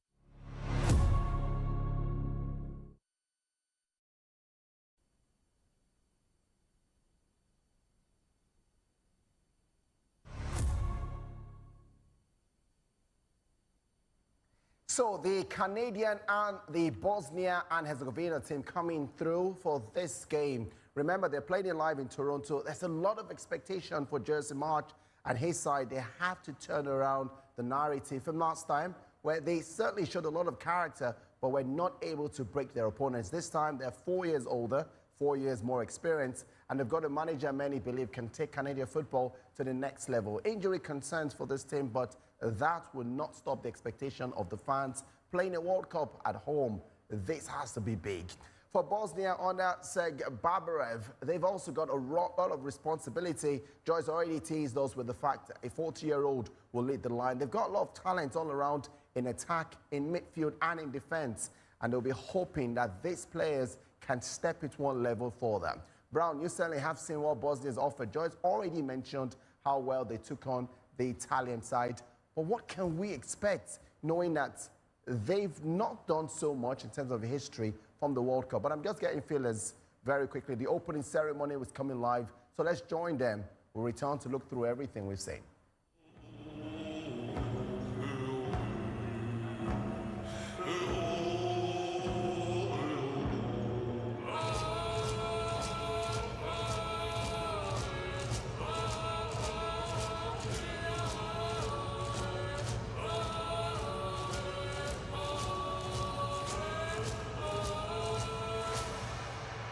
From this land, where the water meets the mountains, where voices have gathered for generations, we are still here. We carry the songs, we carry the stories, we carry the heartbeat.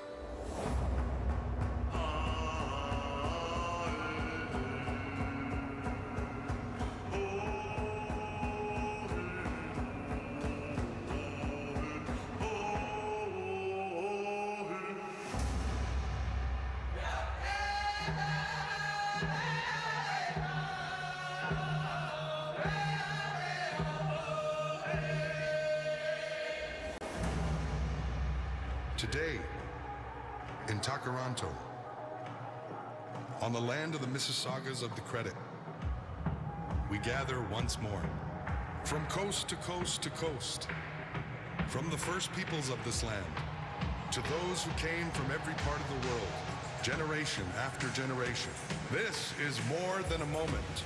This is true connection. C'est un lien véritable.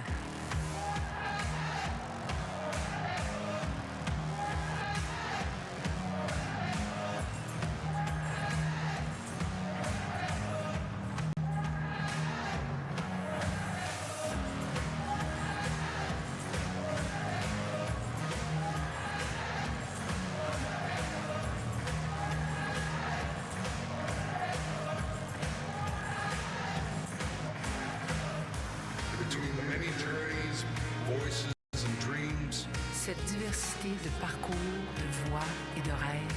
That today come together. Aujourd'hui, unissons-nous.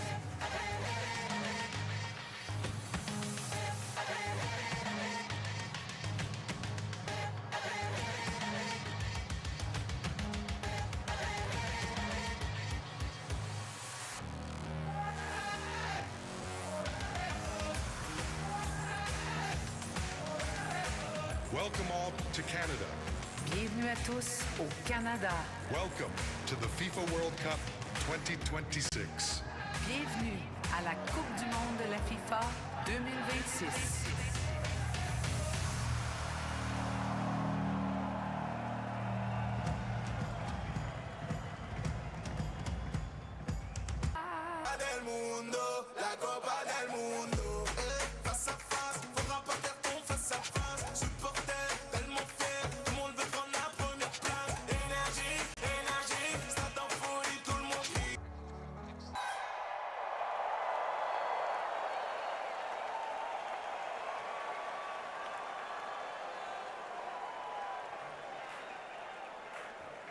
Through from the BWO, that's the BMO field in Toronto, Canada. The opening ceremony, guys. What did you make of it, Joyce? I thought it was entertaining. I thought it felt as if I was inside there and it was in a concert, but it was just beautiful, very colorful. The artists that they brought, they're some of the biggest artists in Canada.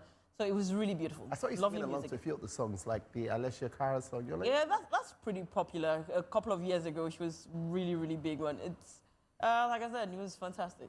All right. Brown, well, you had other ideas generally. So let's talk about some of the other things that you noticed. Yeah, well, truth be told, I'm more of a, dancer kind of guy. I also, again, we've noticed that this World Cup has actually been all about watching and seeing the cultures of all the places that we're all visiting, in quotes. So, again, lovely to see Canada put on the world map again on things other than just, music and Drake and stuff like that. Had to get that in. Of course. Had to drop it. Had to get Shout it out to in. the six. We've got a break. Let's come back from that and we'll talk more about this game as we build up to Canada against Bosnia and Herzegovina live on Sporty TV.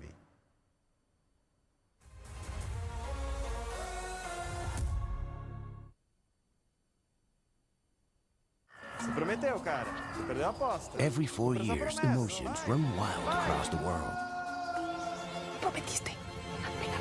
In 2022, more than 2 million people went too far with their bets. You lost a bet. To the point of even risking their dignity. If we win today, I promise. Don't make promises. This year, bet smarter. This year, play Sporty Bet. Certainty has a funny track record. You were very sure about that bet, weren't you? But what if that certainty actually paid off? If you're that sure that your team will not be conceding to Curaçao today, or that your defense will look something like this, then don't just say it, bet on it. If you're that sure, then bet smarter and play Sporty Bet. Before the noise, before the game begins, victories are built on small rituals in the quiet belief that they make perfect sense. The stats check out, the odds line up, every choice feels right. So when it matters most, you're ready to win. M-Sport, play where you belong. One goal that lifts the crowd. One celebration that unites them like brothers. And for him, the end of the match. That's how one-up from SportyBet works. Don't wait until the final whistle to celebrate victory. Get settled early with SportyBet. One-up. Winning is now that easy. You need to take care of this one. Explain yourself. I saw the World Cup offers, and I got curious. Real sports? And a bit of casino too. Do you know about the rings? Press the button. Can you feel it? Free bets raining every single day. Do you know who you are? I am football.com. Louder. Next. Hey, baby. I missed you so much. What are you doing right now? Rebecca, I'm in the car now with my family. We are going for lunch. I'll see you in the office on Monday. Yes. Sometimes you don't have a way out. This Emeka is a very funny guy. With SportyBet, you do. Because with our maximum cash out availability, there's always a way out. SportyBet, winning is now that easy.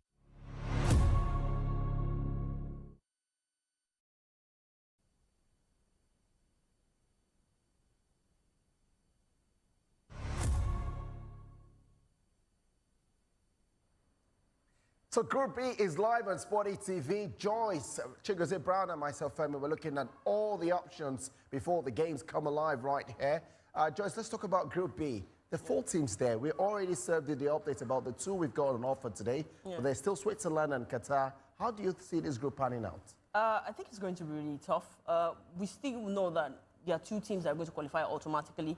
Then there's going to be the third best team. The possibility of the third best team. But originally, when you see this, you think about Switzerland and what they have in the team. We know that Xhaka is one of the best. In fact, what he did in Sunderland this season just placed him as one of the best midfielders in the Premier League. But you look at Canada, they would want to get their first win on home soil in the World Cup. They have never done that. Bosnia coming into this team, rebuilding under Serge Barbares. They themselves will want to lay their mark. Young players, young talent. Qatar, not so much. Maybe they are going to be, I don't want to say the beating boys in the group. But they've got an experienced manager. They've got an experience in Lopetegui too. So he himself will want to come in and prove himself and get 1 or 2 points in this game. But obviously, they are probably not going to be the favorites to survive this group stage. But you're going to be looking at Switzerland. You're going to be looking at Canada, who want to lay stake to being on home soil and getting 3 points or 2 points against a couple of the teams that they are going to play against. So, yes, it's just going to be 2 of them that I'm looking towards, Switzerland and Canada. I would want it to be Canada so bad just because of them being one of the hosts. Yeah. Truth be told, I feel like you can't necessarily rule out Qatar because, if I be very honest, in the group, Bosnia are the lowest ranked. You know, they're currently 64th. That's 9 points below Qatar itself, right? So, for me, I feel like this is a great group in that everything isn't just as it seems. So you're saying it's one of the most open groups? Yes, anything can happen. All right. One of the managers that will be hoping that the battle for which teams qualify would be the manager of Canada, talking about Jesse March. Let's get to listen to him speak before this game. Man, we are ready to play some games, right? We are ready to play some big games. We are ready to make our country proud, our fans proud. We are ready to go after this. And so, you know, I think the overall combination of me as their coach and the qualities that they have as individual and as a team has come together in such a good way. And I've publicly talked a lot about how much I've needed them, and I think that they've needed me. And we're ready to go on to cap off this 2-year journey in a way that we make ourselves proud and we make this country proud. So the manager obviously has a lot of confidence in this team. Yeah. Do you share his belief? Yeah, I do. Because Canada of 10 years ago is not the same Canadian team. Even the Canada that qualified for the previous World Cup in 2022, you can see this Canada team and you can see some of very well-known players playing across Europe.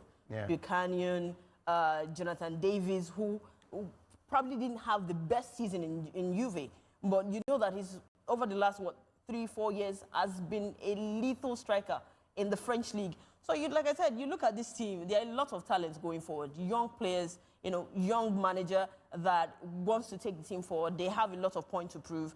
Yes, we know that their best player in Afonso Davies, who really hasn't gotten to the stride because of the injuries that he has gotten. But, you know that there's a lot of talent there. You know that if he comes into this team, even if it's the last game or in the next game against Qatar, he wants to prove a point. Okay, that's certainly something we'll be looking out for. But he's also up against a manager who's got a lot to prove. 12 years since their first appearance at the World Cup stage, we're talking about Serge Barbarev, someone who's played football at the highest level. He's been able to inculcate a lot of cultures to get to this level. How would he go up against a Canada side knowing there's a lot his side has to prove as well? Yeah, well, it's through pragmatism. Yeah. I think if there's one thing that Serge Barbarev is very good at with this Bosnia team, is the fact that they understand what their strengths and their weaknesses are, and they don't try to overcompensate. They play within that structure.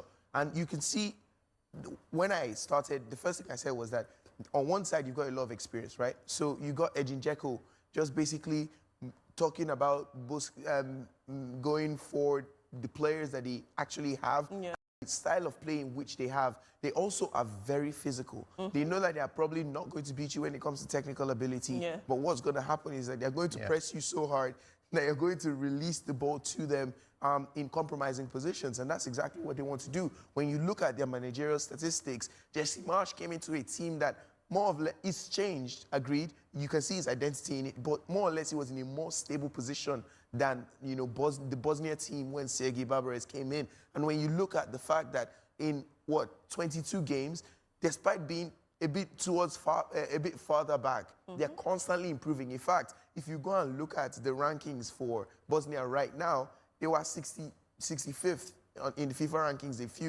few days ago. Now they're 64th, so they're constantly rising. On the other hand, there's a more stable project with the Canada project with Jesse Marsch, right? There's a 48% win ratio, which is very close to 50%. He's almost won half of the games he's played, and that's a beautiful thing. If you're a Canadian right now looking at this game, it's not the easiest game, but it's a game that you should believe that you should be able to win. A lot of people speak about Bosnia and say, look, they're all about beating Italy and getting to this stage.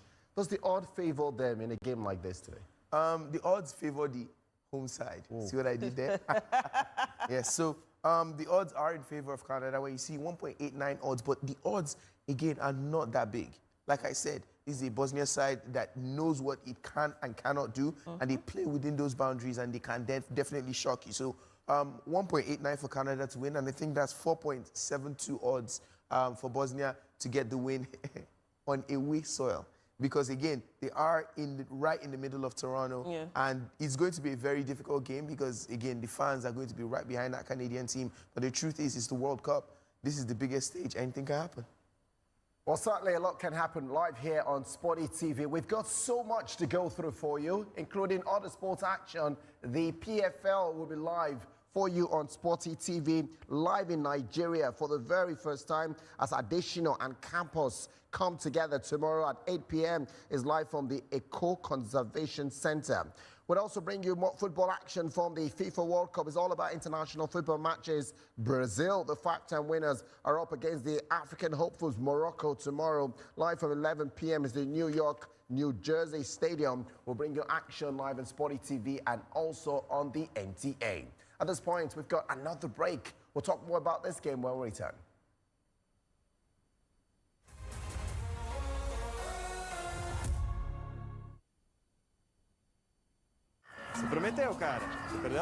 Every 4 years, emotions run wild across the world. In 2022, more than 2 million people went too far with their bets. You lost the bet. To the point of even risking their dignity. If we win today, I promise. No. Don't make promises. This year, bet smarter. This year, play Sporty Bet. Certainty has a funny track record. You were very sure about that bet, weren't you? But what if that certainty actually paid off? If you're that sure that your team will not be conceding to Curacao today, or that your defense will look something like this, then don't just say it, bet on it. If you're that sure, then bet smarter and play SportyBet.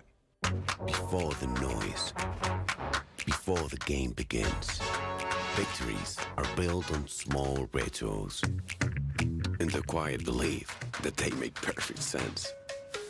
The stats check out, the odds line up, every choice feels right. So when it matters most, you're ready to win. M-Sport, play where you belong. One goal that lifts the crowd. One celebration that unites them like brothers. And for him, the end of the match. That's how one-up from SportyBet works. Don't wait until the final whistle to celebrate victory. Get settled early with SportyBet. One-up, winning is now that easy. You need to take care of this one. Explain yourself. I saw the World Cup offers, and I got curious. Real sports? And a bit of casino too. Do you know about the rings? Press the button. Can you feel it? Free bets, raining every single day. Do you know who you are? I am football.com. Louder. Next. Hey, baby. I missed you so much. What are you doing right now? Rebecca, I'm in the car now with my family. We are going for lunch. I'll see you in the office on Monday. Yes. Sometimes you don't have a way out. This Emeka is a very funny guy. With SportyBet, you do. Because with our maximum cash out availability, there's always a way out. SportyBet, winning is now that easy.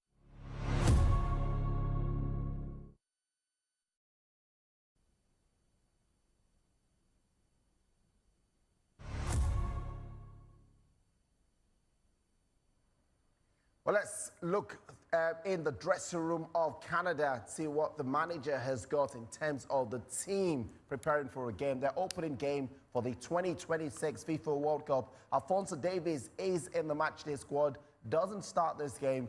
Kone, there's a lot of expectation on his shoulders. He's going over, playing in front of their home supporters, and the expectation is to lift this team and take them into the knockout stage. But they've got to take it one game at a time, and the opening game, Jonathan David will be hoping he gets amongst the goals. He's had a very tough season for Juventus, but if they need someone to turn things around for them, this is the guy who will be expected. This man also has got loads of experience, English football experience, as playing in the Premier League. For Bosnia and Herzegovina, Edin Dzeko needs no introduction. He's been there, done that. The team is a bit different from what we saw in 2014, but there's a lot of young quality lined out, including players who do not feature in the starting 11, but they will be expected to come forward and make all the difference in this game as Canada take on Bosnia and Herzegovina. Let's see what Jesse March has put forward in terms of his lineup. This starting 11, there's a twist to it, but we certainly know that this team would obviously stand shoulder to shoulder against your opponents. It's Kripal, that's the goalkeeper starting off in this game. He's also selected 4 at the back, including Johnston. There's Figueroa and Cornelius, not forgetting Larray. Those are the 4 defenders. In midfield, he's also gone for 4 in that option. Buchanan of Villarreal. There's Estacio, Kone and Miller, who featured in the championship playoff. He'll be hoping to take this one for his national team as he did for Hull City. And up front, Jonathan David and Oluwaseyi are both names listed up front. Brown, let's get into this. There's a lot of young players listed for Canada. There's a lot of pace as well. How will they play this game? Yeah, well, Canada under Jesse Marsh traditionally love a high press. They want to win the ball as close to your 18-yard area as they possibly can so that they can transition immediately because they do love to play through the middle. They love to go through Jonathan David. That, association play with Jonathan David is how the attacking force is built. And with Jesse Marsch, we know how his teams love to play when he was at Leipzig and Salzburg, and of course Leeds United. Is a very high octane, high press football. And that's exactly, how Canada love to play. They've also got different dimensions. Obviously, we can see that there's going to be a lot of crosses. But when you look at, the lineup, obviously, like you mentioned, there's a few notable players who are missing in that lineup. First off, obviously, Alphonso Davies, captain of the side. It's Eustáquio, who's on loan to, LAFC recently. He's the one who's captaining the side. But traditionally, it's Alphonso Davies. Yeah. He's on the bench. You can kind of understand that because, injuries have not necessarily been very kind to him. Maybe he's not coming into this as fit as he would like to. But a player who's on the bench that will probably shock most people is Kyle Larin. When you consider the fact that this is, the one man who, before Jonathan David, he was the highest goal scorer of the Canadian national team. All of a sudden, their first game, you would expect them to start their two blockbuster strikers up front. And, Tani Oluwaseyi is starting alongside Jonathan David instead of Kyle Larin. When you look at Kyle Larin's numbers, they're really, really good, right? He's got 30 goals so far. That's 5 less than, than Jonathan David as of this moment, even though he's done it in more games, considering the fact that he is that man. He was the talisman for Canada up until Jonathan David came onto the scene and started doing absolute magic. He's got 30 goals in 87 appearances since 2014. This man's an absolute veteran. That's over a decade of just consistency with the Canadian national team, and he's that kind of player. Meanwhile, at the World Cup, I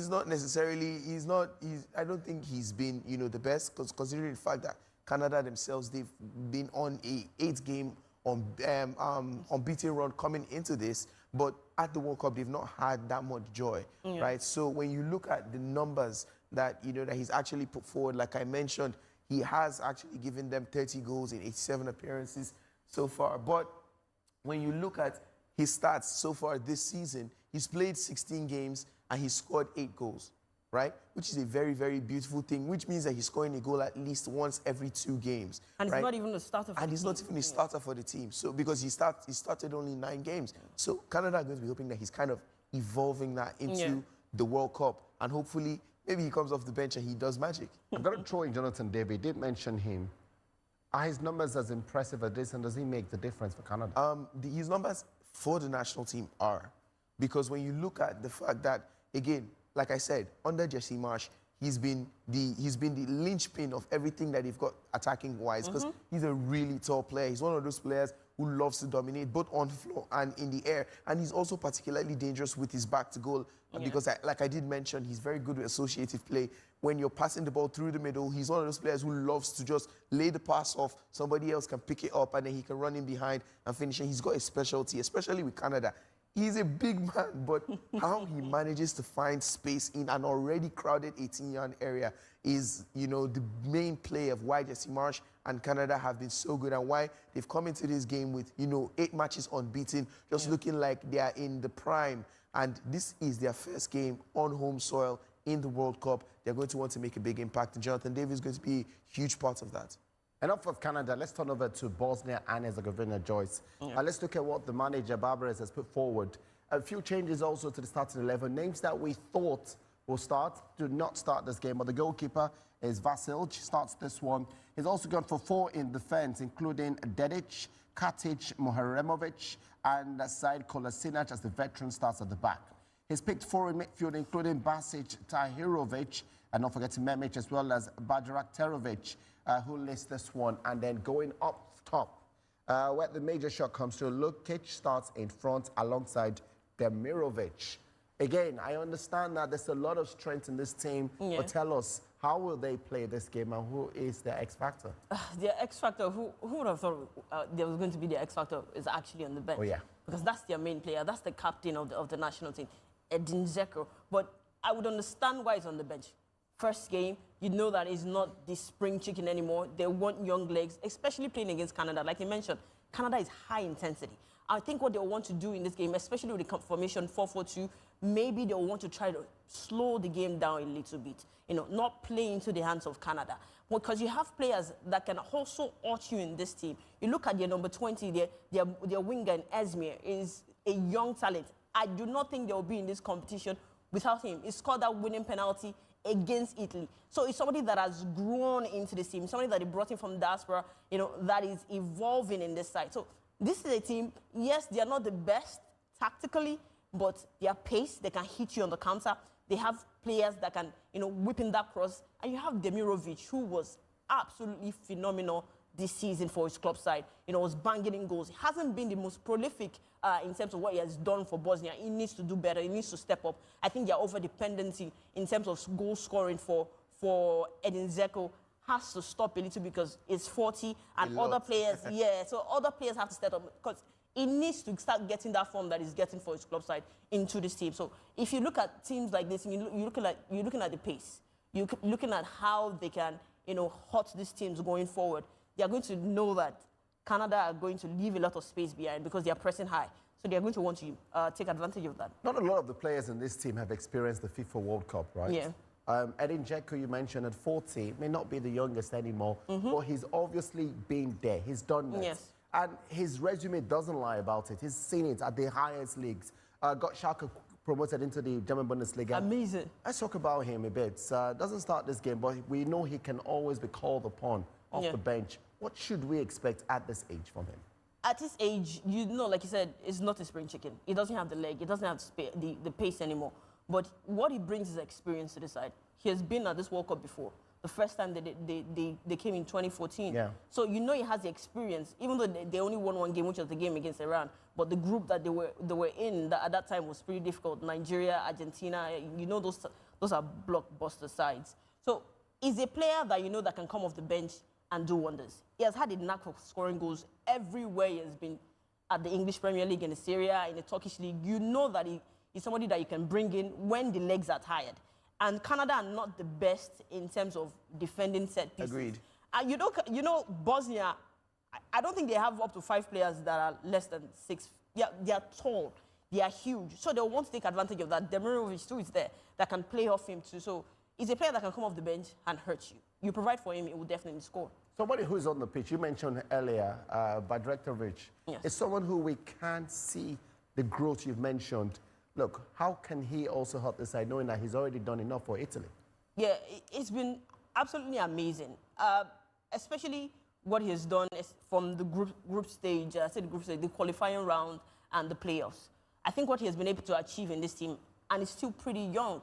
I spoke about Barabas, changing this side from very old, experienced side to being very youthful. This team is still very young. There are a lot of young talents in the team, and I think he's one of those players that can stand out. He's good in 1v1 situations, can whip in the cross, can score goals himself, which is something that I thought was a default for him. Really hasn't done that in previous times. This season, he has been able to achieve that in scoring 11 goal contributions for his team. So he's somebody that can hurt you if you give him time, if you give him space. Like I said, he's good in 1v1 situations. And you look at the back line of the Canadian side, I don't really think that they are the best at the moment. They have had injury concerns all over the team, and they could take advantage of that. And you look at his numbers in terms of what he has done in the qualifying rounds. It's just absolutely amazing. It's first at everything, creating chances, expected assists, in dribbling. Nigerians, his parents will love him. I mean, it's absolutely amazing. 35 crosses. I mean, it's just somebody that excites you, gets you off your seat, and they will be looking and licking their lips that he's going to be one of the threatening players in the side. Yeah, and then I just wanted to add the fact that, considering the fact that just on the other side, how Jesse Marsh, because of Jonathan David, plays a certain kind of way, I think that he also makes Bosnia play a certain kind of way. Now they have more confidence in their 1v1s on the wings because he's a player who can take on his man and whip it across that maybe even Dzeko or Begovic can. Does the weather affect, because you guys have mentioned all the ability and the positive things, pros and cons.